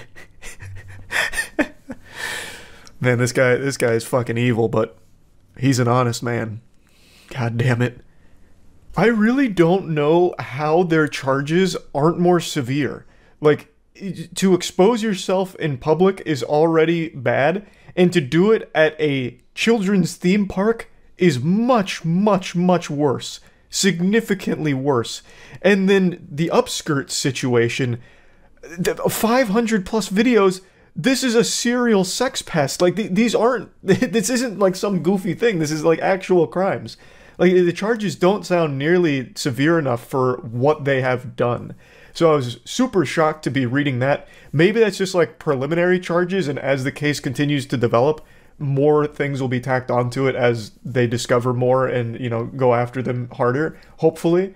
But yeah, I just wanted to talk about these situations because I hadn't heard anyone discuss it really, and I thought it was fucking weird. So that's really about it. So yeah. I'm sure all of you know that Dr. Disrespect has been working on a game for quite some time right now. And that's pretty exciting. Until I feed you the poison here, I'm about to roofie your drink with this one. It's not just a game, it's a crypto-based game. It has a very strong NFT component to it. In fact, it seems like NFTs are the focal point of the game. That's the #1 thing they've been mentioning in regards to this project. So it's a play-to-earn experience, and these buzzwords, NFT, play-to-earn, crypto, are beyond detrimental to the hype of any project in 2023. People run away faster when they hear NFT than if they had heard someone shout bomb in an airport. It is a very negative implication when that word's tossed around because it's become so synonymous with scams and people losing their money or getting deceived by NFTs in the crypto space. So people have been dunking on Dr. Disrespect for his inclusion of NFTs in the game. And there's a lot I'd like to talk about with this. So to quickly give you a brief lore recap, the game is called Dead Drop. Dr. Disrespect is spearheading the operation, and fundamentally it is a Tarkov-style shooter, as I understand it, where when you drop into the game, you can find NFTs in the world, and if you extract with those NFTs, you can then turn around and sell them on the blockchain, so you can make legitimate money through playing the game. It's a free-to-play game, and you don't have to use it as like a money-making thing, but you can. The concept is cool, but I'm sure a lot of you that have your thinking caps on may have already identified a glaring issue with the entire core idea of it. But before really diving into the meat of it, I'd like to at least say, I always appreciate and applaud creators who go into different areas and try and create bigger things and make wild content, big projects. I always think that's great. And I'll shamelessly plug real quick, speaking of creators doing bigger projects, Godslap, issue 3's out right now. Issue 3 just dropped, baby. It's available at godslapbook.com. Also, issue 1 and 2 are of course still for sale there, and we got the 2 variant covers for issue 3 as well.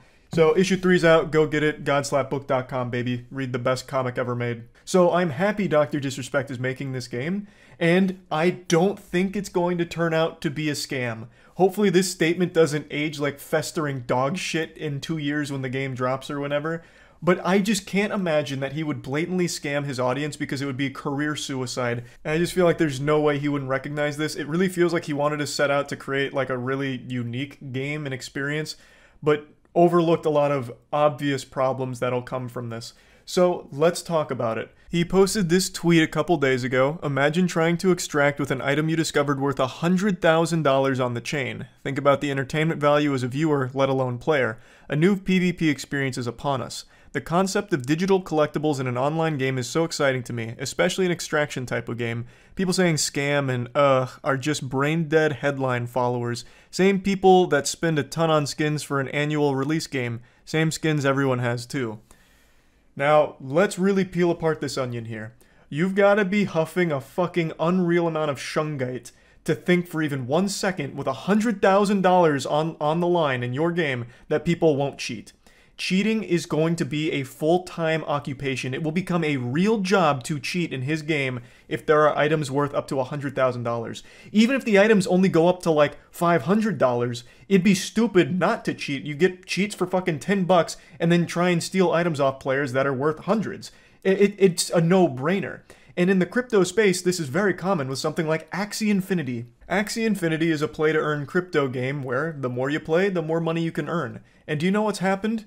It's become an absolute goddamn fucking disgusting, yucky cesspool of cheating, exploitation. There is an entire market for people paying less than a minimum wage overseas to have workers full-time grind Axie Infinity for them so they can make money off of it through the game. And not only that, they had this big hack where they lost $600 million. I'm going to say hack in air quotes here. I'm using that term real loosey-goosey because it's a very shady situation. They just so happen to get hacked and lose $600 million in the process. So more like Axie Infinity, am I right? And this is a game worth billions. Meanwhile, Dr. Disrespect does not have billions behind his game. So how the fuck is he going to prevent something like that from happening in his? The point is, in the play-to-earn space, there is a lot of bad actors. In fact, there aren't any normal players left, really, for like Axie Infinity, for example. I'm sure there's like a couple pockets, a couple of holdouts, people playing for fun, but it's very rare. It is mainly just this stinky vehicle for exploitation and making money off the play-to-earn model with as little effort as possible. It's pretty gross. So that is absolutely going to be the case in Dr. Disrespect's game, where the only people playing are going to be the ones exploiting it for money-making purposes. Dr. Disrespect seems to believe that because it's free to play, and will hopefully be fun to play, it'll incentivize players to hop in the crucible with their boys, normal gamers like you and me, red-blooded, Gabe Newell worshiping gamers. They're going to be the ones playing my game, not these cheaters and these people looking to abuse our system. When that's just absolute wishful thinking, that is a pipe dream. You have to be Kegeling Shungite to really think that's going to be the core player base for a project like this. With a $100,000 fucking golden snitch on the line, $100,000 real world schmeckles, do you really think that Darren and the boys on the JV football squad are going to be hopping in to try and duke it out on the battleground to fight for that legitimately with honor? Absolutely not. It is going to be cheaters. And since it's an extraction type game, if the normal players happen to be the one to find the item, the cheaters are going to be the one to come around, kill them, and take the item and then extract before you ever even have a chance to fight back or do anything about it. And since it's on the blockchain, it's immutable. You can't really uncheat it. You can't funge the unfungible, goddammit. The non-fungible will stay non-funged. Like, it's a problem that you won't have a solution to. There isn't a single AAA gaming developer out there right now that has solved cheating. Every single developer has cheaters. Billions and billions of dollars go into anti-cheating and to prevent cheaters because it ruins communities and it ruins the longevity of a game. If there's a lot of cheaters, people will stop playing the game because the cheaters push them out. No one's been able to solve that issue. What chance does Dr. Disrespect's studio have of making sure no cheaters exist here? And with this kind of money on the line, can you imagine the frustration, the misery, and the unbearable sinking feeling of finding an expensive item only to have it taken from you by someone that's playing unfair? It's an experience that is going to be completely new here. He's not wrong. This will be a new PvP experience, but it's the worst possible one because you won't be able to combat cheaters. It just can't happen. People are cheating all the time in every game where it doesn't even matter. Games that don't even have like a ranking system or a leaderboard or anything, people still cheat in. Can you imagine how many people are going to cheat in a game where you're literally incentivized to do so monetarily? It's going to be non-stop. You won't have normal players because they're going to be pushed out by the bad actors that are playing the game for nefarious purposes and just greed, playing it to make that money, so they're doing everything possible to cheat and get those items to sell for money. Now let's take for example a game like Counter-Strike, where you can make like an actual full-time living through selling skins in that game. But the difference is, you're not actually earning the skins in-game. You're not competing over the same skin in a match, right? So you're not having to worry about cheaters, which there are a ton of cheaters in Counter-Strike, obviously, but they're not cheating in order to get skins through playing the game. Whereas here, the thing you're competing for is literally real-world money. So it's completely different. The way you make money in Counter-Strike is you're getting cases, you're getting keys, and you're hoping that you get good rolls on your skin, or you're doing some other shady shit under the table for skins, but you're never actually earning them in the game itself through playing against other players, whereas here, you're going head-to-head for those NFTs that are worth the money. It's a completely different landscape. And when asked why he's chosen to have it be blockchain-stored digital items as opposed to a server-side storage like CSGO, he replied saying that he likes the idea of having the digital collectibles have functionality in a different game that comes out 7 years later. That is a cool idea, long-term functionality of the things that you've collected, albeit it is a little unrealistic to assume that whatever you collect in Dead Drop right now will somehow still be able to be implemented in future projects without knowing what those projects are. The developers are going to have to program those things in. It's not just going to be able to slide over. Like, let's say you collect a gun in Dead Drop 2, or in Dead Drop, but the next game they make is a fucking hack-and-slash folk rhythm game. How the fuck is that gun that you've collected in Dead Drop going to somehow make its way into that game? They need to program it, right? That's a lot of development heavy lifting to implement 7-year-old items into a modern game that they're working on that there's really no crossover and probably no actual usage for. But it is a cool idea, and let's say they do decide that it's worth that time investment. This is an idea that can completely work without the blockchain entirely. We'll use Counter-Strike as another easy example. If I wanted my CSGO skins to translate over to CSGO 2 that comes out 7 years from now or whatever, they can deem it worth it to program a way of having those skins be in CSGO 2. It would just take development effort, just like it would in the NFT example. Like, the blockchain just provides the receipts to verify who owns what, but you can verify that outside of the blockchain too. You'd verify my CSGO skins right now for CSGO 2, be like, okay, he owns this, this, and this, and here's what we've done to program them into CSGO 2. Like, you don't need it to be NFTs. It can exist without it. Overall, I don't think this game is a designed scam. This isn't Dr. Disrespect trying to fuck his audience or anything. I really think he wanted to create something special and very ambitious.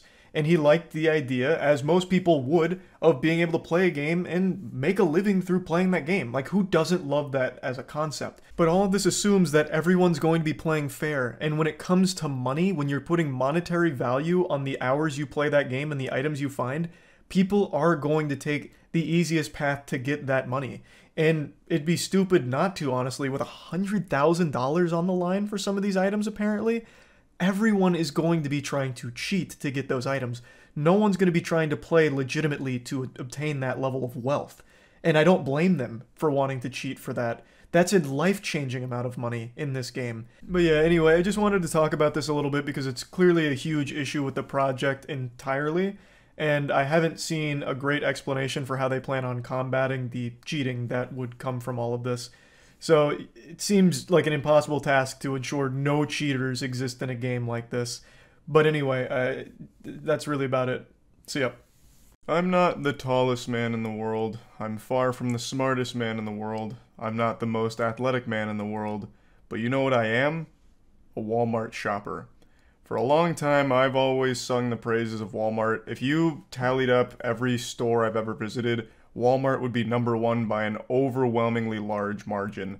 I've spent more time at Walmart than I have in my own house, probably. Everything I've ever needed or wanted, I'd always immediately resort to Walmart to find it. It was like this repository of everything humanity's ever created for a really good price. I'd get things from Yu-Gi-Oh cards to groceries to a little freeze beam wart remover, which never got cold enough to actually freeze off the wart. It was like putting an ice cube on the wart, so it never actually solved any problems, but I didn't blame Walmart for it. They just put it on the shelves and I was the stupid idiot that trusted it would work. That's not on them, that's on me. The point I'm making is I've always been a loyal Walmart enthusiast. I've always felt a special bond between myself and that location. So you can imagine my sense of betrayal when I learn that right now they're peddling bootleg versions of my merch. A dagger to my heart to see my beloved Walmart housing such evilness. Now, of course, this isn't a serious situation by any means. It's pretty goofy. I just wanted to talk about it a bit because I found it pretty interesting. I'm not surprised that knockoff versions of YouTuber merch exist. That's been something that's been around since the dawn of time. On like Etsy, Redbubble, AliExpress, like every single site where you can pretty much upload whatever you want.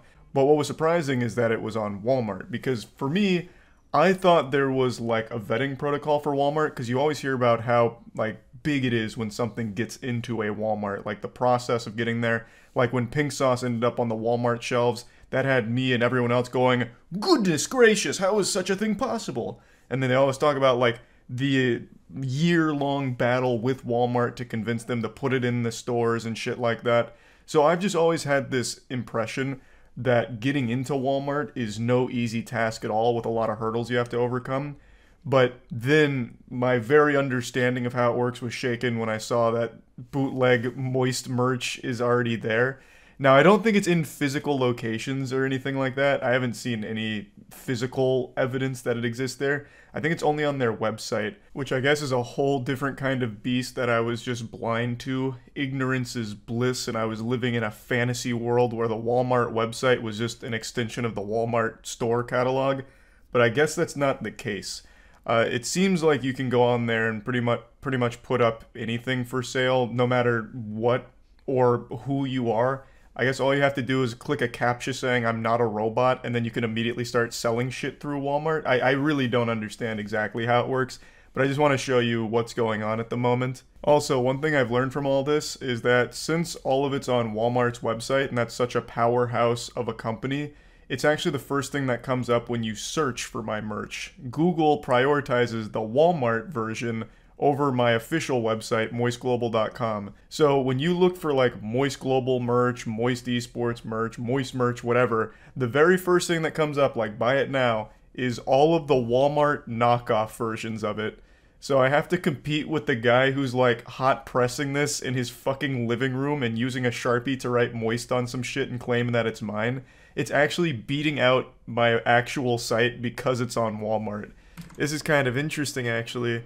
Walmart is selling knockoff Moist Global merch. At least I think it's knockoff. I think it's third-party produced Moist Global merch. So that's on Walmart's site right now. So they've got a knockoff Moist hoodie and Moist Esports hoodie. I'm pretty sure they're not actually from us, because there's a couple things that are way fucking off about it. For example, these are completely different, and the coloration is also super washed out here. Same with this.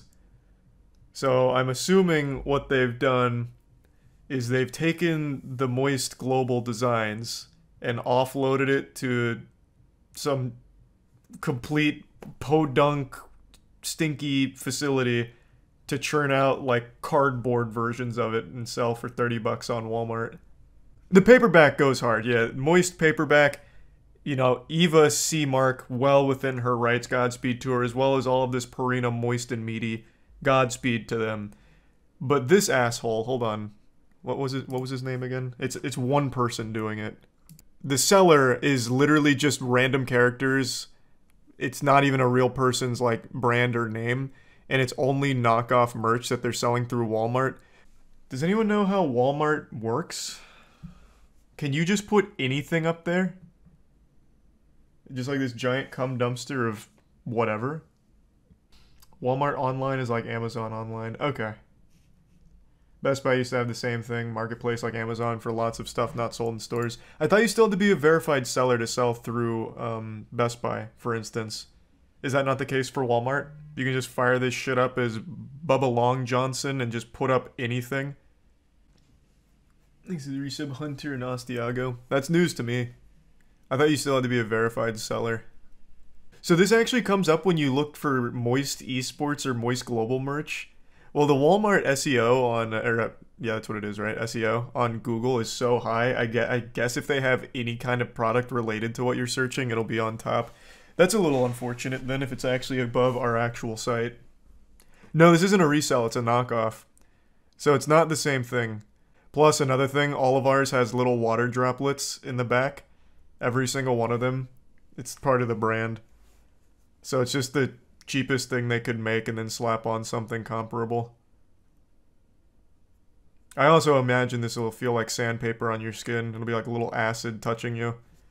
So the Walmart results show up first before Moist Global for everyone. You're first on Bing. I can't believe Bing even still functions. That's news to me. Who's surprised it's Walmart? Well, I'm surprised because I thought you had to be a verified seller to sell through their site. That's all. That's why it caught me off guard. I didn't know you could sell bootleg merch, which is the whole brand here, or the whole account here. It's a random assortment of characters that just sells knockoff merch. So, for example, Takeoff Migos merch airplane hoodies, Juice WRLD, Tyler the Creator, Aaron Carter, Harry Styles, even Cyberpunk Edge Runner. They took all of that. So I'm guessing this is probably a small company that has some access to a facility where they can just print on demand and bootleg knock off all of this, like all of these brands and people. Oh, I'm sure there's ways of reporting it. That's not what I'm saying. I'm not saying it's like hopeless, like holy fuck, we're finished. we're gonna be run out of business by SLZZBBB44451. Fucking Star Wars droid. Like, I'm sure you can probably have, like, some kind of form to submit that they have to take the shit down. I'm just saying that this was a pretty shocking thing to learn. I may not be at a fine dining establishment right now, but I'm still serving up a large glass of wine. I just have to complain and rant about something in this video that's just been grinding my gears for quite some time now, because the problem still exists, and it's not getting any better in the industry. So stand back, you're about to enter the splash zone. I'm about to get real passionate, which means I'm gonna start spitting. How can it possibly be that 2023 years after the death of Christ, we are still releasing games with a dogshit PC port? How are we not learning from past mistakes, from previous sins of our fathers, from the countless other awful PC ports that have ruined games? Why is this still not only a problem, but actually getting worse? It makes no sense. This is actually a SpongeBob, how many times do we have to teach you this lesson, old man moment. It'll be no surprise what prompted this video. It was the Star Wars Jedi Survivor game. I'm sure all of you have read the headlines and seen the reviews about how awful the performance is on pretty much every platform, but most notably PC. Unforgivably bad on PC for most people. Now, I'm currently playing it on PC, and not only was installing it an unbelievable headache because we've entered the age where no one gives a fuck about actual optimization at all, so it was a 128 gigabyte download, and then after that was finished, I got fucking slapped, double-fisted with the 129 gigabytes of unpacking that needed to come after the 128 gigabyte download. For that fucking file size, I felt like I was downloading another human being onto my computer. Shit had me installing an entire new solar system onto my SSD. I feel bad for anyone, like my heart is breaking for anyone that doesn't have like top-of-the-line internet, because this probably still isn't even done downloading for you on PC right now. You probably still have another week or two on that, baby. You gotta let that shit cook, because it is rough. They don't bother compressing things anymore, I guess, and they just let it take up as much space as possible, as if it's some kind of like achievement if they take up like fucking 140 gigabytes or whatever. It's ridiculous. But that's not even the big point here. So on PC and pretty much everywhere else, you will probably not be getting 60 frames per second. And I know, oh, entitled gamers wanting 60 frames, oh, that's so goofy. Well, bah humbug to you as well, Ebenezer Scrooge. If you're paying $70, this is a $70 game, if you're paying $70 and not even getting the bare minimum of performance, then you are a cuck if you're trying to defend that. When you're paying that kind of money, you should be getting high quality product for it. But there is not a single report I have read from anyone that is able to maintain a consistent 60 frames per second with this title, no matter what you're running. You could be running the state-of-the-art quantum computational technology, absolute, $100,000 hardware, 4090s out the fucking wazoo, and you will still not be getting 60 frames per second in this game consistently. Mudahar recently made a video going over it. I'm sure you've all seen all the articles.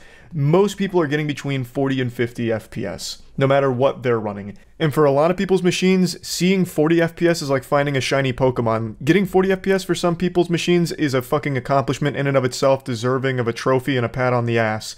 It is ridiculous. A lot of people are getting 30 FPS. It's just in a terrible state. And one other thing that I should mention with Jedi Survivor, though it doesn't apply to every bad PC port, but it certainly does for this game, is that it uses Denuvo DRM. I'm sure you've all at least heard of Denuvo before. It's become the boogeyman of DRM because it has been shown to make game performance worse. To what extent and exactly how big of an effect it has on performance is always a bit of a toss-up and a case-by-case basis on the game itself, but it does have a proven negative effect on the performance of a game. The reason companies use Denuvo is because they're all so fearful of piracy that they take the nuclear option and choose Denuvo to try and protect it, though even in those cases the games still end up getting cracked and people still pirate them. It just takes them a little longer, which I guess for the company execs might be worth it, but you sacrifice the actual performance of your game for your paying customers in order to give yourself like an extra week of no piracy. But what ends up happening, and I'm getting a little sidetracked here because this is a little off the path that I wanted to talk about with just bad PC ports in general, but Denuvo in particular, what ends up happening is when a game has this and a normal person buys the game, like me, I buy the game, I'm subject to that Denuvo DRM. And that makes my game's performance worse, whereas the people who pirate the game that are taking a week before it comes out, or 2 weeks, whatever, they now get that game without Denuvo, thus their performance is actually better than the paying customers. That's ridiculous. That's so fucking ass backwards, it's laughable. It's almost poetic. In their delusional attempts to combat piracy, they end up encouraging it by offering pirates a better product if you pirate the game than paying customers. It's so wild. And in Jedi Survivor's case, it's even more lunacy because the Denuvo, the DRM, all of it is so extreme that if you try and load this game on what it deems as too mmany computers, it'll shut you out from even playing the game. Look at this screenshot here. There have been players reporting that because of Denuvo, they've been locked out of the game because it thinks that they're playing it on multiple computers, thus it's like, you know, combating piracy. When that's not even what's happening. It's out of control. It's totally out of control. But back to just general PC ports being terrible and like a trend of this going on, it's still unforgivable to even be getting 40 and 50 FPS in this day and age and paying full price for the game, which has become kind of the trend in the industry, which is so weird, and why I'm talking about it, because this isn't like some rare exception. This isn't some unicorn where like, oh man, somehow they fucked up a PC port. How could they have done that? No, this is like super normal. Right now, we live in the time period where it's push it out and we'll fix it later. Just ship it and we'll fix it somewhere down the line and that should be fine. Which is trash. That's horrible business practice. And what's even sadder is the amount of brainwashed drone zombies that defend this and actually attack people that call it out, saying that they're just entitled gamers. How can you be demanding this from developers to get it right off rip, to get it perfect when they ship it? This is silly. You're being a bunch of goobers. Obviously they're going to fix this game at some point. They treat it like it's a fucking NFT investment or something, like, oh, it's gonna be great at some point. And you know, yeah, maybe sometimes it does get fixed, most notably Callisto Protocol. That shipped in the worst state I've ever seen for a PC port. It was borderline unplayable with how fucking bad that was, but they fixed it shortly thereafter. But I don't think that's really excusable. I'm glad they did the right thing and made it work, made it functional, but it shouldn't have ever shipped that way. It's not like they didn't know these problems existed. It's not like this all of a sudden came out of nowhere, like, oh my god, there was a fucking ghost in the machine and it corrupted everything right when it launched. No, they would have been aware of it, but they still decided to ship it anyway in that state just to meet the deadline. I'm glad it got fixed, but it doesn't change any of the damage done to the initial buyers here, and it ruined the reputation of that game forever, completely fucking tarnished it, wiped their ass with it. And right now that's happening with Star Wars Jedi Survivor. A game, when it launches, should be in a good state. Bugs, of course, are always going to be there. I never really hold bugs against a company too harsh unless they're obviously game-breaking and like maybe there's an incredible amount of them. But I understand bugs are always going to be present. There are just some things that you can't always get in QA testing. But just performance problems like never getting 60 FPS, constant stuttering, those kind of things, you know they're there when the game's about to ship. Now, like I said, I want to make this clear. I'm currently playing through Jedi Survivor. I am not experiencing most of the problems that the majority of PC users are with the title. I'm not getting a crazy amount of stuttering. It's definitely there. It is prevalent, but it's not like game ruining or anything like that.